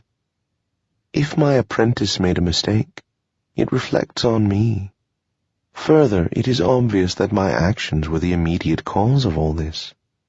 I trust Alira's abilities with genetics more than anyone else's, and she says you are the product of dragon lords on both sides, with Ilanya dominant. I want to know what happened. I intend to investigate. If I kill you, that will make it more difficult. If you destroy me, of course, that will make it impossible. I would appreciate it if you would withhold any challenge until I've made this investigation. Then, if you wish, I will entertain a challenge on any terms you name. Any terms? Asked Norathar. Including plain steel. Sethra snorted. Including a Jareg duel, if you wish. The least shadow of a smile crossed Norathar's lips as she seated herself. I accept your terms, she said. Cauty and I relaxed. Marolin and Alira, as far as I could tell, had been interested but unworried. Marolin cleared his throat and said, Well then, perhaps we shall discuss just how we're going to proceed. Sethra said, Tell me this. If there was a plot of some kind, could Barrett have been involved? Alira said, No, at the same instant that Marolin said, Yes. I chuckled. Alira shrugged and said, Well, maybe. Marolin snorted. In any case, he said, is it likely that they could fool an Athyra? And would an Athyra be involved in a plot of this type? Not to mention a Leorn. If this was a plot, as you say, they would have had to convince the Athyra to help, and I have trouble believing they could do that. And there is no Leorn in the world who would go along with it. That is why they're included in things like that. Sethra nodded to herself. I said, Excuse me, but what is the procedure for getting a Leorn and an Athyra to help with something like this? I mean, do you just walk over to the house of the Leorn and yell, We're doing a genetic investigation, anyone want to help? What do you do? Sethra said, With the house of the Leorn, it is an official request, through the Empire, for the assistance of the house. With the Athyra, someone will propose a wizard he knows or has heard of, and the council approves it. And the House of the Leorn is likely to choose someone who's familiar with this kind of thing, I added. Sethra nodded. Okay, I said. But, Alira, how hard would it be to fool a genetic scan? A complicated illusion spell would do it, she said slowly, if whoever did the scan was incompetent. What if he wasn't? He wouldn't be fooled. Could Sethra the Younger be fooled? Easily, she snorted. I shot a glance at Sethra Lavode. She didn't seem convinced. I set it aside for the moment. What about Barrett? No, said Alira. Marolan agreed. Whatever he was, he was most assuredly not incompetent. So, I continued, if someone did a spell to make it look like she wasn't a full dragon, Barrett must have been in on it. The Leorn could have been fooled. Vlad, said Marolan, the Ethyra would have to have been in on it too, and you'll have to convince me of that. I haven't figured that out yet, I admitted. But one thing at a time. Sethra, how did Sethra the Younger first hear about this? I don't know, Vlad. It was more than 400 years ago. At your age, Sethra, that's almost yesterday. She raised an eyebrow. Then her eyes moved up and to the left as she tried to remember. She said that she heard through a friend who'd been drinking with Lady Mira. She said that Lady Mira had told her friend about it, and her friend told her. And the friend's name? She sighed and leaned back in her chair. She rested her hands on top of her head, leaned her head back, and rolled her eyes straight up. We sat there, hardly daring to breathe. Suddenly, she straightened up. Vlad, it was Barrett. Why, I wondered. Doesn't this surprise me? I shook my head. If you people want to find out what Barrett knows about this, I can tell you where to find him. But don't expect me to go along with you. I've been to Death's Gate once. That will last a lifetime, at least. I've got my own problems. There's a guy who's trying to send me there. Figuratively speaking, I added. I understand they don't allow Easterners in. Anyway, I continued. Sethra, do you remember who the Leorn was? I never knew, she said. My part of it was over, and I wanted nothing more to do with it. I wasn't along when they did the second scan. Oh. So I suppose you don't know who the Ethyra was either. Right. It'll all be in the records, Alira put in. We can find out. I nodded. Then I don't think there's anything more to do about this at the moment, right? There were nods from Sethra, Alira, and Marolan. Norathar and Cauty had been watching us the entire time without any expression. It occurred to me that it was odd for me to have taken the lead in this investigation into the history of the House of the Dragon. But then, in a certain sense, investigation is one of the things I'm good at. Cauty could have done it as well, but she had even less interest than I did.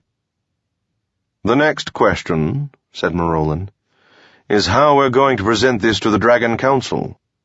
I would suggest that Alira and I appear before them and— Alira interrupted. Perhaps later would be better for this. It's really a matter to be discussed among dragons. There was a brief, uncomfortable silence. Then Cauty stood up. Excuse me, she said.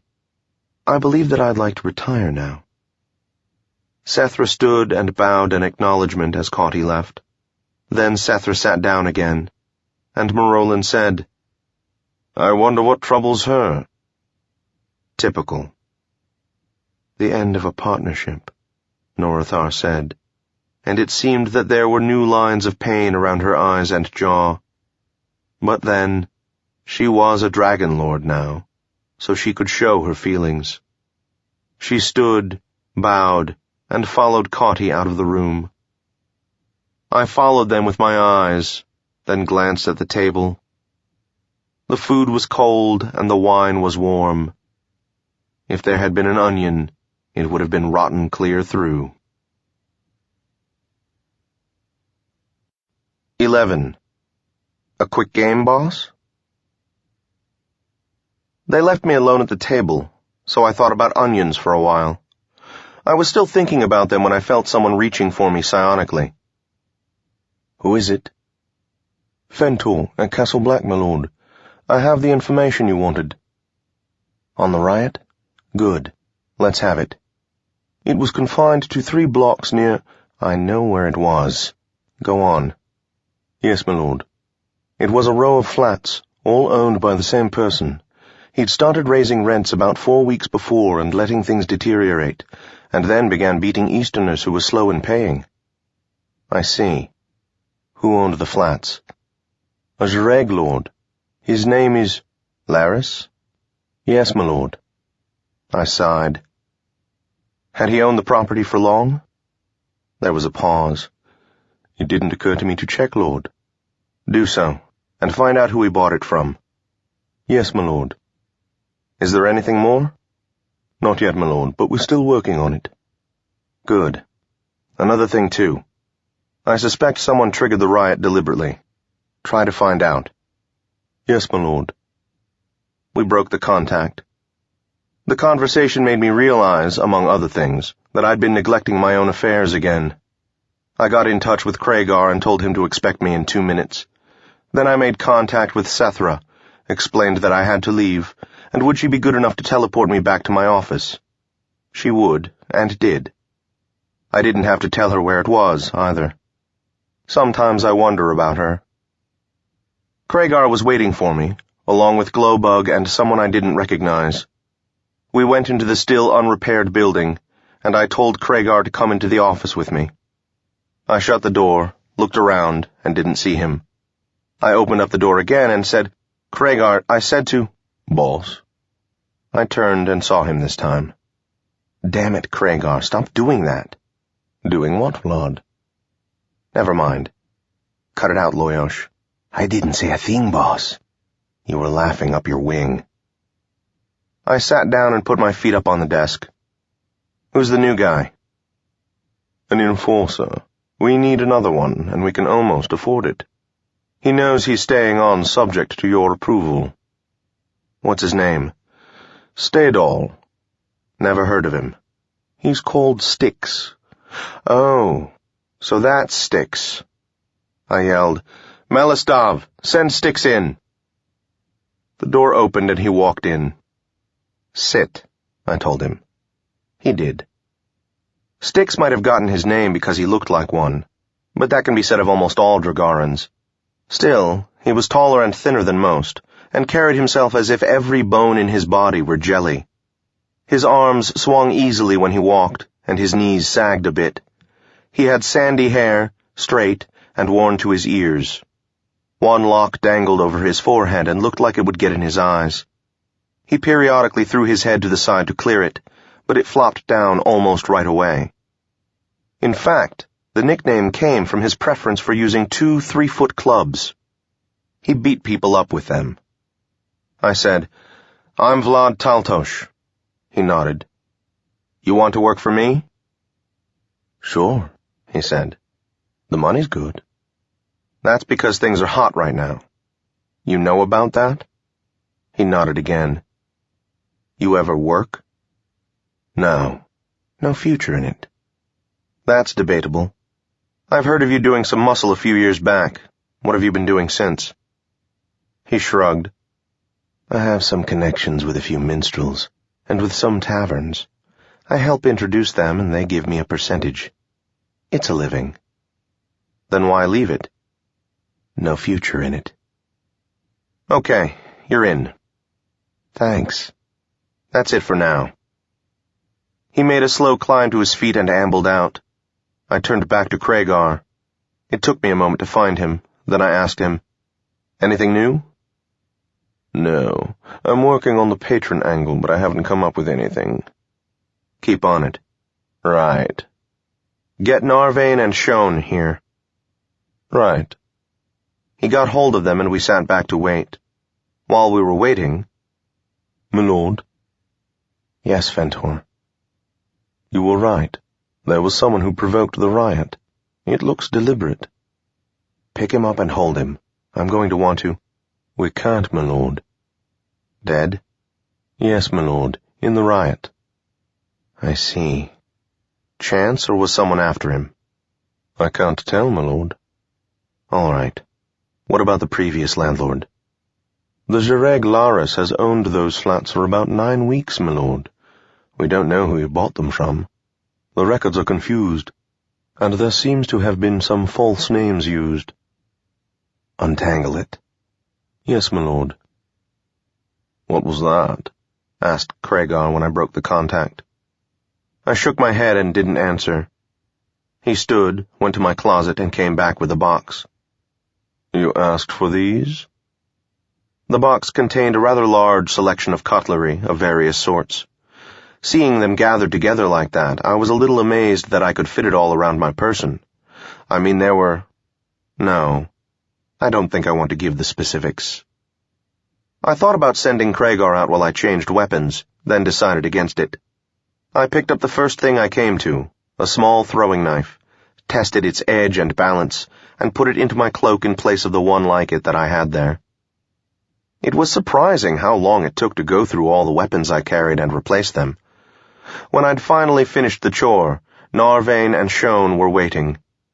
As I stepped out of the office, I ran a hand through my hair and adjusted my cloak with the other hand, thus allowing me to brush my arms along my chest, making sure various things were in place. A very useful nervous gesture.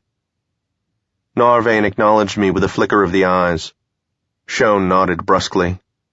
Styx flopped all over a chair, lifted a hand, and Glowbug said, Good to see you, boss. I was beginning to think you were a myth. If you're beginning to think, Glowbug, it's an improvement already. Let's go, gentlemen. This time Loyosh was the first one out of the door, followed by Glowbug and Narvain. The other two followed me, leaving Craigar behind. We turned left and headed up to Malek's Circle. I said hello to a few customers I knew personally, and to some people who worked for me. I got the impression that, in the last day, business had picked up. This was a considerable relief. There was still a feeling of tension in the air, but it was more in the background. We reached the Fountain Tavern, then the first door to the left. Styx, I said. This is where the trouble started. Laris opened up a small business upstairs without even dropping me a polite note about it. For all I know, it's still going on. Glowbug and Shone will wait out here with me. Okay. He turned and went up the stairs. Narvain followed wordlessly. As they went in, I saw Styx pulling a pair of clubs out from his cloak. I leaned against the building to wait. Glowbug and Shone stood in front of me, to either side, casually alert. Watch above, Loyosh. I'm already doing it, boss. It wasn't long before we heard a crash from up and to the right. We looked, and a body came flying out the window, landing in a heap about 10 feet from me. A minute or so later, Narvain and Styx reappeared. Styx was holding something in his left fist. With the club in the other hand, he drew a series of squares in the dirt in front of me. I looked at him questioningly, but before he could say anything, I noticed a crowd had begun to gather around the body. I gave them all a smile. Styx opened his left hand then and dropped several stones, some white, some black, onto the squares he'd drawn in the street. A quick game, boss? No thanks, I told him. I don't gamble. He nodded sagaciously. No future in it, he said. We continued on around the circle. Eventually I returned to my office.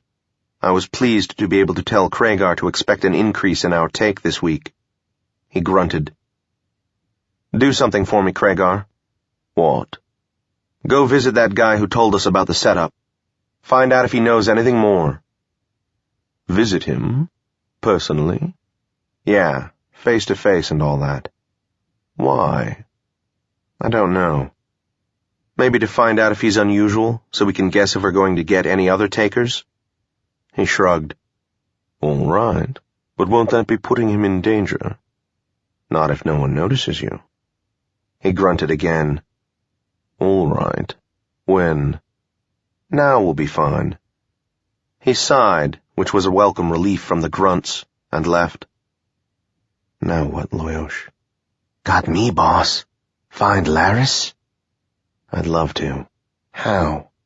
If he weren't protected against witchcraft, I'd just try to nail him where he is. It works out even, boss. If we weren't protected against sorcery, he'd nail us where we are. I suppose. Hey, Loyosh. Yeah, boss? I feel like I've been, I don't know, brushing you off lately when I've been around Conti. I'm sorry. His tongue flicked against the inside of my ear. It's okay, boss. I understand. Besides, one of these days, I'll probably find someone myself. I hope so. I think. Tell me something. Have I been off recently? I mean, this business with Conti. Do you think it's been getting in my way? I feel like I've been distracted or something. A little, maybe. Don't worry about it. You've been doing all right when things get rough, and I don't think there's anything you can do about it anyway. Yeah. You know, Loyosh, I'm glad you're around. Aw, shucks, boss. Kragar returned about 2 hours later. Well? I'm not sure if I learned anything useful or not, Vlad. He doesn't have any idea where Laris is, but he's willing to tell us if he finds out. He was pretty nervous about meeting me, but that's understandable. Well, not nervous exactly. Surprised, maybe, and caught off guard. Anyway, he hadn't heard anything that struck me as useful. Did you get any feel for whether there might be others like him? Kragar shook his head. Okay, I admitted. I guess that didn't get us anywhere. How about our other sources? Have we found anyone else who works for Laris? A couple, but we can't do anything about them until we have more funds. Paying for work would break us right now. Just 2 days until end week. Maybe we'll be able to do something then. Leave me alone for a while now. I want to think. He made an exit. I leaned back, closed my eyes, and was interrupted again. My lord? What is it, Fentor? We found out part of it. The flats had belonged to a dragon lord who died, and they've been sort of kicking around since then. How long ago did he die? About 2 years ago, my lord. I see. And you can't find out who got possession after that?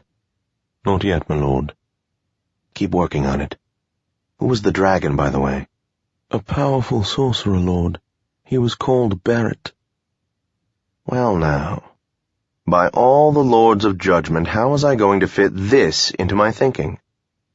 Coincidence came to mind, was thrown away, and kept coming back. How could it be coincidence? How could it not be coincidence? My lord? Fentor, find out everything you can about that right away. Put more people on it. Break into Imperial records, bribe recordsmiths, whatever you have to, but find out. Yes, my lord. Barrett. A powerful sorcerer. A wizard. A dragon lord. He was old when he died, and had made such a name for himself that he was no longer referred to by his lineage. Rather, his descendants referred to themselves as E. Barrett. He had died only 2 years ago, and his monument, near Death's Gate Falls, had been the site of the bloodiest battle since the Interregnum. Barrett. It was easy enough to imagine him involved in some sort of conspiracy within the House of the Dragon, but what could he have to do with the Jireg? Could he be Laris's patron? Or could one of his descendants be? If so, why? What's more, if there was a relationship between my problem with Laris and Norathar's problem with Barrett, that meant a deep intrigue of some kind. And dragon lords simply aren't intriguers, with the possible exception of Alira, and then only within a limited sphere. Was I really going to have to visit Death's Gate Falls and the Paths of the Dead again? I shuddered. Remembering my last visit, I knew that those who dwell there would not take my coming again at all kindly. Would it do any good if I did? Probably not. Barrett had certainly not been well disposed toward me last time. But it couldn't be coincidence. His name turning up like that, owning the very flats that had been used by Laris. Why hadn't they merely passed to his heirs? Because someone had played with the records? Maybe, which would explain why Fentor was having so much trouble tracking down the ownership. But then, who? Why? I reached out for contact with Marolin. Yes, Vlad? Tell me about Barrett. I already knew that. Precisely what do you wish to know, Vlad? How did he die? Eh? You don't know? If I knew... No, I don't know. He was assassinated. Oh, that at least explains some of the remarks he'd made to me. I see. How was it done? I'm surprised a sorcerer as skilled as Barrett would allow himself to be cut down. As I recall, Vlad, there is a saying among you Zhireg. Ah, yes.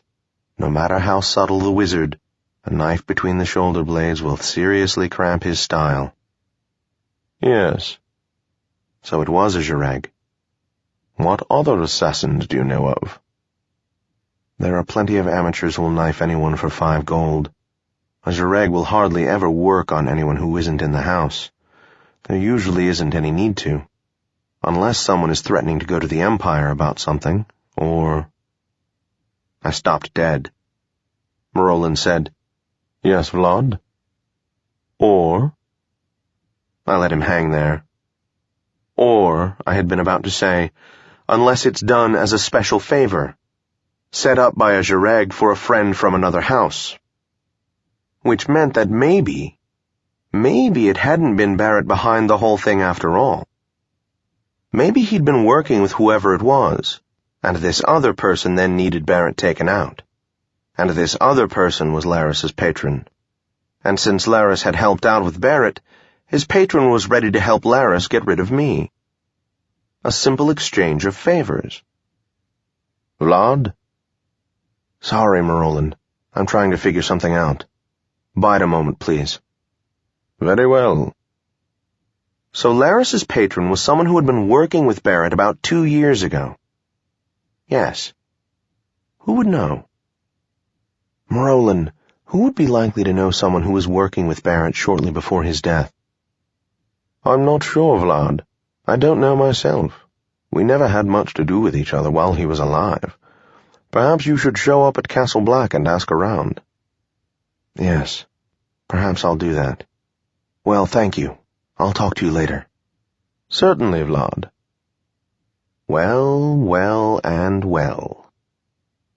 At the very least, Laris was in it with someone else, and this someone else, presumably a Dragon Lord, was helping him against me.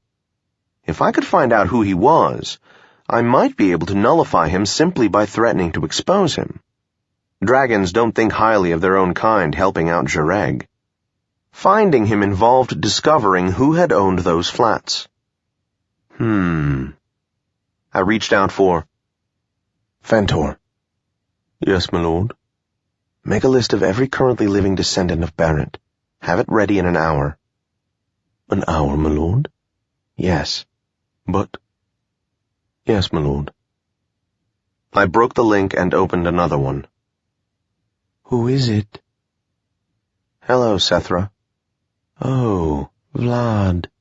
Good evening. What can I do for you? Is it still necessary to hold Norathar and Conti prisoner? I was just discussing that with Alira. Why? It would be helpful if Conti were free this evening. I see. There was a pause, then... Very well, Vlad. Neither Alira nor Marolin objects. You'll release both of them? The Easterner was the only one in doubt. Norathar, as far as we're concerned, is a dragon. I see. Well, thank you. You're welcome. I'll tell them at once. Make it 5 minutes from now, all right? If you wish. Thank you. Then I took a deep breath and began concentrating on Conti, whom I didn't really know all that well. But I thought about her face, her voice, her Vladimir. Got it on the first guess. What are you doing tonight? What am I? What do you suppose I'm doing? Your friends still haven't allowed us to leave. I think that can be arranged. If so, would the lady be so kind as to allow me to escort her to a small gathering this evening? I should be honored, most gracious lord. Excellent. Then I'll see you in an hour. I'll be looking forward to it. I broke the contact and yelled for my bodyguards to escort me home, so I could get properly dressed for the occasion. It doesn't do to underdress for Castle Black. 12. Friendly, isn't she? 2 teleports after leaving home, I was at Castle Black with Cauty and an unsteady stomach. Cauty was dressed to kill in long trousers of light gray, a blouse of the same color, and a gray cloak with black trim. I wore my good trousers, my good jerkin, and my cloak. We looked like a matched set. Lady Teldra admitted us, greeted Cauty by name, and bade us visit the banquet hall. We must have been quite a sight. A pair of Easterners, both in Jareg colors, with Loyosh on my left shoulder, putting him between us. No one particularly noticed us. I reached Fentor and told him where I was. He showed up, found me, and surreptitiously handed me a slip of paper.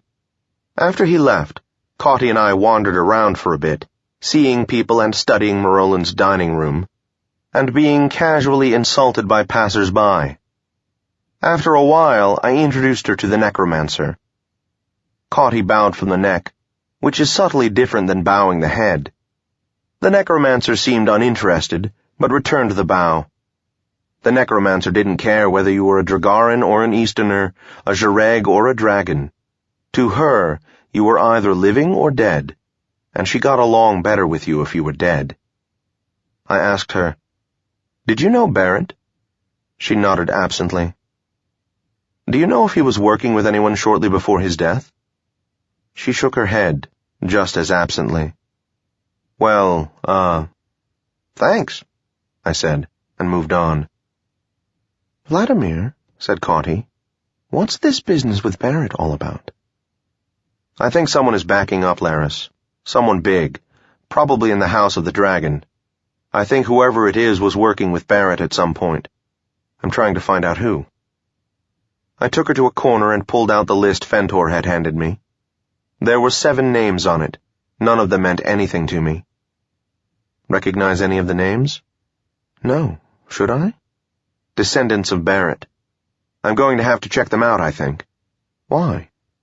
I gave her a rundown on the story of the riot. Her beautiful face drew up into an ugly sneer. She said, "If I'd known what he had in mind." "Laris?" She didn't answer. "Why take it so hard?"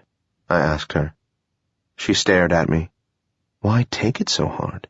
He's using our people. That's us, Easterners, being set up to be beaten and killed just to manipulate a few guards. What do you mean, why take it so hard?" "How long have you lived in the Empire, Cauty?" "All my life." I shrugged. "I don't know. I guess I'm used to it, that's all. I expect things like that." She looked at me coldly. "It doesn't bother you anymore, eh?" I opened and shut my mouth a couple of times. "It still bothers me, I guess, but—" "Death's Gate, Cauty. You know what kind of people live in those areas? I got out of it, and you got out of it. Any of them—" "Crap. Don't start on that. You sound like a pimp. I don't use them any more than they want to be used. They can do something else if they want. They like working for me. Crap. I suppose you feel the same way about slaves, right? They must like it or they'd run away." To be honest, it had never occurred to me to think about it. But Cauty was looking at me with rage in her lovely brown eyes. I felt a sudden flash of anger and said, "Look, damn it, I've never worked on an Easterner, remember? So don't give me any—" "Don't throw that up at me," she snapped. "We've been over it once. I'm sorry, but it was a job, all right? That has nothing to do with your caring about what happens to our own people." She kept glaring at me. I've been glared at by experts, but this was different. I opened my mouth to say something about what it had to do with, but I couldn't. It suddenly hit me that I could lose her right now. It was like walking into a tavern where you're going to finalize someone and realizing that the guy's bodyguards might be better than you. Except then, all you're liable to lose is your life. As I stood there, I realized what I was on the verge of losing. "Caughty," I started to say, but my voice cracked. She turned away. We stood like that in a corner of Marolin's dining room with multitudes of Dragarans around us. But we might as well have been in our own universe. How long we stood there, I don't know. Finally, she turned back to me and said, "Forget it, Vlad. Let's just enjoy the party." I shook my head. "Wait." "Yes?" I took both of her hands, turned her around, and led her into a small alcove off to the side of the main room. Then I took both of her hands again and said, "Connie, my father ran a restaurant. The only people who came in were Tekla and Jareg, because no one else would associate with us. My father, may the Lords of Judgment damn his soul for 1,000 years, wouldn't let me associate with Easterners because he wanted to be accepted as Dragaran. You maybe got a title after you'd made some money, so you could get a link to the orb. I was given a title through my father, who spent our life savings on it, because he wanted to be accepted as Dragaran. My father tried to make me learn Dragaran swordsmanship, because he wanted to be accepted as Dragaran. He tried to prevent me from studying witchcraft, because he wanted to be accepted as Dragaran. I could go on for an hour. Do you think we were ever accepted as Dragaran? Crap. They treated us like Tekla droppings. The ones that didn't despise us because we were Easterners hated us because we were Jareg. They used to catch me when I went on errands and bash me around until... Never mind. She started to say something, but I cut her off. I don't doubt that you could tell me stories just as bad. That isn't the point. My voice dropped to a whisper. I hate them, I said, squeezing her hands until she winced. I joined the organization as muscle so I could get paid for beating them up, and I started working so I could get paid for killing them. Now I'm working my way up the organization so I can have the power to do what I want, by my own rules, and maybe show a few of them what happens when they underrate Easterners. There are exceptions. Marolin, Alira, Sethra, a few others. For you, maybe Norathar. But they don't matter. Even when I work with my own employees, I have to ignore how much I despise them. I have to make myself pretend I don't want to see every one of them torn apart. Those friends I mentioned? The other day they were discussing conquering the East, right in front of me, as if I wouldn't care. I paused and took a deep breath. So I have to not care. I have to convince myself that I don't care. That's the only way I can stay sane. I do what I have to do. And there's precious little pleasure in this life, except the satisfaction of setting a goal, worthwhile or not, and meeting it. How many people can you trust, Caughty? I don't mean trust not to stab you in the back. I mean trust. Trust with your soul. How many? Up until now, Loyosh has been the only one I could share things with. Without him, I'd have gone out of my head. But we can't really talk as equals. Finding you has... I don't know, Caughty. I don't want to lose you. That's all. And not for something as stupid as this. I took another deep breath. I talk too much, I said. That's all I wanted to say. While I'd been speaking, her face had relaxed, the rage draining out of it. When I finished, she came into my arms and held me, rocking me gently. I love you, Vladimir, she said softly. I buried my face in her neck and let the tears come. Loyosh nuzzled my neck. I felt Caughty scratching his head. A bit later, after I'd recovered, Caughty brushed my face with her hands and Loyosh licked my ear. We walked back to face the multitude. Cauty placed her hand on my left arm as we walked. I covered it with my right hand and squeezed. I noticed the sorceress in green, but avoided her, not feeling like a confrontation just then. I looked for Marolin, but didn't see him. I noticed the necromancer talking to a tall, dark-haired Dragaran woman. The latter turned for a moment, and I was suddenly struck by her resemblance to Sethra Lavode. I wondered. "Excuse me," I said, approaching them. They broke off and looked at me. I bowed to the stranger. "I am Vladimir Taltos, House Jareg. This is the dagger of the Jareg. May I ask whom I have the honor of addressing?" "You may," she said. I waited. Then I smiled and said, "Whom do I have the honor of addressing?" "I am Sethra," she said. "Bingo." "I have heard much of you from your namesake," I told her. "No doubt. If that is all you wish to say, I am engaged just at the moment." "I see," I said politely. "As a matter of fact, if you can spare a few moments—" "My dear Easterner," she said, "I am aware that Sethra Lavode, for reasons best known to herself, chooses to tolerate your presence. But I am no longer apprenticed to her, so I see no reason why I should. I have no time for Easterners, and no time for Jareg. Is all of this clear to you?" "Quite." I bowed once more. Cauty did the same. Loyosh hissed at her as we turned away. "Friendly, isn't she?" "Quite," said Cauty. At that moment Marolin came in, escorting Norathar. She was dressed in black and silver, the colors of the House of the Dragon. I looked at Cauty. Her face was expressionless. We approached them, fighting our way through the crowd. Norathar and Cauty locked eyes, and I couldn't see what was passing between them. But then they smiled, and Cauty said aloud, "The colors are most fetching. You wear them well." "Thank you," said Norathar softly. I noticed that there was a ring on the little finger of her right hand. On its face was a dragon, with 2 red eyes. I turned to Marolin. "Is it official?" "Not yet," he said. "Alira is speaking to the Dragon Council about setting up an inquiry. It may take a few more days." I looked back at Norathar and Cauty, who were talking a few paces away from us. Marolin was silent.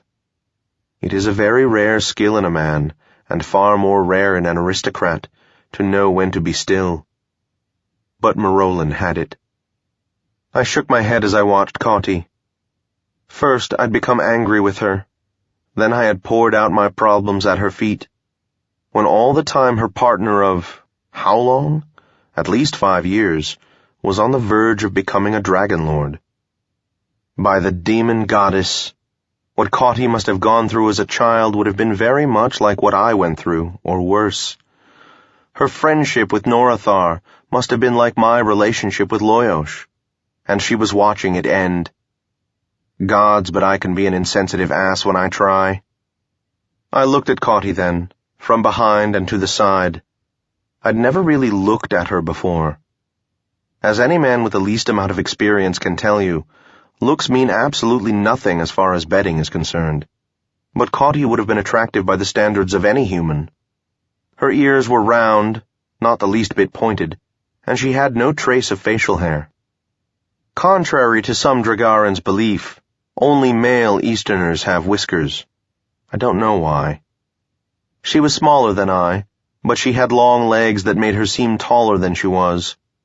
A thin face, almost hawk-like, and piercing brown eyes. Hair was black, perfectly straight, falling below her shoulders. She obviously paid a fair amount of attention to it, because it glistened in the light and was cut off exactly even. Her breasts were small but firm, her waist slender, her buttocks were also small, and her legs slim but well-muscled. Most of this, you understand, I was remembering rather than seeing. But as I looked, I decided that even on this level, I'd done rather well for myself. A crude way of putting it, I suppose, but... She turned away from Norathar and caught me looking at her. For some reason, this pleased me. I held out my left arm as she came up. She pressed it. I reached for contact with her, and it came more easily than last time. "Caughty, it's all right, Vladimir." Norathar came up to us then and said, "I'd like a word with you, Lord Taltos." "Call me Vlad." "As you wish." "Excuse us," she said to the others, and we walked a bit away. Before she could say anything, I started in. "If you're going to give me any of the don't you dare hurt her dung, you can forget it." She gave me a thin smile. "You seem to know me," she said. "But why should I forget it? I mean it, you know. If you hurt her needlessly, I'll kill you. I just feel I should tell you that." "The wise falcon hides his claws," I said. "And it's the poor assassin who warns his target." "Are you trying to make me angry with you, Vlad? I care about Caughty. I care enough to destroy anyone who causes her pain. I feel I should let you know, so you can avoid doing it." "How kind of you. What about you? Haven't you hurt her more than I ever could?" To my surprise, she didn't even start to get angry. She said, "It may look that way, and I know I've hurt her, but not as badly as you could. I've seen the way she looks at you." I shrugged. "I don't see that it matters," I said. "The way things are looking, I'm liable to be dead in a week or two anyway." She nodded but didn't say anything. She was, let us say, not overwhelmed with sympathy. "If you really don't want her hurt, you might try helping me to stay alive." She chuckled a bit. "Nice try, Vlad, but you know I have standards." I shrugged and mentioned something that had been bothering me for a while. "If I'd heard he was looking for you, I would have put everything on the line and hired you myself. And then I wouldn't be in this mess." "The one who employed us didn't need to look for us. He knew where to find us, so there was no chance of your hearing."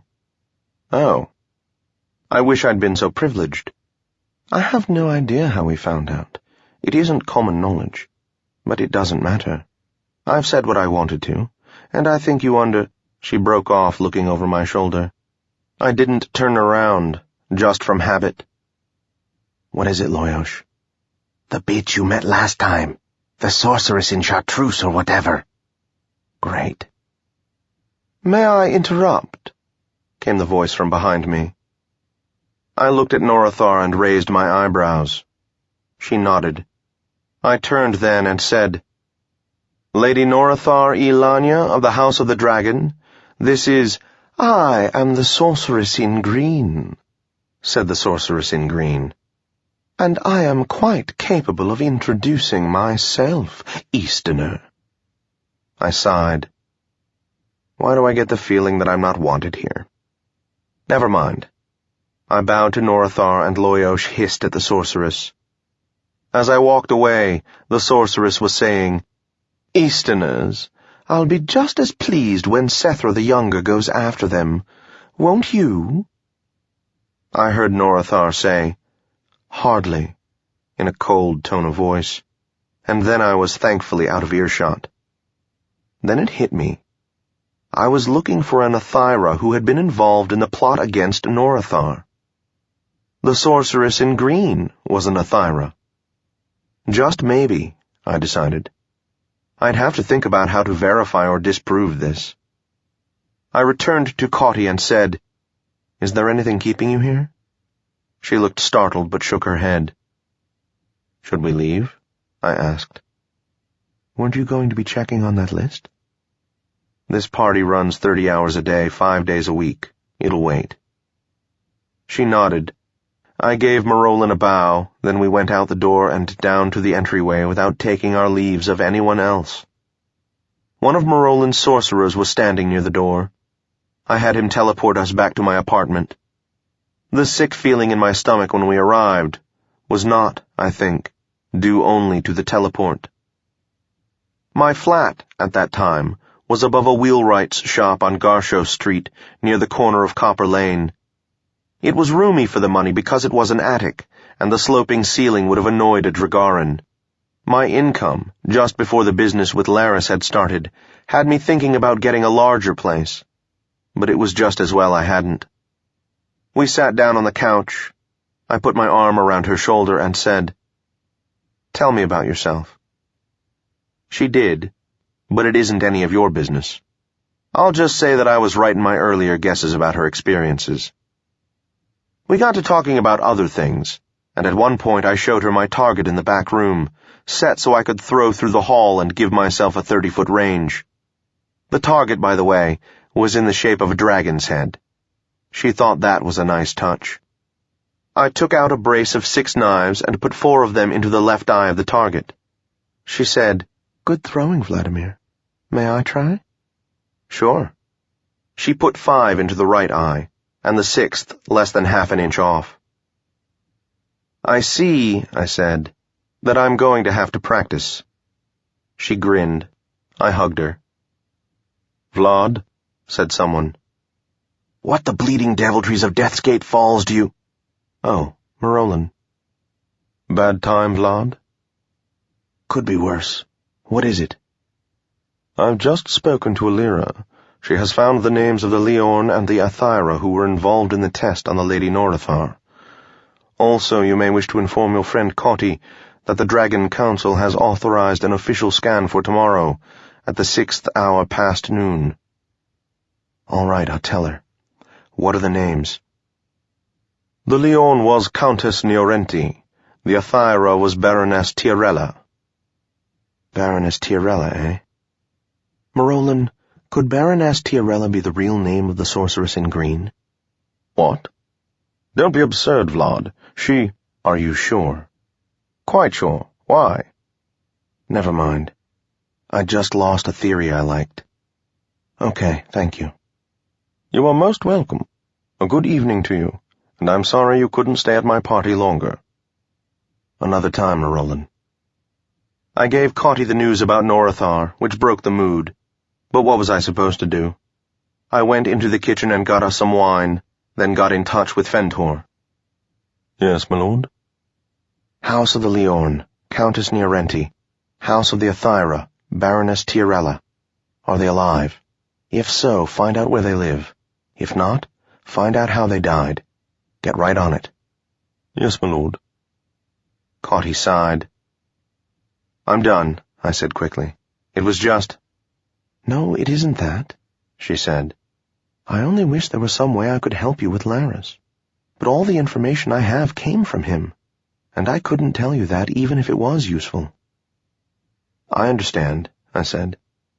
"You have to live with yourself." She nodded. "Things were so easy just a week ago.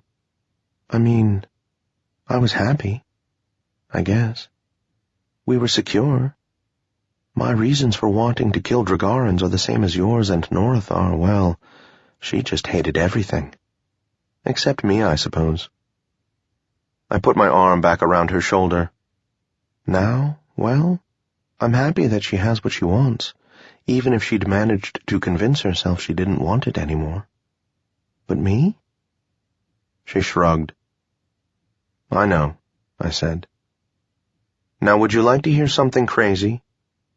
I wanted, badly, to say something like, "I hope I can take her place for you," or maybe, "I'll be here," or even, "I love you, Cotty." But I couldn't. Why? Because as far as I could tell, I was going to be dead in a little while. Laris was still after me, still had more resources than I did, and, most important, he knew where to find me, and I didn't know where to find him. So, under the circumstances, how could I do anything that would tie her to me? It was crazy. I shook my head and kept my mouth shut. I looked up at her and noticed that she was staring over my shoulder and nodding slightly. "Loyosh." "Yeah, boss?" "What are you telling her, damn you?" "What you'd tell her yourself, boss, if you weren't a zir-brained fool." I made a grab for him, but he fluttered over to the windowsill. I stood up, growling, and felt a touch on my arm. "Vladimir," she said calmly, "let's go to bed."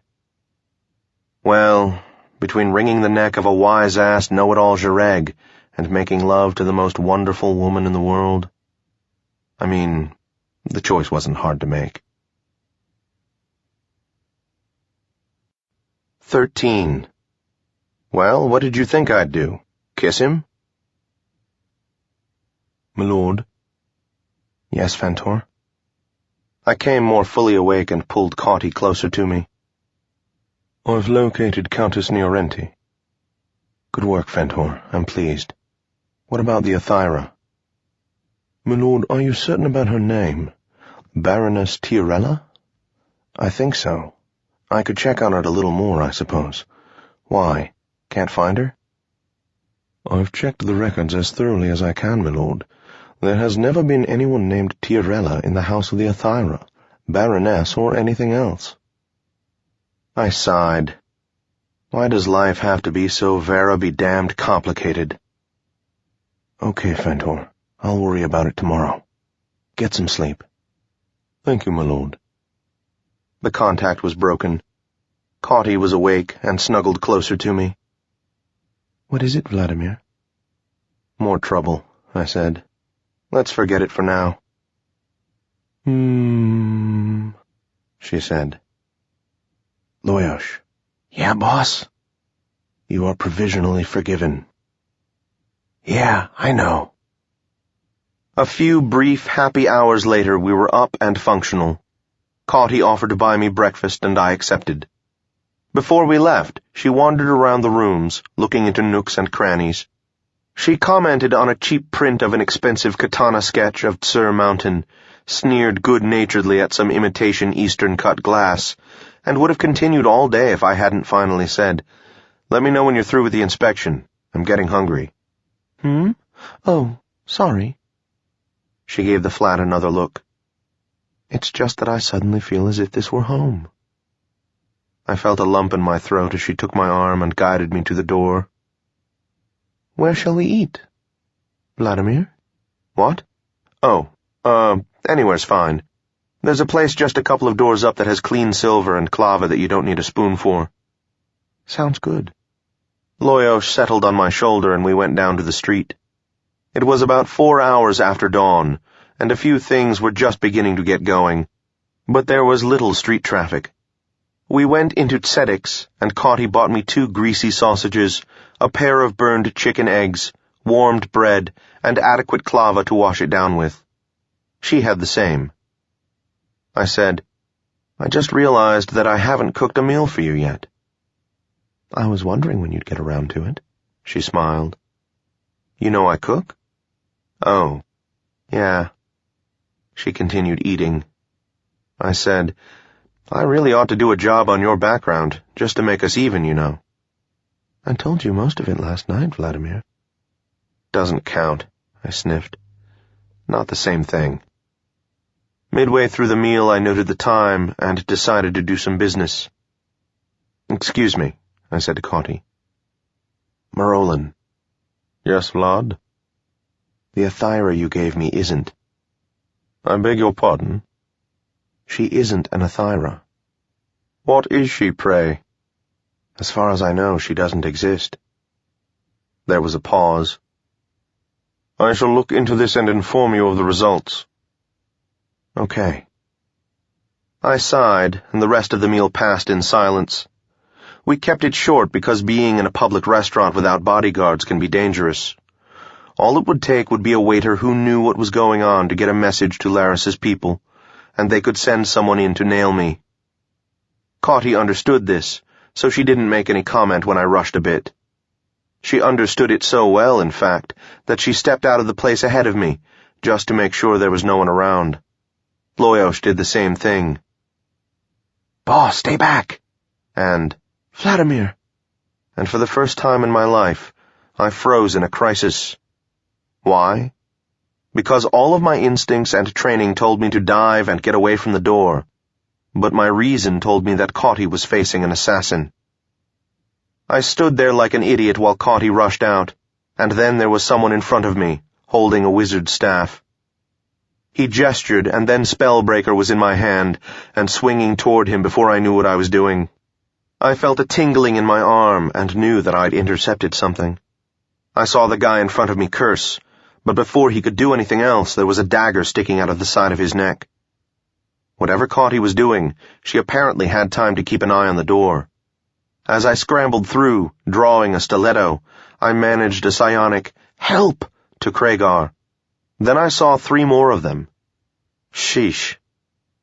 One was yelling and trying to fight off Loyosh. Another was dueling sword to sword with Cauty. The third spotted me as I emerged and his hand flicked out. I dived toward him, rolling. This is not easy with a sword at your hip, and whatever he threw missed. I lashed out with both feet, but he danced back out of the way. There was a knife in his left hand, set for throwing. I hoped he'd miss any vital spots. Then the knife fell from his hand as a dagger blossomed from his wrist. I took the opportunity to roll up and do unto him what he'd been about to do unto me. I considered his heart an adequate vital spot. I didn't miss it. A quick glance at Cauty showed me that she was doing all right against her man, who apparently wasn't used to a swordsman who presented only the side. I drew my rapier and took 2 steps toward the one Loyosh was engaging. He gave Loyosh a last swipe, turned to face me, raised his blade, and took the point of my rapier in his left eye. I turned back to Cauty. She was cleaning her weapon. "Let's move, troops," I said, as Loyosh returned to my shoulder. "Good idea. Can you teleport?" "Not when I'm this excited. You?" "No." "How about walking, then? Back to my office." Cauty cleaned her blade while I dropped mine where it was. Then I led us back into Tsetix and out the back door, and we began a leisurely stroll back to the office. If we walked fast, we'd attract even more attention than we already had, but I don't know if there is anything in the world more difficult than trying to stroll while your heart is racing and the adrenaline is pumping through your system. I was trembling like a Tekla, and the knowledge that this made me an even easier target didn't help. We had gone less than a block toward the office when 4 more Jareg showed up. Glowbug, Naal, Shone, and Styx. "Good morning, gentlemen," I managed. They all greeted me. I refrained from telling Naal that he looked well, because he might have thought I was mocking him. He didn't seem resentful, though. We made it back to the office without incident. I contrived to be alone when I finally lost my breakfast. It hadn't been that good anyway. I've known Dragarans, and I mean known, not just heard of, who can eat a meal, go out and have an incredibly close brush with death, then come home and eat another meal. You might run into one of these jokers an hour later and ask if anything interesting has been happening, and he'll shrug and say, "Not really." I don't know if I admire these types or just feel sorry for them, but I'm sure not like that. I have a variety of reactions to almost dying, and none of them involves being plussed. It's especially bad when it comes as the result of an assassination attempt, because such attempts are, by nature, unexpected. But my reactions, as I said, vary. Sometimes I become paranoid for a few hours or days. Sometimes I become aggressive and belligerent. This time, I sat very still at my desk for a long time. I was shaken and I was scared. The sight of those 4 kept running through my mind. I was definitely going to have to do something about this Laris fellow. "Time to get moving, boss." "Eh?" "You've been sitting there for about 2 hours now. That's enough." It can't have been that long. "Humph." I noticed Cauty was in the room, waiting for me. "How long have you been there?" "About 2 hours." "It can't... Have you been talking to Loyosh?" "Never mind." I took a couple of deep breaths. "Sorry," I said. "I'm not used to this." "You should be by now," she remarked dryly. "Yeah, I've got that to console me. How many people do you know who have survived?" "Yes, Vlad? What is it?" I sat there thinking for a very long time indeed. Then I asked the question again, in a less rhetorical tone of voice. How many people do you know who have survived even 2 assassination attempts, let alone 3? She shook her head. There are damn few who survived the first one. I don't think I've ever heard of anyone surviving 2. As for 3, it's quite an accomplishment, Vladimir. Is it? What do you mean? Look, Cauty, I'm good, I know that. I'm also lucky. But I'm not that good, and I'm not that lucky. What does that leave? That the assassins were incompetent? She said, raising an eyebrow. I saw it and raised one. Are you? No. So what else does it leave? I give up. What? That the attempts weren't real. What? What if Laris hasn't been trying to kill me? That's absurd. I agree. But so is surviving 3 assassination attempts. Well, yes, but let's think about it, all right? How could I think about it? Damn it, I did one of them myself. I know. All right. We'll start with you then. Were you actually hired to assassinate me, or were you hired to make it look like you were trying to assassinate me? Why on Dragara? Don't evade the issue, please. Which was it? We were hired to assassinate you, damn it. That's admissible at court, you know. Never mind, I said quickly as she started flushing. Okay, you say you were hired to assassinate me. Suppose you were given the job of making it look good. How? I wouldn't take it. And get myself killed? Skip that for the moment. Just suppose. How would you deal with the questions I've been asking if your job was to make me think Laris wanted to kill me? She stopped and looked puzzled. Right. You'd answer just as you've been answering. Vladimir, she said slowly, do you actually think that's the case? Not really, but I have to allow for the possibility, don't I? I guess, she said. But where does that leave you? It means that, for the moment, we can forget about you and Norathar. You still haven't said why he'd want to do this. I know. Skip that too. Let's take the attempt outside the office. I've told you about it, right? Yes. Okay, I got out of that because I'm quick and accurate, and mostly because Loyosh warned me in time, and took care of one of them so that I was free to deal with the other. I was wondering if you'd remember that, boss. Shut up, Loyosh. Now, I continued, how could Laris, and therefore anyone he hired, not have known about Loyosh? Well, of course he knew about him. That's why he sent 2 assassins. But they underestimated him? Well, forgive me, Loyosh, but he didn't do all that well against Norathar and me. Also, you reacted better and more quickly than Laris could have expected. As I told you before, Vladimir, you have a talent for making people underestimate you. Maybe. Or maybe he gave the job to a pair of incompetents, hoping they'd bungle it.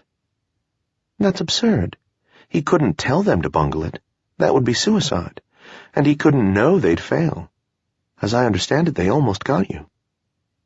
And maybe, even if they had, they wouldn't have made it permanent.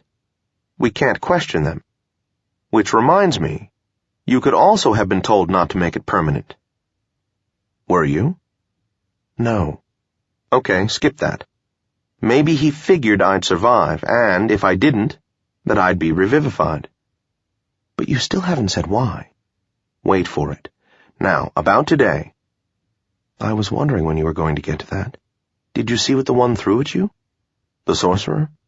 No, the other one. No, what was it? A pair of large throwing knives with thin blades, and they were perfectly placed for your head. But I ducked. Oh, come on, Vlad. How could he know that you'd react that quickly? Because he knows me. He's studied me. Death's Gate, Cauty. That's what I'd do. What I've been trying to do as best I can. I have trouble. Okay, just a minute then. I yelled past her. Melistov, get Kragar in here. Okay, boss. Cauty looked an inquiry at me, but I held up a finger as a signal to wait. Kragar came into the room. He stopped, glanced at Cauty, and looked at me. This lady, I informed him, is the dagger of the Jereg. As I said it, I looked a question at her. Might as well, she said. It doesn't much matter anymore. Okay, I said. She is also known as Cauty. Cauty, this is Cregar, my lieutenant. Is that what I am? He mused. I've wondered. Sit down. He sat. Okay, Cregar, you're Laris. I'm Laris. I'm Laris? You just said I was your lieutenant. Shut up. You're Laris. You get word that I'm sitting in a restaurant. What do you do? I send an assassin over. An assassin? Not four. 4? Why would I send 4? Laris wants to kill you, not give you imperial honors. With 4 assassins, you have 3 eyewitnesses to the thing. He'd get 1 good guy. There are plenty of workers who wouldn't have any trouble finalizing you if they knew you were sitting in a restaurant. If he couldn't find someone good, he might go with 2. But not 4. I nodded and looked at Cauty. The way you and Norathar work keeps you out of contact with a large part of the Jereg. But Cregar's right. Is that what happened, boss? Cregar asked, looking puzzled. Later, I told him. Now let's suppose that you didn't have anyone around who could do it, or any 2. For some reason, anyway, you want to use 4 of them. What do you tell them to do? He thought for a moment. Do I know where you're sitting and what the layout of the place is? Whoever told you I was there told you that stuff too, or else you get back in touch with him and ask. Okay. Then I tell them that stuff and say go in there and do him. What more is there to say?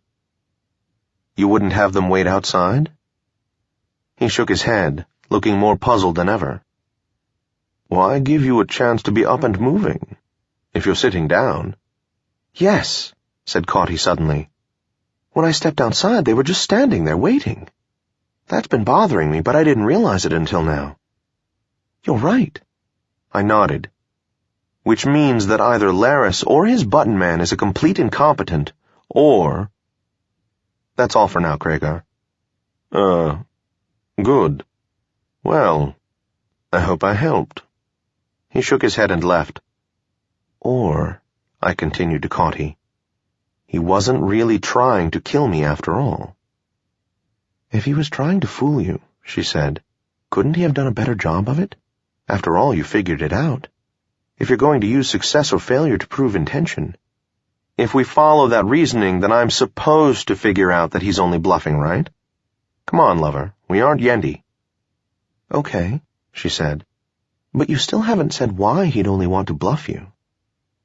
That, I admitted, is a tricky one. She snorted. I held my hand up. I only said it's tricky, not that I'm not trickier. The obvious reason for him not to kill me is that he wants me alive. Right, she said.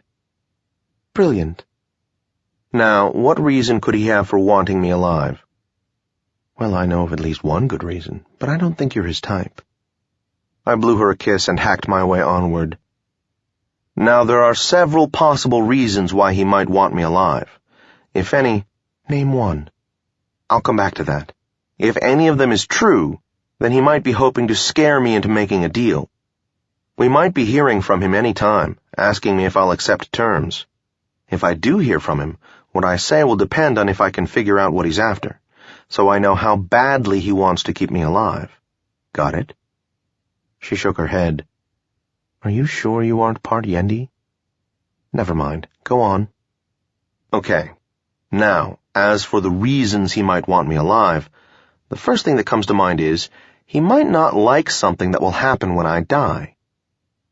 Okay, now, what happens when I die? I kill him, said Cauty. What did you say? I kill him. I swallowed. Well, she said angrily, her nostrils flaring. What did you think I'd do? Kiss him? Thank you. I didn't realize. Go on. Could he know that? She looked puzzled. I don't think so. Which suddenly made me wonder about something. Loyosh, could someone have— No, boss. Don't worry about it. Are you sure? Love spells? I'm sure, boss. Okay, thanks. I shook my head. Okay, what I was going to say is some of my friends, that is, my other friends, might come down on him. Not Alira. She's the Dragon Heir, and the Dragon Council would have a Leorn if she started battling Jareg. But Morolin might go after Laris, and maybe Sethra would. Laris might be worried about that. But if so, why did he start the war? Maybe he only found out about my friends after it was too late to back out. That's quite a chain of supposition, Vladimir. I know, but this whole thing is a big chain of supposition. Anyway, another possibility is that he started the war knowing all this, but had some other reason for starting the war anyway, and hopes to get something without having to kill me. What reason? What's the war about? Territory? Right. Suppose that there is some particular area he wants. Maybe there's something buried around here, something important. She didn't look convinced. I continued. You saw the front of this place? They staged a raid on it. I didn't think anything of it at the time, but maybe my office is sitting right on top of something they want. Oh, come on, this is so far-fetched I can't believe it. All right, I said, backing up a bit. I'm not saying that I've hit dead center. I'm just trying to show you that there are possibilities. She grimaced. You aren't going to convince me, she said. This whole thing is based on assuming that Norathar and I are part of the hoax. Maybe I can't prove to you that we aren't, but I know we're not, so I'm not going to be convinced. I sighed. I don't really believe you are either. Well then, where does that leave your theory? I thought about it for a while, then— Kragar. Yeah, Vlad? Remember that tavern keeper who tipped us off? Sure. You said that he heard it being arranged. Do you know if he heard someone actually talking to the assassins?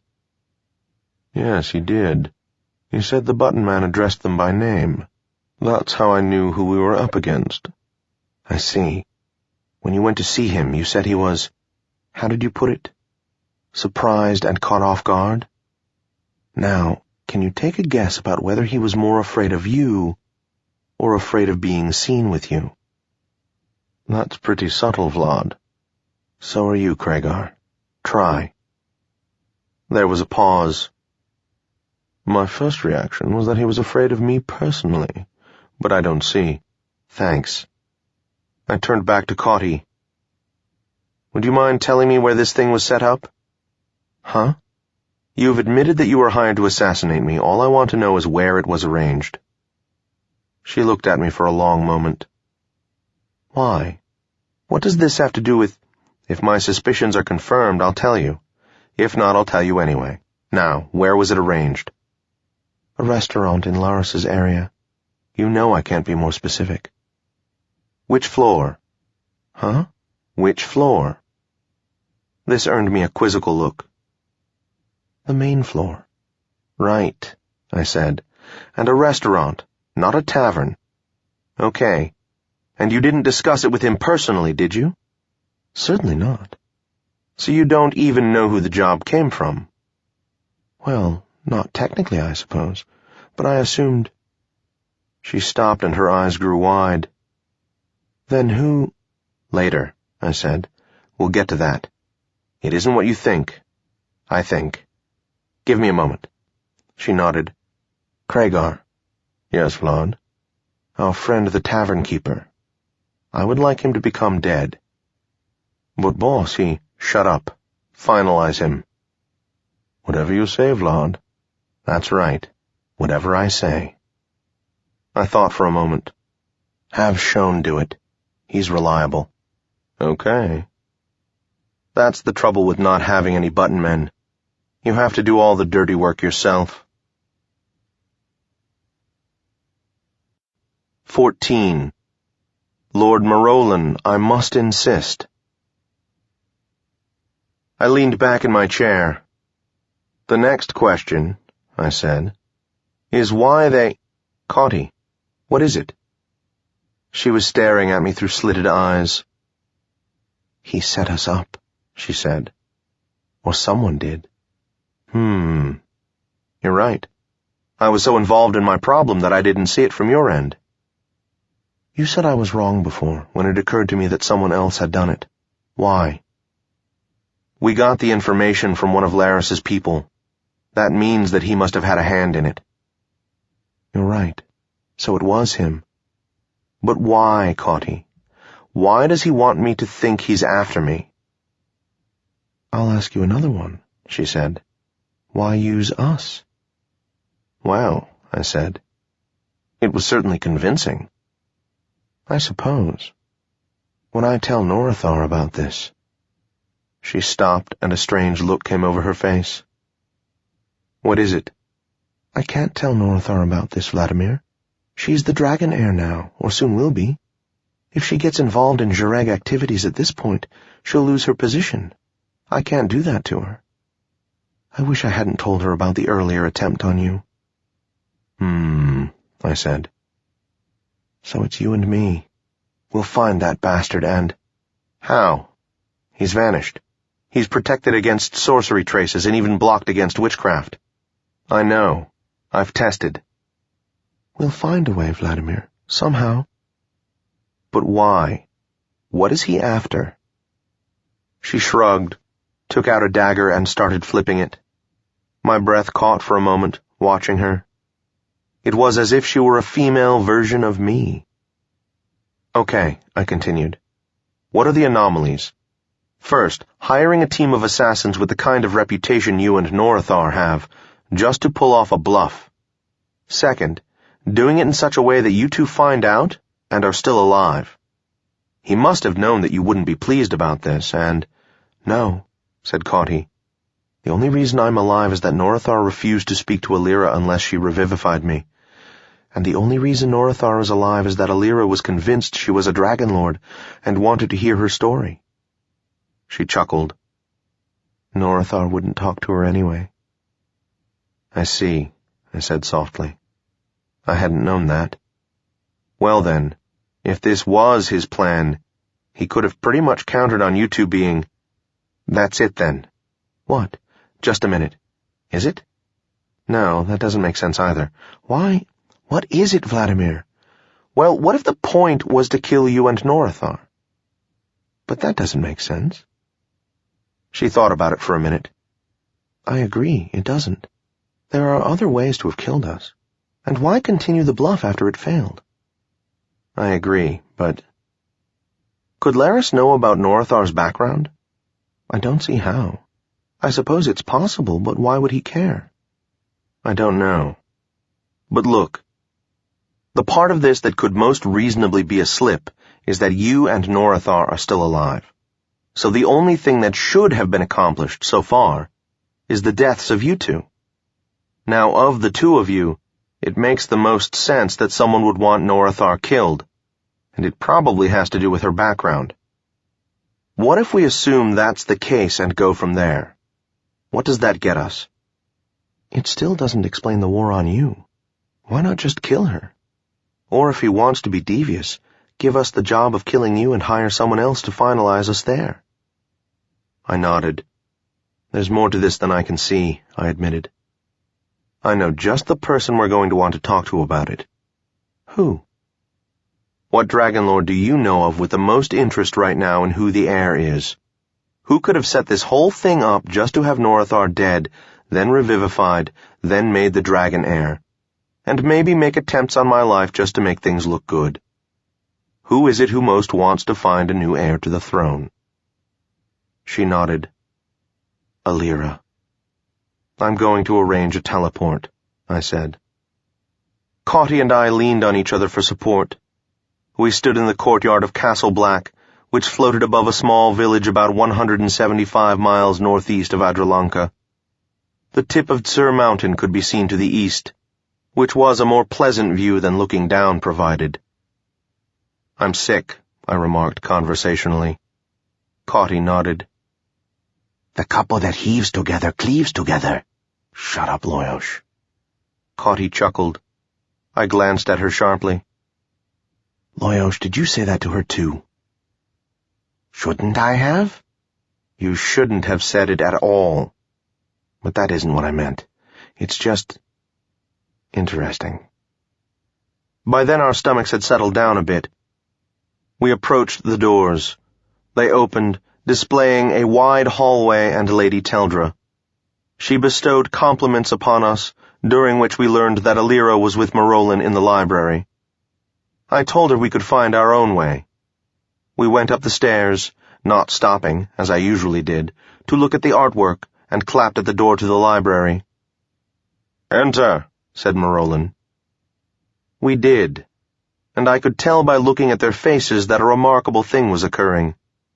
They weren't arguing about anything. "Is one of you sick?" I asked. "No," said Marolin. "What leads you to ask?" "Never mind. I have to talk to you, Alira. Marolin, this probably concerns you too, so you may as well hear it." "Sit down, then," he said. "Wine?" "Please." I looked over at Cauty. She nodded. "2," I said. "Where is Norathar?" "She is being examined," said Alira. "Oh. Probably just as well." One of Alira's fine eyebrows climbed. "She shouldn't hear this?" "Not yet, anyway." As we pulled up chairs, a servant appeared with wine. Marolin favors sparkling wines, whereas I think such things are an abomination. But, since he knows that, he brought a dry white, nicely chilled. I raised my glass in salute, sipped, and let my tongue enjoy itself while I tried to figure out how to tell Alira what I had to tell her, and how to find out from her what I wanted to know. When she'd had enough of waiting, she said, "Yes, Vlad." I sighed and blurted out the story of the assassination attempts as best I could, not going into any more detail than necessary about my own affairs, and never actually saying that Cauty had admitted trying to kill me. I mean, Alira knew it, but habits are hard to break. As I spoke, she and Marolin became more and more alert. They occasionally exchanged glances. I finished up by saying that I could see no reason why Laris would have wanted Norathar dead, but I couldn't explain things any other way. Did they have any ideas? "No," said Alira. "But it doesn't matter, and as soon as I can track him down, it will matter even less." Marolin coughed gently. "I would suggest, my dear cousin, that you at least wait until the Lady Norathar's position is confirmed. You are currently the heir, and the Council hardly approves of dragons involving themselves with Jareg." "So what?" she snapped. "What will they do to me? Find me unfit to be Empress? Let them. Besides, Norathar is certain to be confirmed." "Hardly," said Marolin. "She has a long history of associating with the Jareg." "Completely justified under the circumstances." Nevertheless, I don't care. I'm going to find this Jareg, and I'm going to show him Chiron's sword. You are welcome to assist me. Hindering me would be an error." She stood up and glared at Marolin. "Well?" I turned to Cauty and said in a normal tone of voice, "Don't worry about it. They do this all the time." She giggled. Neither Alira nor Marolin appeared to hear me. Marolin sighed. "Sit down, Alira. This is nonsense. All I am asking you to do is wait a day or two, until we know the results of the Council's decision on Lady Norathar. If she fails to become the heir, we will discuss it then. There is nothing to be gained by rushing out there like this. You have no way of finding him." She glared at him for a moment longer, then seated herself. 2 days, then," she said. "At the most. Then I kill him." "I'll help," said Cauty. Alira started to object, but Cauty interrupted. "It's all right," she said. "You forget. I've worked with Dragarans before. I really don't mind at all." Cauty and I happily accepted Marolin's hospitality in the form of a good lunch. Then I excused myself and went back into the now deserted library to think. All of this business with Norathar, I decided, was fine, but it wasn't helping me find Laris, or at least get him off my back. Cauty and Alira could talk about killing him, but they couldn't find him any more than I could. even if Alira was telling the truth. And I couldn't afford to wait. If this kept up, I'd be out of business in a matter of weeks at best. It occurred to me that I might be able to get a message to him, proposing a truce, but he wouldn't go for it. And when I remembered Nilar's body lying in the rubble of his shop, and the years I'd worked with Temek and with Varg, I knew that I wouldn't go for it either. Which brought me back to finding Laris, which brought me back to the big questions. Who has been working with Barrett shortly before his death? Was this person Laris's patron? How did this fit in with the business with Norithar? Was it Alira? If not, who? And how to find out for sure? I had reached that point when Cauty, Marolin, and Alira walked in. Before they could even sit down, I said, "Marolin, did you find out anything yet about that Athyra?" I tried to keep an eye on Alira as I asked the question, but her face betrayed nothing.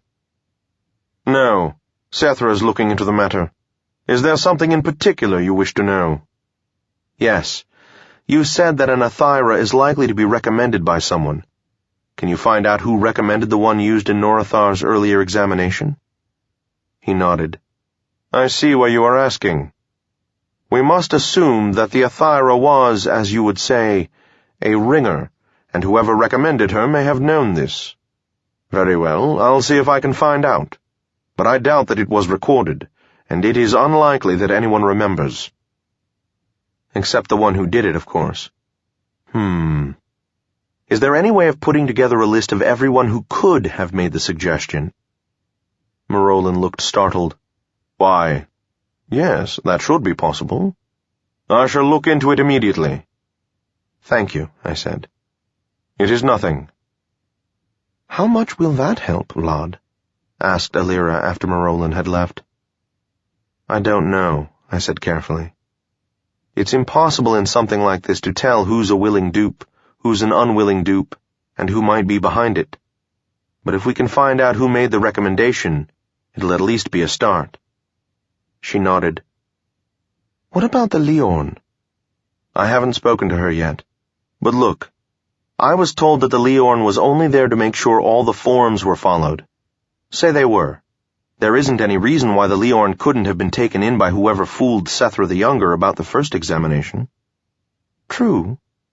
So, of the people involved, we have Sethra the Younger, who was duped or involved, the Leorn, who was duped or involved, Barrett, who was duped or involved and then assassinated, and someone posing as an Athyra, or an Athyra using a false name." "In other words, we have nothing." "Right. We have to find out who that Athyra was. She's our only clue to whoever is behind it. If, in fact, she isn't behind it herself." "Well, Vlad, don't you have the name of the Leorn noble? Why don't you ask her? She's liable to remember, or at least have written it down. Leorns write everything down." "Now there," I said, "is an idea." I considered for a moment. What would Alira do if— "But Leorns don't like to talk to Jareg," I said suddenly. "Is there any chance that you can find out for me?" "What is her name, and where does she live?" I told her. "I'll find out for you," she said. "Thank you." She bowed to Cauty and me and left. "Why did you do that, Vladimir?" "To find out what Alira will do about it. If the Leorn shows up recently dead, we have our answer. If not, we'll see what Alira says the Leorn told her." I sighed and settled back to think. Cauty came up behind me and began rubbing my shoulders. I reached up with both hands and touched hers. She leaned over my head and kissed me upside down, dislodging Loyosh. "You two are disgusting. Quiet, I'm busy." There was a clap at the door. We sighed and Cauty straightened up. "Come in," I called. Norithar came in, death written all over her face. I stood up and glanced at Cauty, whose eyes were locked with Norithar's. "The examination showed you aren't a dragon," I suggested. "Wrong," she said. "Then what happened?" "I am now confirmed as a dragon lord, but not as the heir." Oh, I said. I'm sorry if you two would rather. It isn't that, she snapped. They wish to observe me for a while before making me the heir. I have to serve a stint in the Phoenix Guard, to prove myself, as if I have any desire to be emperor anyway. I shook my head. Doesn't any Dragon Lord ever want to be emperor? No, said Norathar. Okay. You're upset that they don't trust you enough to make it immediate? Some, but I found out something else. I'm afraid that it isn't something I can discuss with you, Lord Taltos, but my sister and I. She stopped, and I guessed that she and Cauty were conversing psionically. After a moment, Norathar turned to me and said, So you know. About why your attack on me failed? And what it means?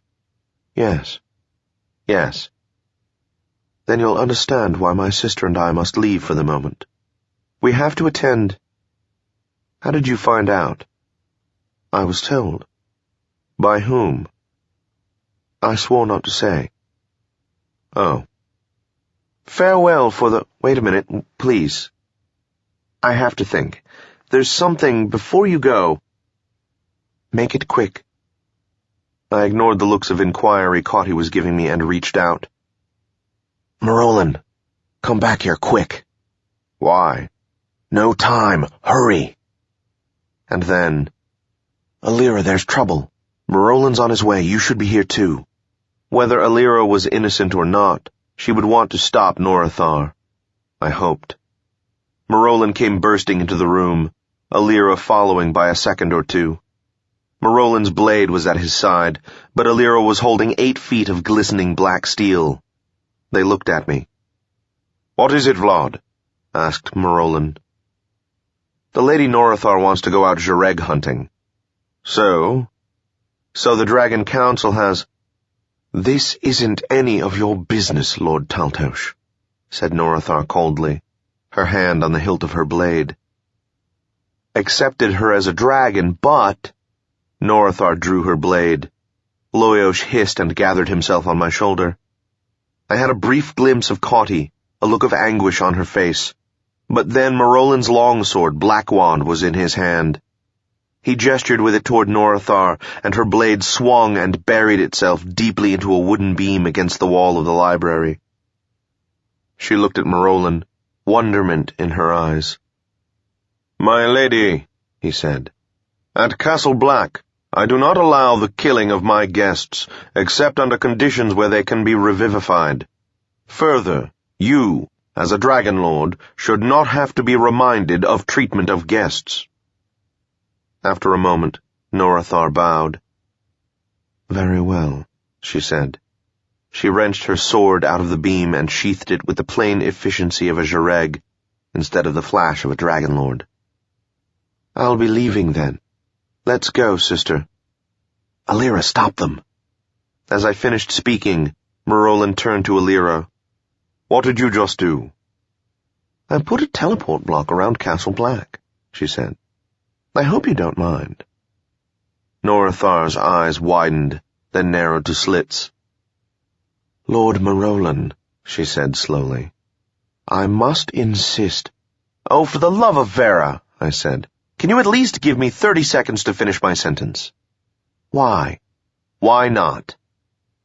She stared at me, but Dragon Lords have been trying to stare me down since I was 19.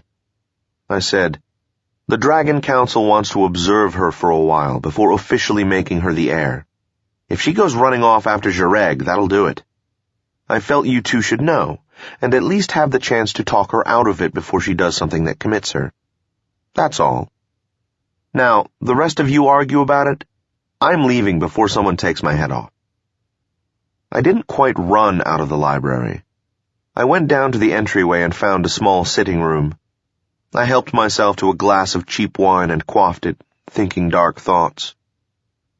The bottle was half empty when someone clapped at the door. I ignored it. It was repeated, and I ignored it again. Then the door opened. My scowl died when I saw that it was Cauty. She sat down. How did you find me? Loyosh. Oh. What happened? Norathar has agreed to wait 2 days before doing anything, same as Alira. Great. Vladimir? Yes? Why did you do it? Do what? Stop her? Yes. Don't you want someone to take Laris out? She isn't going to have any better luck finding him than I will. The same goes for you and for Alira. But still, with more of us looking. She let the sentence die, and I didn't pick it up again. After a minute or so, I remembered my manners and poured her some cheap wine, too. She sipped it, delicately, thumb and forefinger around the stem, little finger off in space somewhere, just like at court. And she kept her eyes fixed on me the whole time. Why, Vladimir? She repeated. I don't know. Why ruin her chances for nothing? Who is she to you? Your partner. Oh. She set the glass down and stood up. She walked over to my chair and looked down at me for a moment. Then she dropped to one knee, took my right hand in hers, kissed it, and rubbed her cheek against it. I opened my mouth to make some smart remark about was I supposed to pat her head or what, but Loyosh brought his head around and smacked me in the larynx so I couldn't speak. Then, still holding my hand, Cauty looked up at me and said, Vladimir, it would make me the happiest of women if you would consent to be my husband. About 300 years later, I said, What? I want to marry you, she said. I stared at her. Finally, I burst out with, Why? She stared back at me. Because I love you. I shook my head. I love you too, Cauty. You know that. But you can't want to marry me. Why? Because, damn it, I'm going to be dead in a few days. You said Laris was bluffing. Maybe he is, but he won't be if I keep coming after him. And whatever game he's playing, he has to make it real sooner or later. He won't get you, she said calmly, and I almost believed her. I kept staring at her. Finally, I said, All right, I'll tell you what. When this business with Laris is over, if I'm alive, and you still want to, of course I will. Oh, Death's Gate, Cauty, I don't know what to say. Thank you, Lord. By the Lords of Judgment, get off the floor. You're making me feel like I don't know what. She calmly got up off her knees and stood before me. Then she broke into a grin, jumped, and landed on my lap. The chair went over backwards, and we ended up on the floor in a tangle of limbs and clothes. Loyosh barely escaped in time. 2 hours and 3 bottles of wine later, we staggered back up to the library. Marolin was alone there. I was just sober enough not to want him to know how drunk we were, so, somewhat regretfully, I did a quick sobering spell. He looked us over, raised an eyebrow, and said, Come in. Thank you, I said. I turned to Cauty and noticed that she'd given herself the same treatment. A shame. Will you two be staying this evening? Cauty looked at me. I nodded. I still need to check over that list of Barrett's descendants. Which reminds me, did you find out who might have recommended the Athira? One of my people is compiling the list. It should be ready by this evening sometime. Good. I asked Alira to find out about the Leorn. Do you know if she did? She is speaking to Norathar at the moment. I think they're attempting to determine how to locate this Laris person. Oh. Well, tomorrow maybe. Yes. I'm having my dinner brought to me in the small dining room. I believe Alira, Sethra, and Lady Norathar will be joining me. Would the two of you care to also? I looked at Cauty. We'd be delighted, she said. Excellent. And afterwards you can join the party in the main dining room and continue your investigation. Yes, I agreed. Maybe I can even avoid having any words with your Athira friend. Athira friend? I don't believe there have been any Athira nobles present for some time. You know who I mean. The sorceress in Chartreuse or whatever. Marolan smiled. The sorceress in green. I'll admit she looks like one, though. Something went off in the back of my head. She isn't? I asked. What is she, then? House of the Yendi, said Marolan. 15. I imagine he's being well paid. What is it, Vlad? Why are you staring at me? I can't believe what I just heard. A Yendi? Are you sure? Of course I'm sure. What is it? Marolan, how many Yendi does it take to sharpen a sword? He looked at me through slitted eyes. Tell me, he said. 3. 1 to sharpen the sword, and 1 to confuse the issue. I see. He chuckled a bit. Not bad. What has that to do with our situation? I don't know exactly, but wherever you find a Yendi, you find a plot. A devious plot. Twisted, confusing, just the kind of thing we're facing. I don't know what it's about, but she, the sorceress in green, has been hanging around all of us since things started. She's been near you, near me, near Alira, and indirectly near Norithar and Cauty and Sethra, all of us. This can't be an accident. And if that weren't enough, she looks like an Athira. We're sitting here trying to find an Athira who doesn't exist, and now we find a Yendi who resembles one and who's been around the whole time. And you don't think she has something to do with all this? I see what you mean, he said. I think I shall speak to her and— No. I beg your pardon. Don't speak to her. Don't let her know yet. The only advantage we have is that she doesn't know we're suspicious. We don't dare lose that until we know what she's after. It is axiomatic that no one but a Yendi can unravel a Yendi scheme. Maybe. But to paraphrase Lord Leiron E. Navarre, maybe I use different axioms. He thought about it for a while, then said, All right, Vlad. What's your plan? I don't have one yet. First I want to think over what we know and see if I can make some sense of it. All right. Cauty, why don't you find Norithar and Alira? She nodded. Marolan said, You might need help. And the 2 of them went off. I sat pondering for about half an hour until the 4 of them returned along with Sethra. Well, said Alira, what have you figured out? Nothing, I said. On the other hand, I haven't given up either. Great, said Norithar. Sit down, I suggested. They all pulled up chairs around me.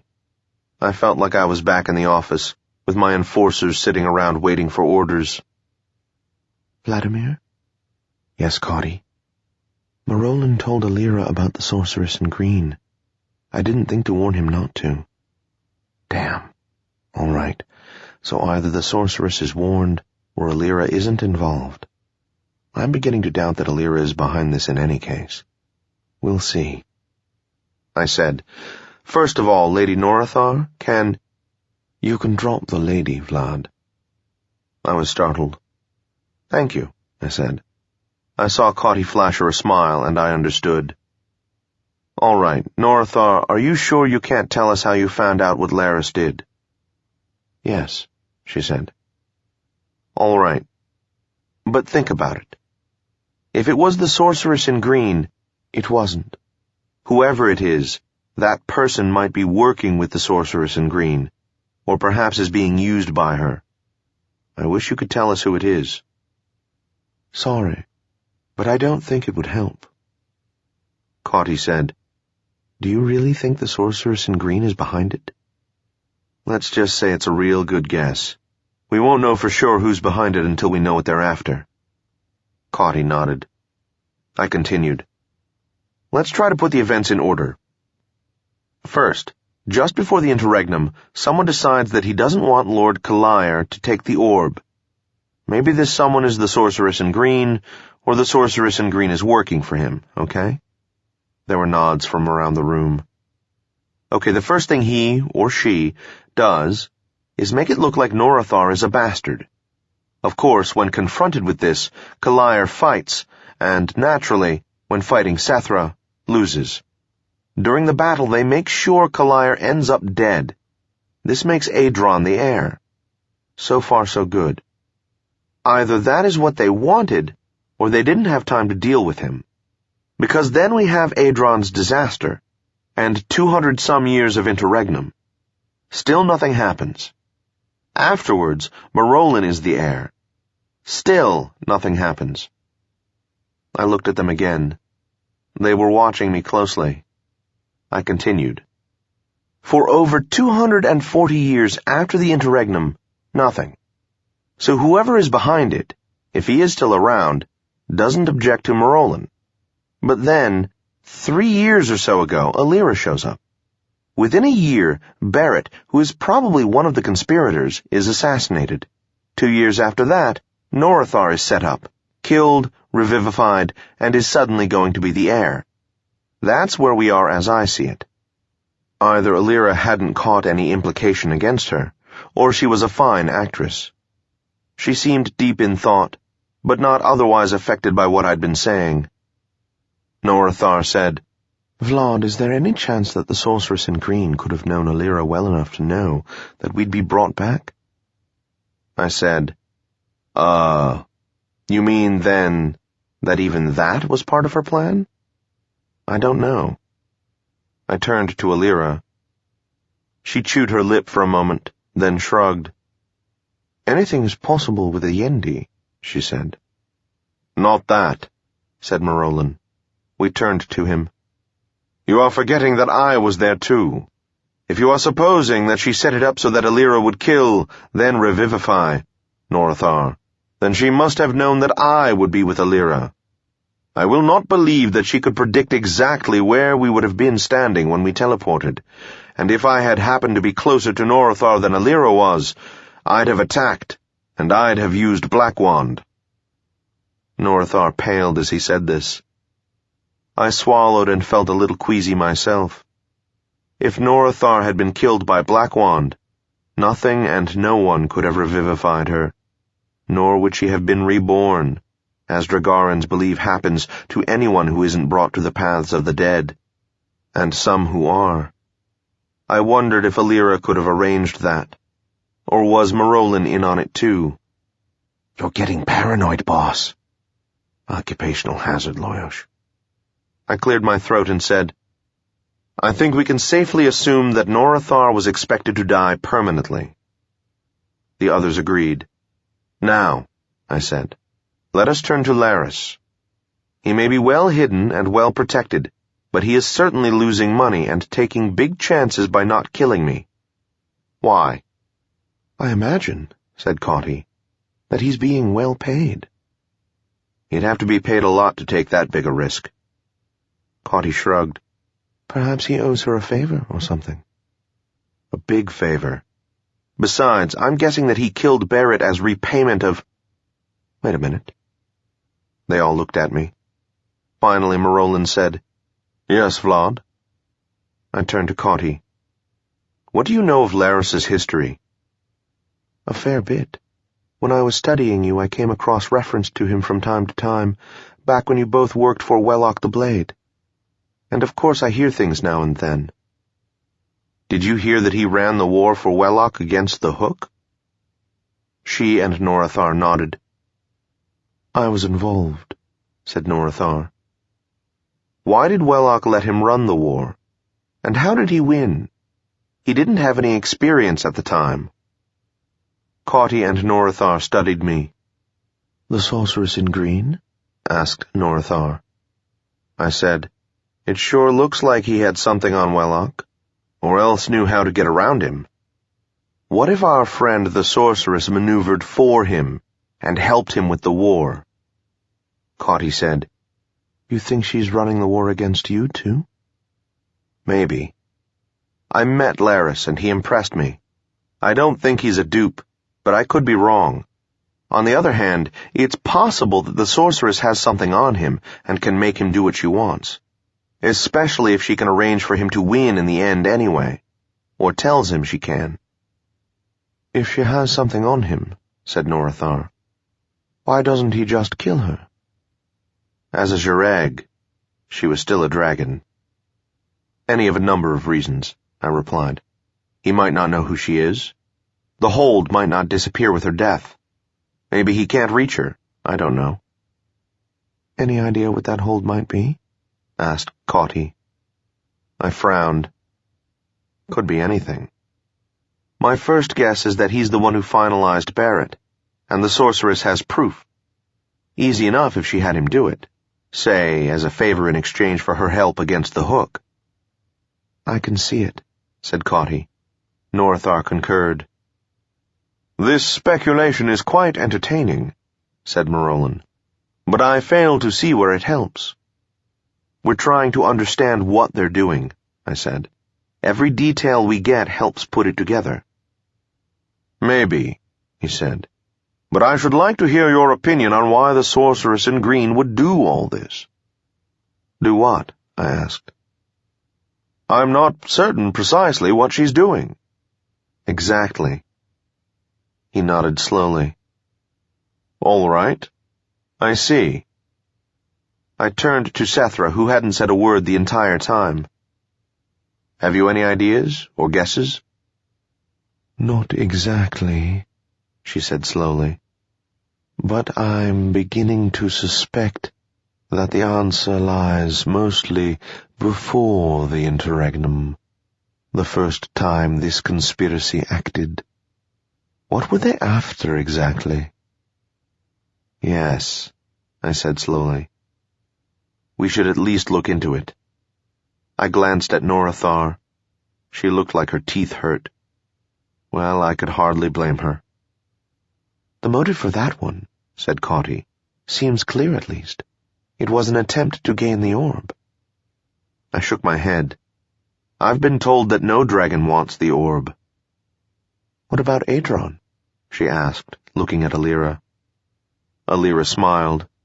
A point, she said. But my father didn't really want the orb. He was forced to make a try for it out of a sense of duty. I stared at her. Wait a minute. Did your father know the sorceress in green? Alira looked startled. I believe they were acquainted, yes.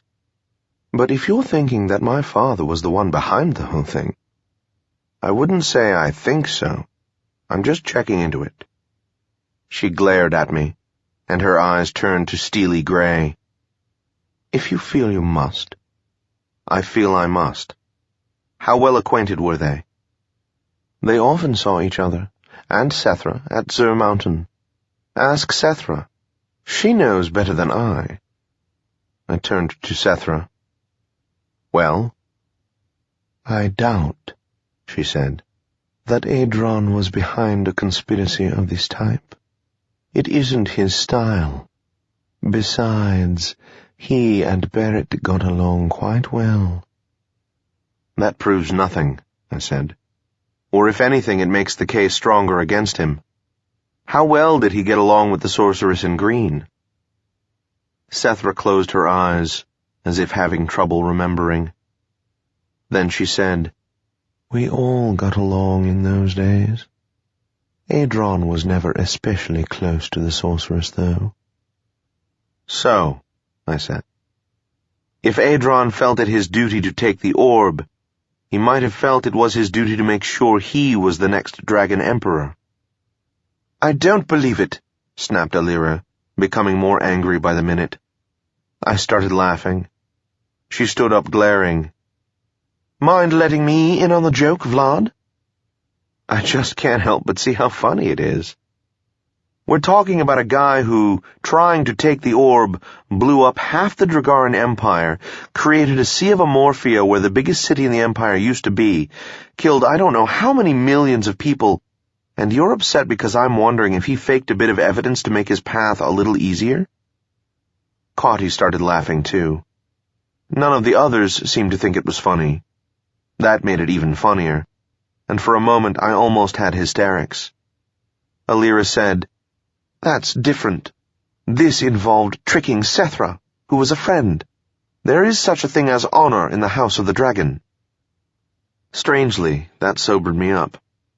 It wasn't any less funny, but, in a way, it was sad, too. Presently, Caughty got the better of her mirth. I said, "All right, Alira. Maybe he didn't do it himself.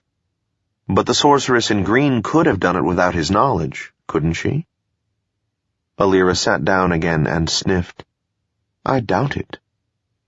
"All right, then. How did Adron and Norathar's father, Kalir, get along?" Alira shrugged and looked away haughtily. I turned to Sethra. She looked uncomfortable but said, "They had disagreements, I remember. They weren't bitter enemies, by any means, but they did disagree." "Of course they disagreed," said Alira. "My father felt the dragons had to take the throne. Kalir didn't." Sethra nodded. "That was pretty much it," she said. "They didn't agree on how immediate the problem was." "What problem?" "The decadence of the Emperor. Phoenix Emperors always become decadent at the end of their reign, except every 17th cycle, when we have a reborn Phoenix, such as Zerika.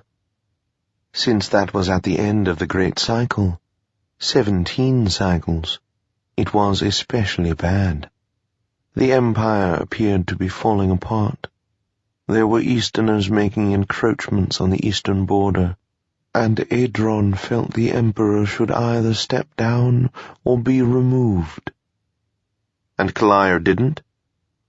"No. I remember him pointing out to me that the encroachments were into territories where most of the population was made up of Easterners anyway. He said that it was basically their land, and he saw no reason why they shouldn't have it back." "I think I would have liked the guy," I said. "Maybe," said Sethra. "He was likable enough, and he would have made a good emperor, I think." "It sounds to me," I said, looking at Alira, "as if Adron was—" "I believe it is time to dine," said Marolin. "Perhaps we should continue this after the meal." I smiled a bit, nodded, stood and offered Caughty my arm. She took it, and we headed toward the small dining room. I hoped this meal would be easier to digest than the last one with this crowd. Which set me to remembering that meal. Which set me to remembering the days I had spent in Sur Mountain. Most of the memories were quite pleasant. But I remembered one conversation. That couldn't have anything to do with this. Could it? The whole thing? Just to accomplish that? But then, Dragarans are Dragarans. Wait a minute. Marolin sighed and turned around. "Yes, Vlad? Can it wait? Let's go in and sit down while I think about it." My mind was racing like a cat centaur. I think I bumped into a few people and walls as I found my place. I noticed that we were sitting in exactly the same positions that we'd been in before. A servant brought wine. I drank some without tasting it. "All right, Vlad," said Marolin, in a resigned tone of voice. "What is it?" I think I might have just figured out who's behind this and why. I suddenly had everyone's attention. "Go on," said Marolin. "Vera, but this is convoluted. But, with the sorceress in green doing the planning, how could it not be?" "Well, who is it?" "Let me put it this way. I'm going to guess that between 2 and 3 years ago, the sorceress in green had a falling out with a certain individual she'd been friendly with up until then." I turned to Sethra. "Am I right?" She looked puzzled. Then suddenly, her nostrils flared and her eyes widened. After a moment, she nodded. "That's it, then." "What, Vlad?"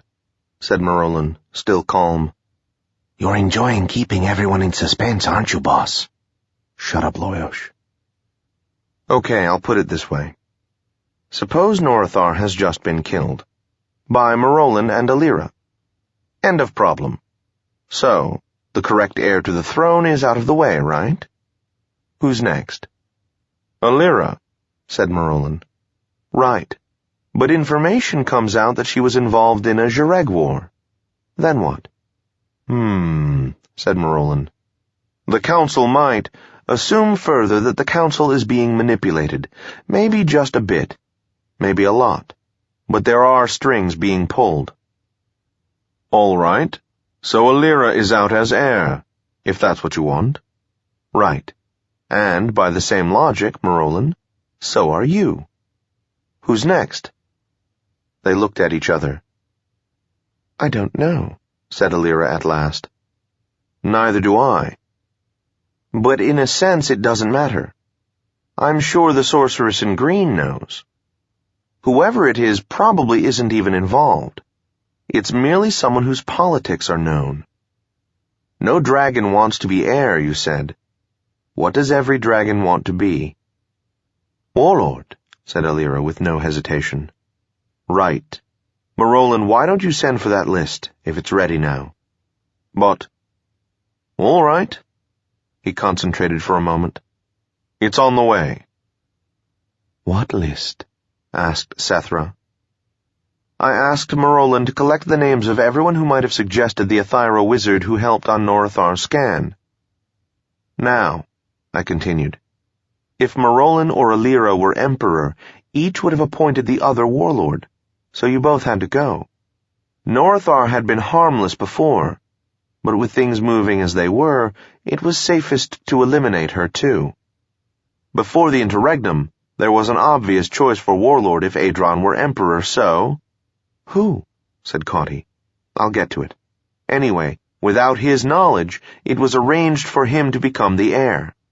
When he failed, the Phoenix remained in power, so there was no immediate problem. Then Marolin became the heir, which was fine.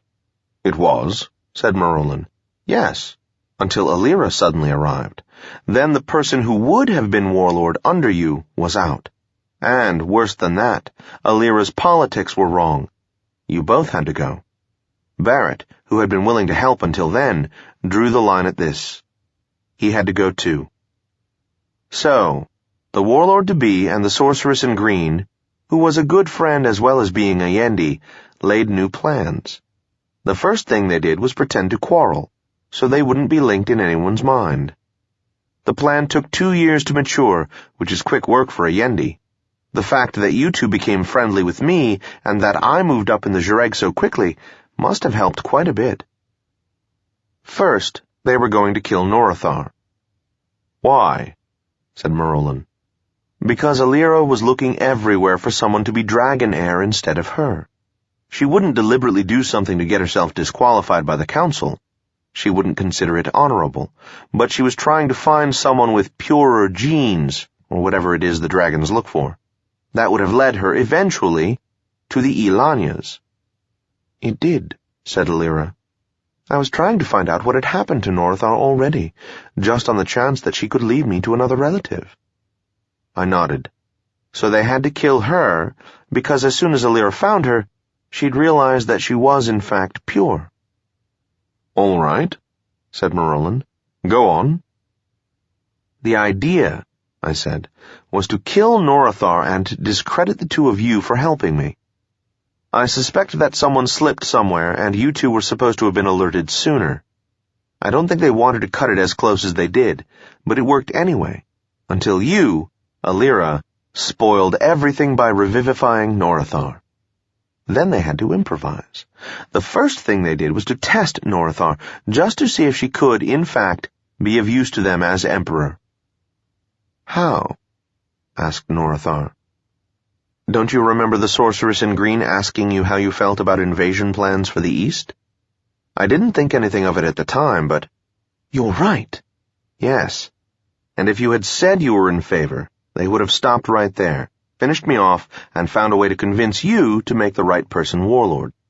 Since your politics were wrong, they tipped you off about Laris so you'd go rushing off to kill him. He's expendable, and disqualify yourself as heir. Cauty shook her head. But why continue the fake assassination attempts, Vladimir? In answer, I turned to Norathar. If there hadn't been 2 failed attempts on my life, would you have believed that you'd been set up, even after you were told? Her eyes narrowed, then she shook her head. Cauty nodded.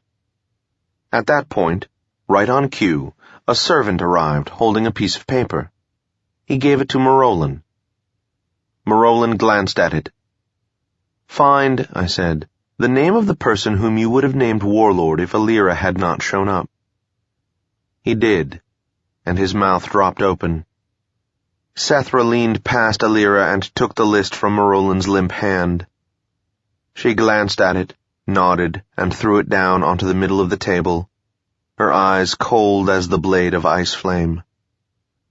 I would rather, she said, that she had tried to kill me.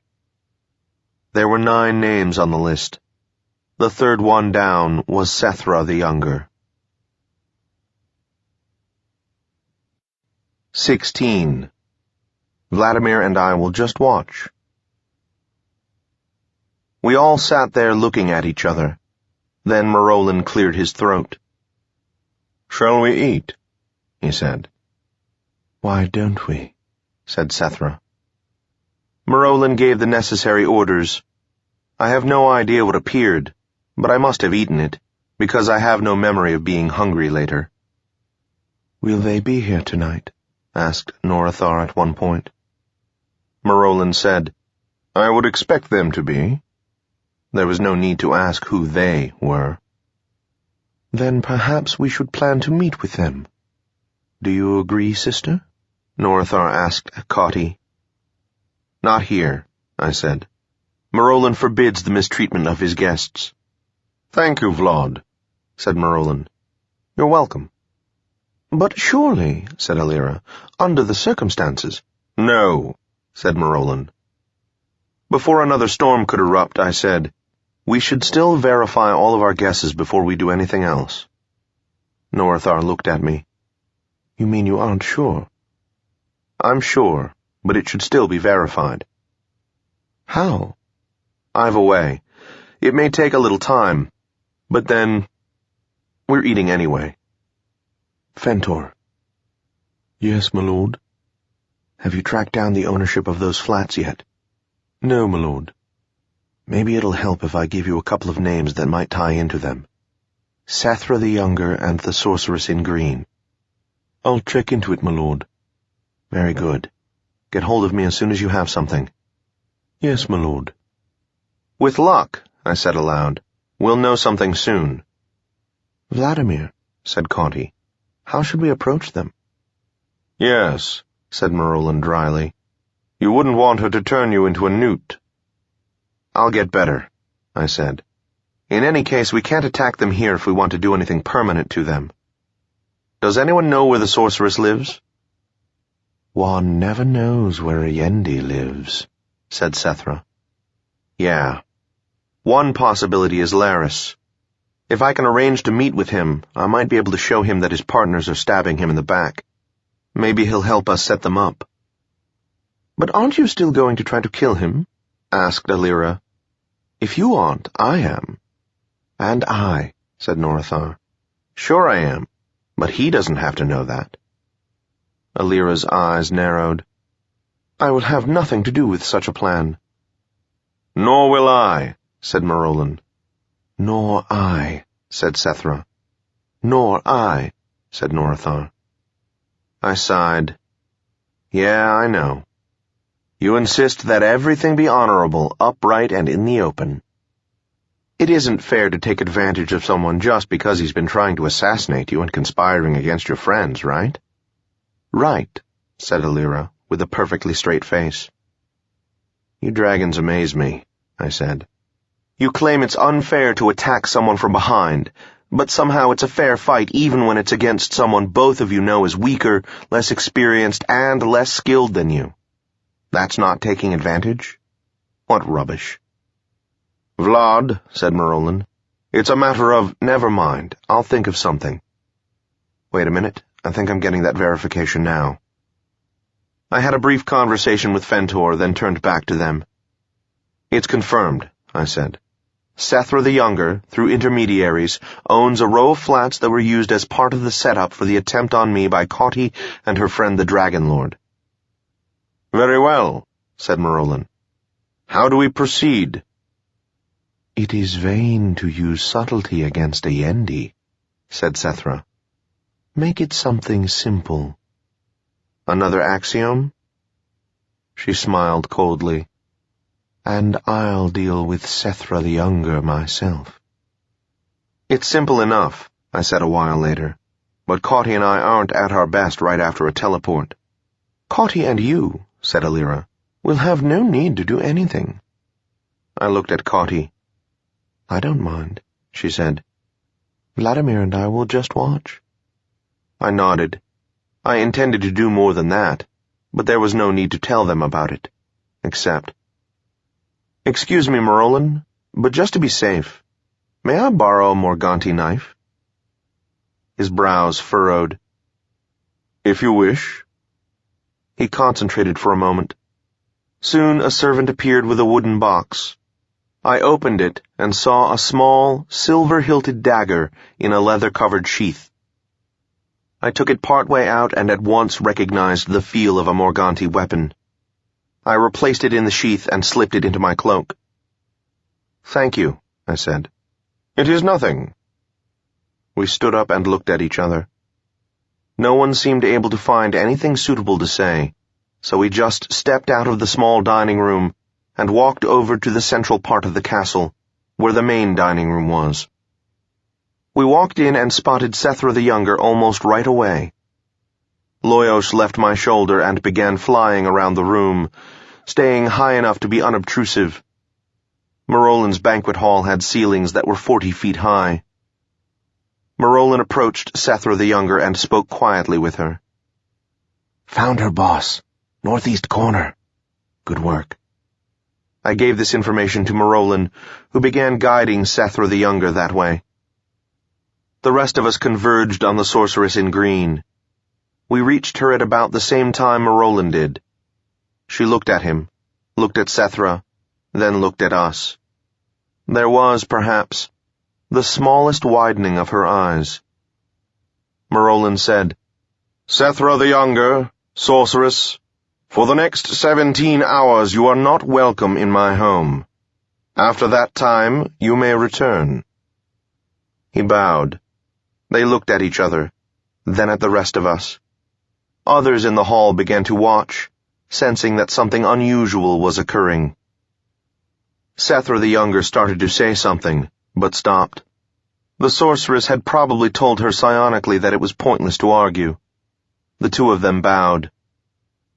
Sethra Lavode stepped up behind her namesake and put a hand on her arm, above the elbow. They looked at each other, but their expressions were unreadable. Then, abruptly, the sorceress in green was gone. Loyos returned to my shoulder, and I looked at Alira. Her eyes were closed in concentration. Then Sethra the Younger disappeared. Sethra Lavode left with her. What will she do to her? I asked Marolin. He shrugged and didn't answer. Presently Alira spoke, her eyes still closed. She knows I'm tracing her. If she stops to break the trace, we'll have time to catch up with her. She'll find the most advantageous place she can, I said. Yes, said Alira. Let her, said Norathar. Cauty swept her hair back with both hands just as I was adjusting my cloak. We smiled at each other as we realized what the gestures meant. Then, Now, said Alira. There was a wrenching in my bowels and Castle Black vanished. The first thing that hit me was the heat, an agony of flames. I started to scream, but the pain went away before I had the chance. We seemed to be standing in the heart of a fire. From somewhere off to my left I heard a dry voice say, Quick work, Alira. I recognized the voice as belonging to the sorceress in green. She continued, You may as well dispense with your teleport block. I'm not going anywhere. It occurred to me that she must have prepared herself while teleporting, then brought us into a furnace. Apparently, Alira had figured it out, and put a protection spell around us before we had time to be incinerated. "You all right, Loyosh?" "Fine, boss." Then the flames surged around us and went out. We were in a room, about 20 feet on a side, with blackened walls. We were standing in ash that came above our ankles. The sorceress in green stood before us, her eyes as cold as the fires had been hot. In her hand was a plain wooden staff. "You had best leave," she said coolly. "I am surrounded by my own people, and you can hardly do anything to me before they get here." I glanced at Alira. The sorceress in green gestured with her staff, and the wall behind her collapsed upon itself. On the other side of it, I could see about 30 Dragarans, all armed. "Last chance," said the sorceress, smiling. I coughed. "Are all Yendi so melodramatic?" I inquired. The sorceress gave a signal, and they stepped onto the ash. Alira gestured, and we were surrounded by flames again for a moment. Then they died. "Nice try, my dear," said the sorceress, "but I'd thought of that already." "So I see," said Alira. She turned to Marolin. "Do you want her or the troops?" "It is your choice." "I'll take her, then." "Very well," said Marolin, and drew black flame. I saw the faces of the men and women facing us as they realized that he was holding a Morganti blade, and one of power that, beyond doubt, none of them had encountered before. Marolin calmly walked up to them. "Remember," I told Cauty, "we're just here to watch." She flashed me a nervous smile. Then there was a flicker of motion to my side, and I saw Norathar charge for the sorceress, blade swinging. Alira hissed and leapt after her. A spell of some kind must have gone off behind me, because I heard a dull boom and smoke came billowing past. The sorceress slipped past the front line of her troops and raised her staff. Fires leapt from it toward Norathar and Alira, but Alira held her hand up and they fizzled out. Marolin, Norathar, and Alira hit the front line at the same instant. Blackwand cut a throat, swept across the chest of the next guard, and, with the same motion, buried itself high in the side of a third. Marolin slipped to his right like a cat before anyone even struck at him, withdrawing Blackwand, then sliced open 2 bellies. He parried a cut and impaled the attacker's throat, then stepped back, facing full forward, slightly on his toes, blade held at head height and pointing toward his enemies. In his left hand was a long dagger. The room was filled with the sound of screams, and those who'd been watching Marolin turned pale. I saw 3 more guards at Norathar's feet. Alira, meanwhile, was wielding her 8-foot greatsword like a toy, flipping it back and forth amid their ranks. She had accounted for 5 so far.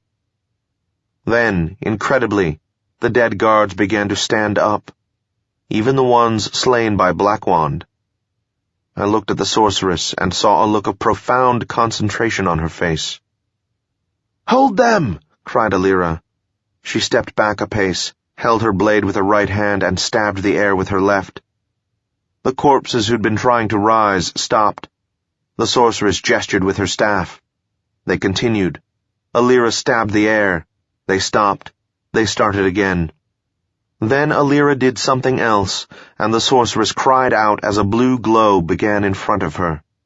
After a moment it went away, but I could see perspiration rolling down her face. Marolin and Norathar had ignored all of this, and by now more than half of the enemy had fallen. I spoke to Cauty out of the corner of my mouth. "Should we do something?" "Why? They're dragon lords. They enjoy this kind of thing. Let them do it." "There is one thing I'm going to have to do, though, and pretty soon it looks like." "What?" About then Norathar broke through the line. The sorceress cried out and swung her staff, and Norathar fell over, clutching the air. Cauty moved before I could do anything. She got through to her friend somehow and knelt by her side. The ones who'd been fighting Norathar turned to Alira, and she had to defend herself again. I took out a pair of throwing knives and, just to test, threw them at the sorceress. Naturally, they veered away from her when they got close. I heard Marolin curse and saw that his left arm hung uselessly at his side, and that there was red over the black of his cloak.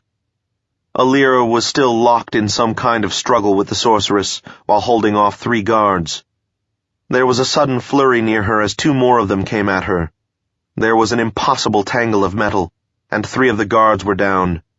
Alira was still up, but there was a knife sticking out of her low on her back, and a broadsword actually through her body, just to the right of the spine, front to back, above the waist. She seemed to be ignoring it. I guess sorcery is also good for overcoming shock. But no matter how skilled a sorceress she was, her gown was ruined. Norathar seemed to be alive, but dazed. This, it appeared, would be the best chance I had. I drew 2 fighting knives, then ran forward as fast as I could through ash up to my calves. When I reached the fighters, I watched Alira closely, then ducked under a swing. I left the knives in the stomachs of 2 fighters who had no ability to deal with an Easterner rolling past them. Then I was beyond the line, about 4 feet from the sorceress. Spellbreaker was in my hand before I stood up, and I swung it in front of me. She had seen me, of course, and greeted me with a gesture of her staff. I felt a tingling in my arm. I screamed and fell over backward. Vladimir! Stay there! I opened my eyes and saw that the sorceress had turned away. I smoothly got to my feet, drew the Morganti dagger Marolin had lent me, and came up behind her, and brought Spellbreaker crashing down on the back of her head. The effect on her was minimal, since she'd had some sort of shield around her. She jerked a bit and turned around, but while the shield had prevented the chain from hitting her, the chain had brought the shield down. Before she could do anything, there was the point of a Morganti dagger against her throat. Marolin and Alira were dealing with the last of her defenders, but Marolin seemed unsteady on his feet, and Alira's lips were clamped tight with the concentration of holding herself together. Cauty was helping Norathar to her feet. I didn't have much time, so I spoke quickly. This fight isn't any of my business, and I'll get out of the way if you give me what I want. But if you don't tell me where Laris is, I'll cut your throat, with this, and if you warn him, I'll be after you as long as I live. She didn't even hesitate. He's on the top floor of a warehouse on Pier Street, 2 buildings east of the corner of Pier and One Claw, on the south side of the street. Shows you how much loyalty you can expect from the house of the Yendi. Thank you, I said, and backed away, still holding the dagger and Spellbreaker. She turned away from me, apparently taking me at my word. She did something that was probably putting her defenses back up. At that moment, however, Chiron's great sword, in the hands of Alira E. Chiron, swept the head from the last of the defenders. Marolin stepped forward, and a black streak came from the point of Black Wand and struck the sorceress. This, I was told later, took her defenses down again. And before she could do anything else, there was a sweep from Norathar's blade, and the sorceress's staff went flying, and her right hand with it. She cried out and dropped to her knees, and it was in that position that Norathar impaled her, directly through the chest. There was dead silence in the room.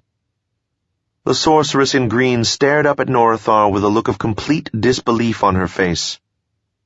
Then blood came from her mouth, and she fell in a heap at the feet of the sword of the Jireg. Cauty came up next to me. I nodded toward the 3 of them, standing around the body. Honor, I muttered, in the house of the dragon. Alira collapsed. Cauty squeezed my arm. We returned to Castle Black, leaving the body of the sorceress in green where it was. I helped myself to a large glass of brandy, which I despise, but it's stronger than wine, and I didn't want to suggest Piaran mist. Somehow this didn't feel like a time to celebrate. She was quite an accomplished sorceress, said Alira weakly, from the couch where the necromancer was working on her. There were nods from around the room. Vlad, said Marolin, whose arm was in a sling. What was it that you did to her, and why? She had some information I wanted, I explained. I got it. And then you let her go? I shrugged. You said you didn't need my help. I see. I noticed Cauty holding a grin behind her hand. I slipped her a wink. Marolin asked, What was the information? Do you remember that I'm in the middle of a war? Laris was backed by her, but he still has the resources to hurt me. He's going to find out that she's dead very soon. When he does, he'll start coming after me for real.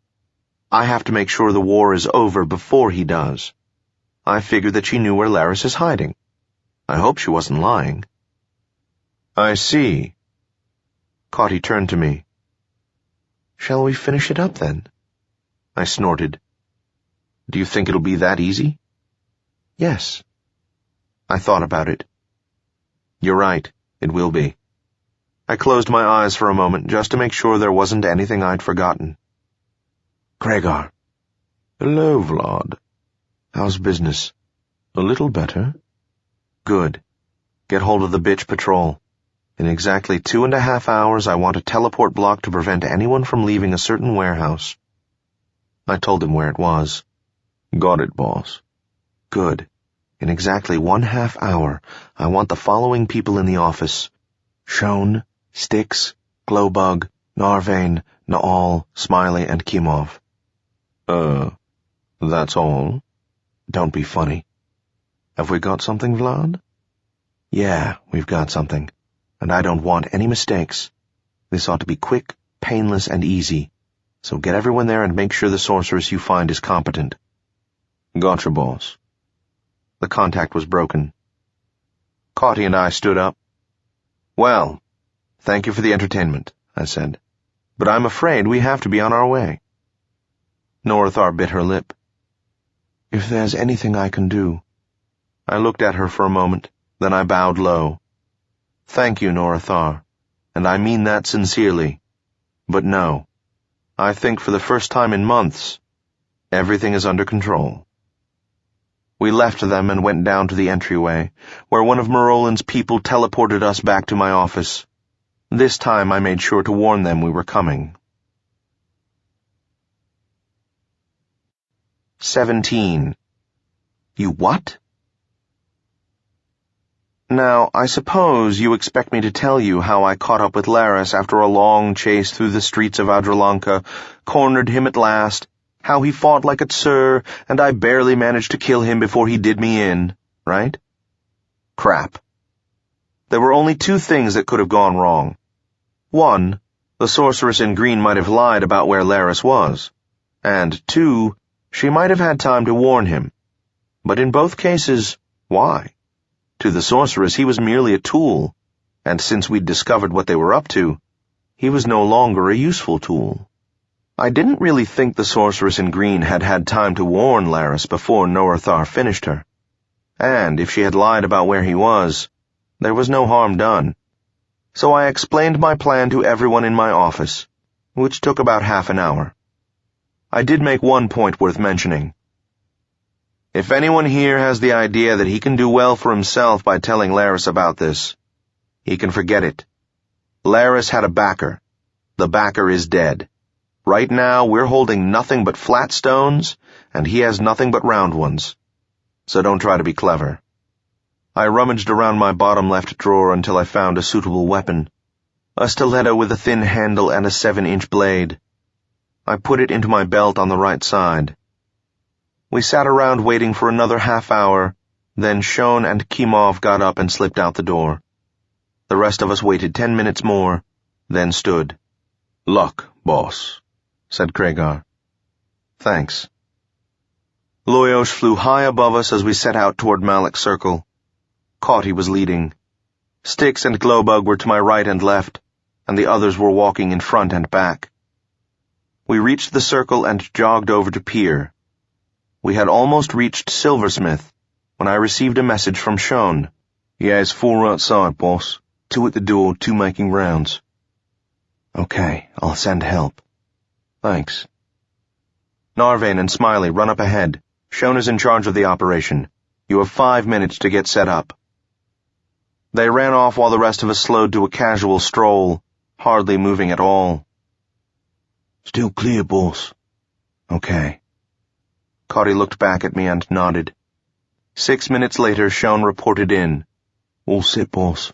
It'll take between 5 and 90 seconds, depending on where the patrollers are. Okay. Hold for now. We reached the place on pier where it curves, just before you get to One Claw. How are they placed, Shone? If you give the word now, about 30 seconds. Do it. Check. I held up my hand, and we stopped. I mentally counted off 10 seconds. Then we started walking again, quickly.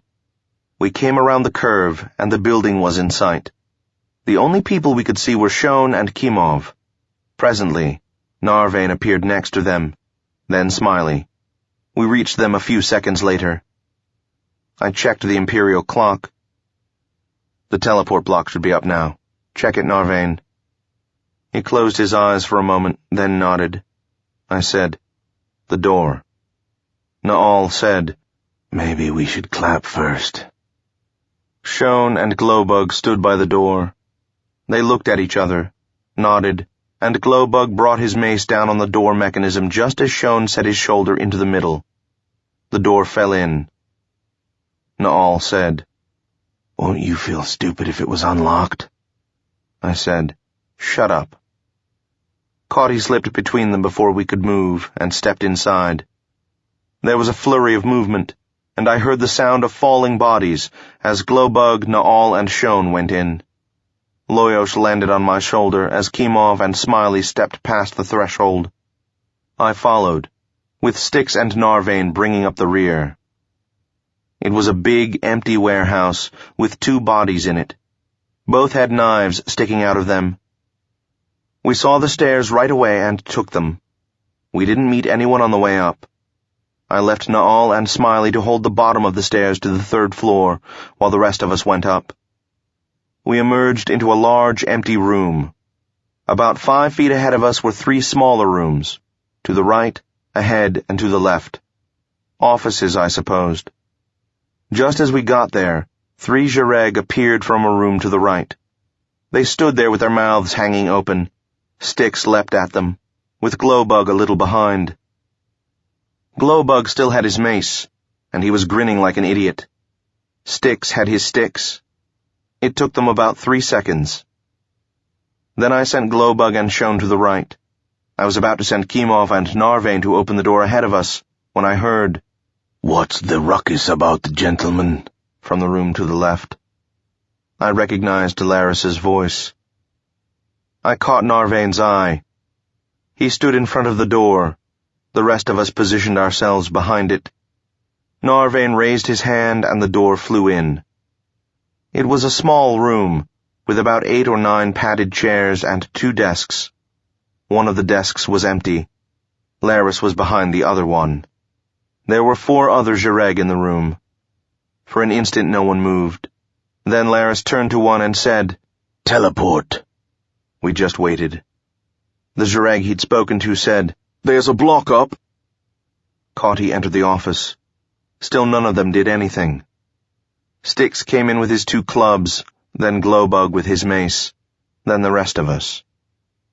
Laris and I looked at each other, but neither of us spoke. What was there to say?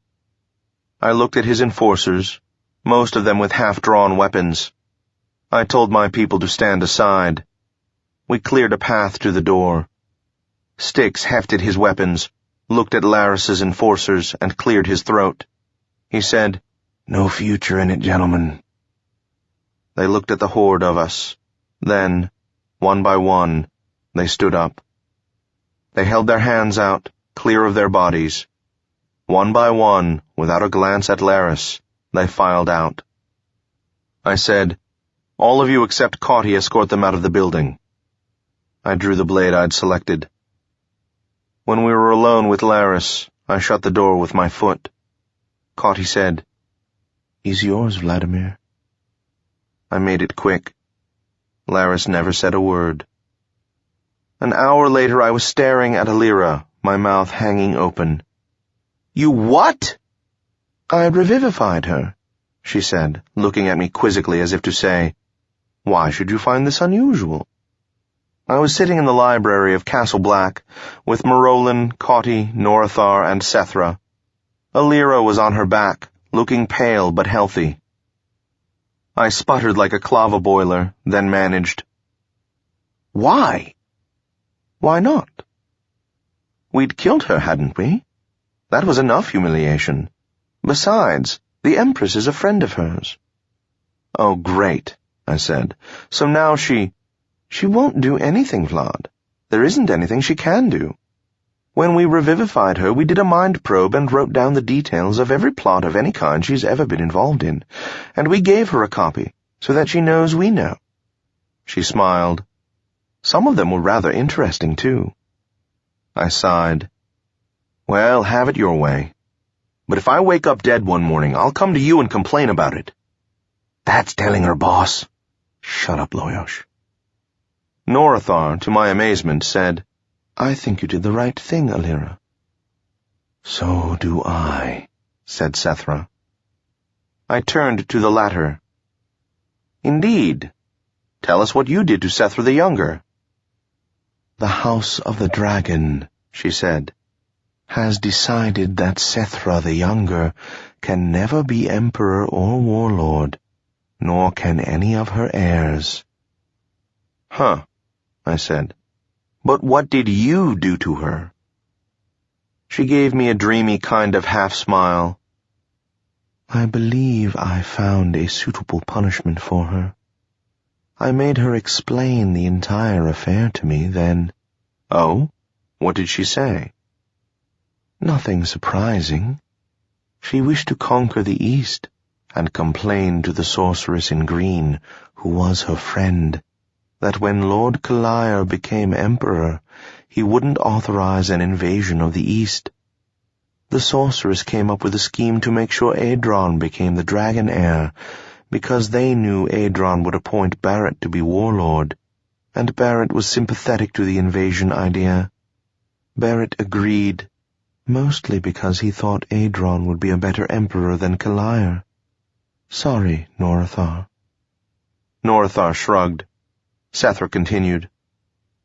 After Adron's disaster, they just let things lie. When Zarika took the throne and things got going again, Marolin proved to be the heir. They arranged for Sethra the Younger to become friendly with Marolin, and found that he wouldn't object to an invasion, so they relaxed.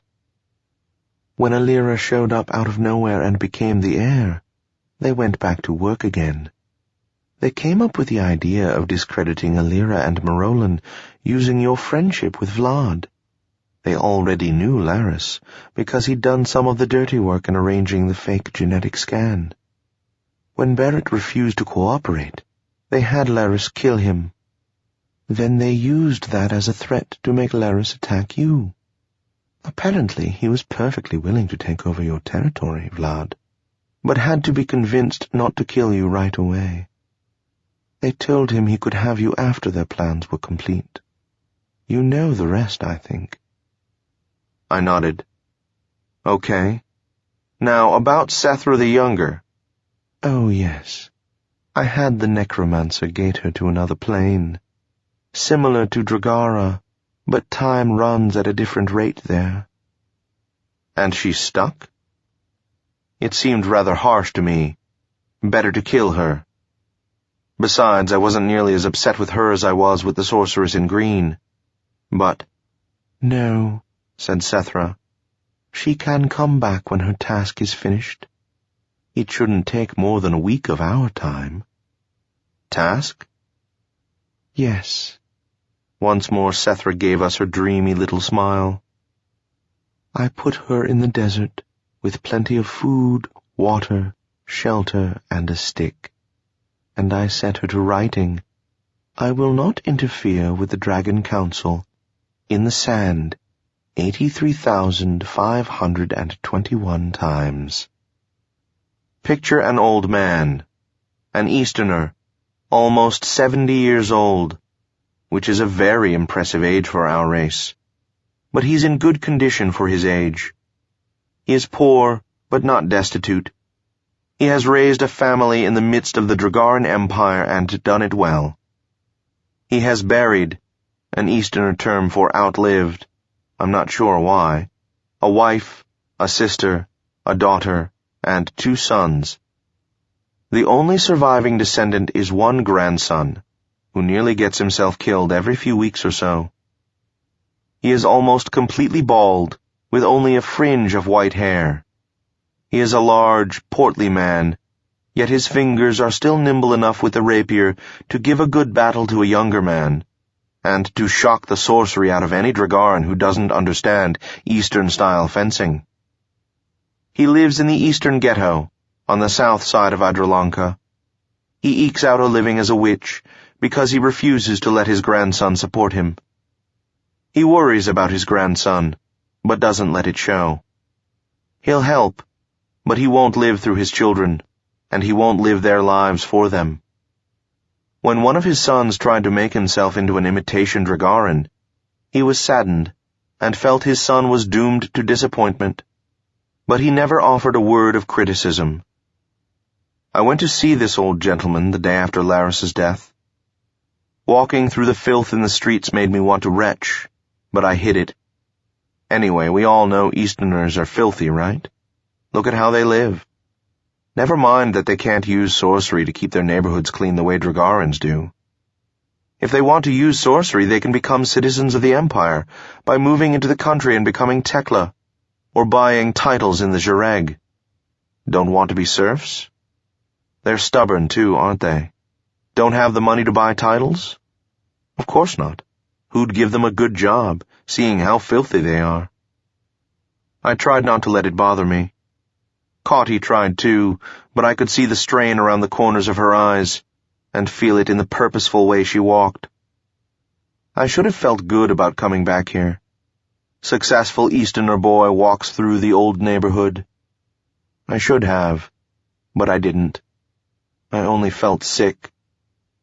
There was no sign above my grandfather's shop, and nothing on display. Everyone in the neighborhood knew who he was and what he did, and he didn't care about anyone outside it. Dragarans had stopped using witchcraft when the interregnum ended, and sorcery worked again. As I walked under the doorway, no door, my head brushed a set of chimes and set them ringing.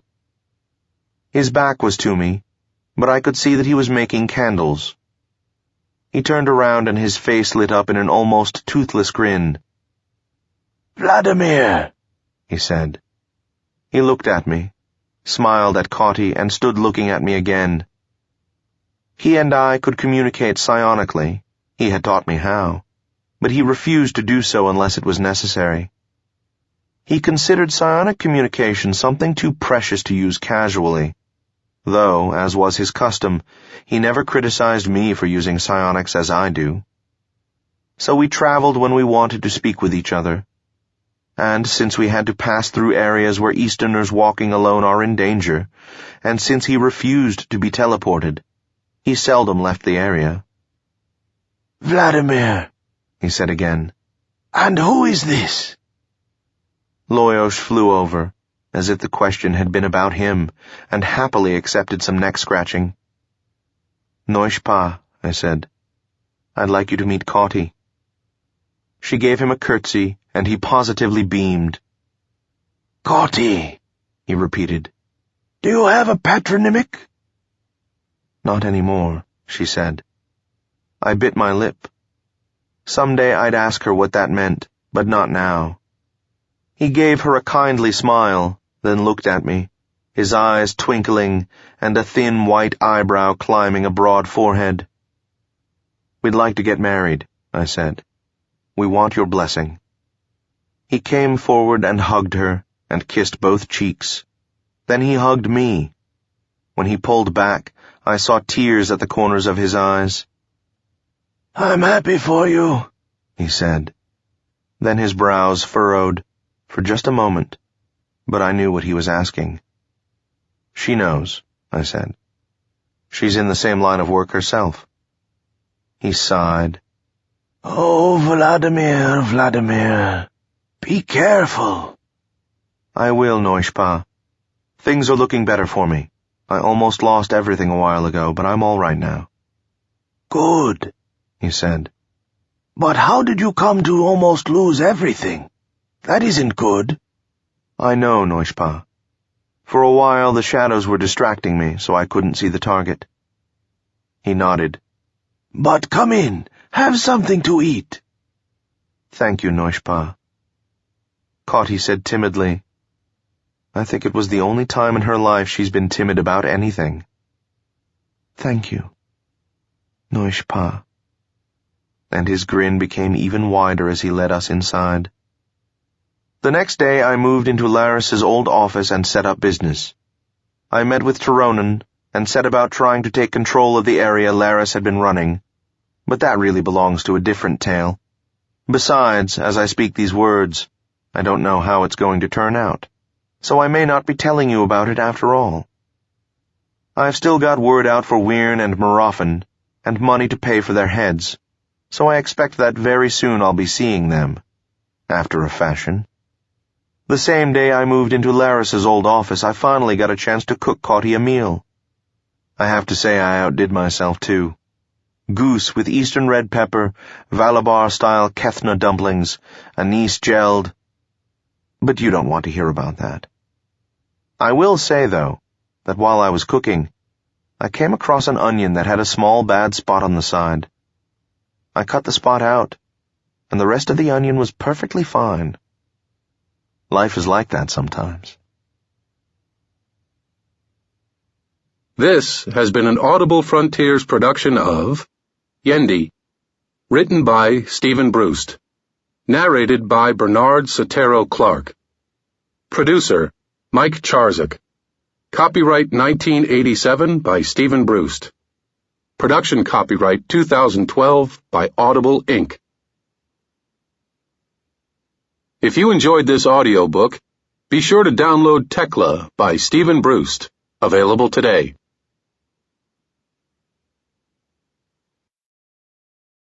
Audible hopes you have enjoyed this program.